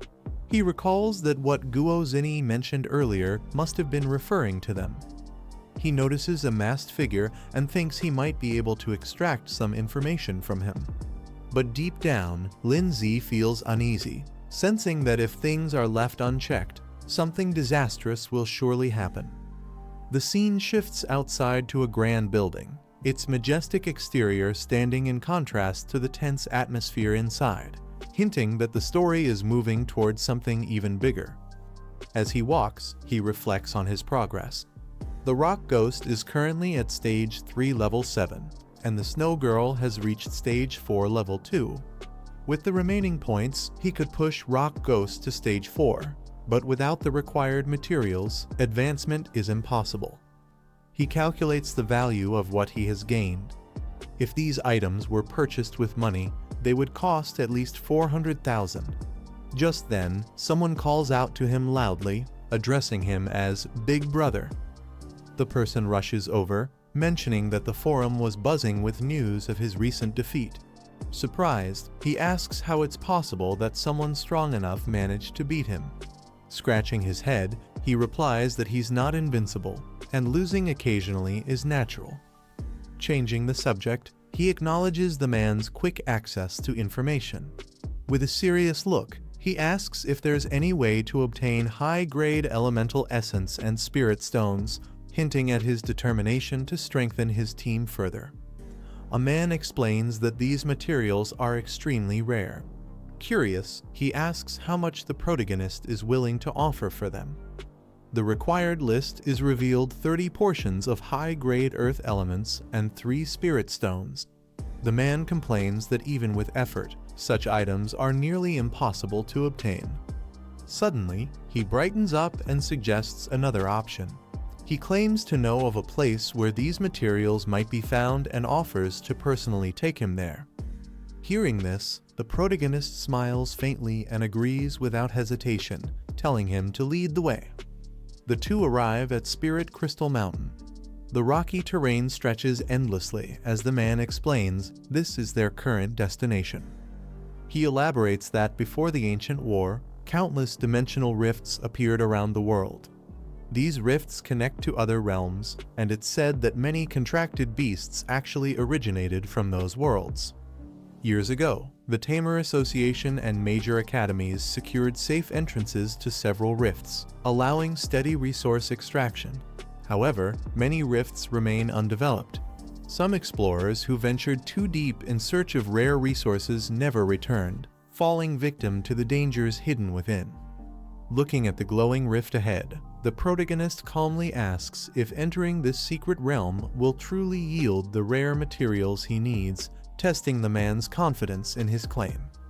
The man proudly explains that only experienced tamers manage to bring back resources from such places. He adds that the information he has now wasn't easy to obtain and came at a great cost. He reveals that this secret realm is known to contain valuable resources, including high-grade earth elements and spirit stones, exactly what the protagonist is searching for. Excited by the possibility, the protagonist praises his efforts and agrees to go in and take a look, showing eagerness to confirm the truth. Together, they stand at the edge of the glowing rift, its energy crackling in front of them as they prepare to step into the unknown. The protagonist steps forward with a calm smile, telling his companion it's time to move.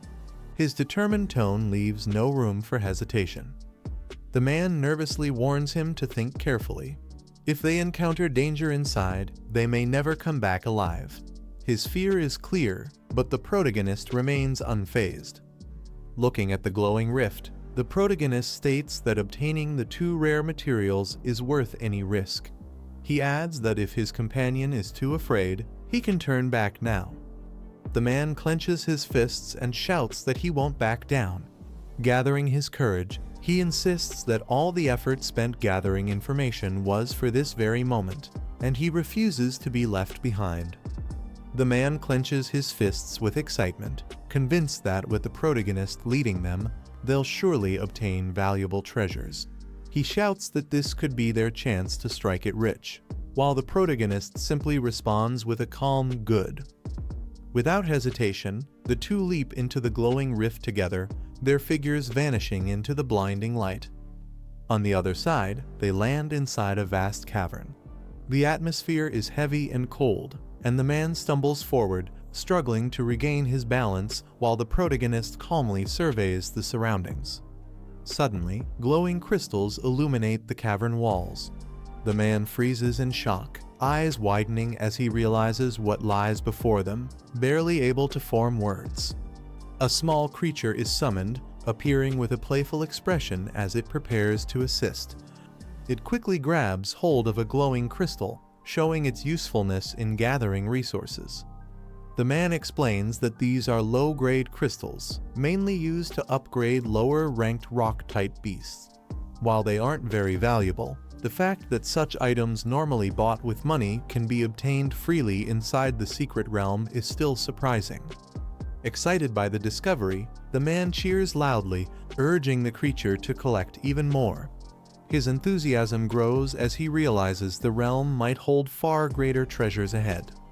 The protagonist suddenly senses something is wrong and quickly shouts for his companion to stop. His sharp instincts pick up a danger hidden in the cavern.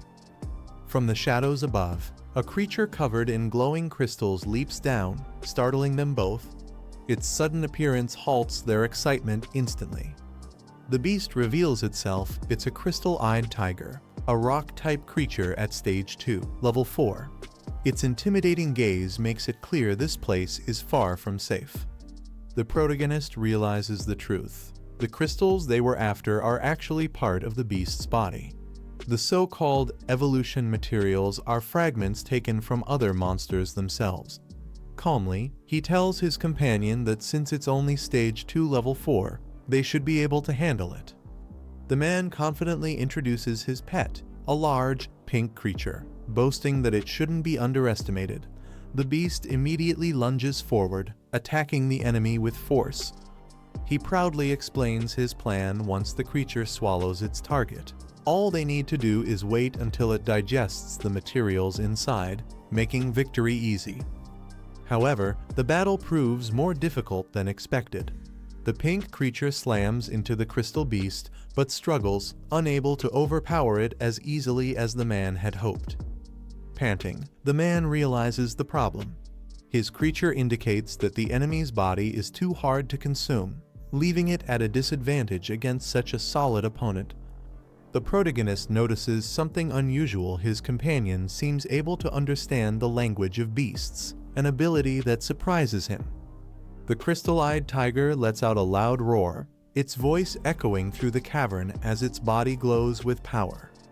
The protagonist remains calm despite the noise, while his companion and the pink creature stay alert, realizing the situation might escalate further. Suddenly, multiple glowing creatures emerge from the darkness, surrounding them on all sides. The ambush makes it clear that this battle has only just begun. The black-haired boy warns that his monster isn't fit for group battles. His companion quickly orders him to fall back. A fierce blizzard is unleashed, filling the icy cave with destructive force. The red-haired beast smashes through the frozen shards, charging ahead with brute strength. Meanwhile, the man with the headband picks up glowing crystals, thrilled that they've finally struck fortune. The headband man excitedly tries to collect crystals, but the pink creature takes them away to store. He complains, saying everything is gone. Shocked, he he argues that these crystals are still valuable, even if they aren't worth much individually, since there are so many of them. The black-haired boy explains that the creature's space is limited, so there's no need to keep low-grade materials. He reassures that deeper inside, there will be better treasures waiting. Realizing it makes sense, the man finally agrees. The group then continues moving deeper into the cave. Glowing beetles crawl along the cave walls as the group advances deeper. The black-haired boy observes that high-grade elements and spirit crystals won't be found on these small creatures. They continue forward and soon reach a vast chamber filled with shining crystals. The group halts in surprise, stunned by the overwhelming sight before them. The man is startled, questioning what just appeared. A massive worm-like monster bursts from the ground, shocking everyone. The black-haired boy leaps forward, aiming to strike the creature's head. The red-haired beast clashes with the monster, its sharp claws meeting the worm's attack head-on. The group identifies the enemy as a rock serpent, a Stage 3, Rank 4 beast. Its hit-and-run tactics make defense difficult. The black-haired boy instructs them to be ready and strike the moment it exposes its head. The headband man angrily orders his monster to be released for battle. Determined, he charges forward alongside his monster, ready to fight head-on. The headband man is skewered by the serpent's crystal strike and cries out for help. The black-haired boy watches, recalling a strangely familiar scene. He quickly counters, trapping the serpent inside a glowing barrier, leaving it stunned. The red-haired beast seizes the chance, grappling the serpent tightly to stop its movements. The horned ice girl unleashes a powerful ice explosion at the serpent. The red-haired beast quickly leaps away just as the blast lands. The headband man is confused, wondering why they dodged instead of using the ghostly form ability. The serpent counters, slamming its massive body into the ground with force. The serpent slams its massive body down, shaking the crystal ground. The red-haired beast braces itself and grabs onto the serpent's body with force. The serpent opens its jaws wide, aiming to strike. Locked in a fierce struggle, the beast and the serpent clash head-to-head, neither side backing down. The serpent coils and prepares to lunge forward again.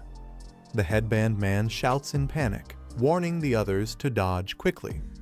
The black-haired boy stays calm, telling them to hold their ground and wait for the right moment. As the serpent charges, he finally gives the signal, and the red-haired beast strikes with full force. A powerful ice storm surges through the cavern, freezing the battlefield. Amid the chaos, the serpent thrashes, trapped under the icy assault. The headband man realizes the plan was to use the serpent as bait, striking when they all expose themselves. The red-haired beast launches forward, using a crushing impact technique to deliver the finishing blow. The system announces the serpent's defeat, rewarding 2 high-grade elemental essences. The black-haired boy notes they only need to kill 28 more. The headband man calls out desperately to his brother. Suddenly, the ground shakes as another serpent bursts out from below. The headband man is swallowed into darkness with his monster, shocked and confused about where he has ended up. The headband man panics as countless glowing red eyes appear around him. He realizes he's surrounded by multiple serpent-like creatures, and fear overwhelms him. From above, the others spot the swarm closing in on him. The group watches in shock as he is dragged down, crying out desperately to his brother for help. The headband man, thinking his brother has come to save him, bursts into relief and joy. But the black-haired boy simply counts the total, noting that with 28 kills, their goal is finally complete.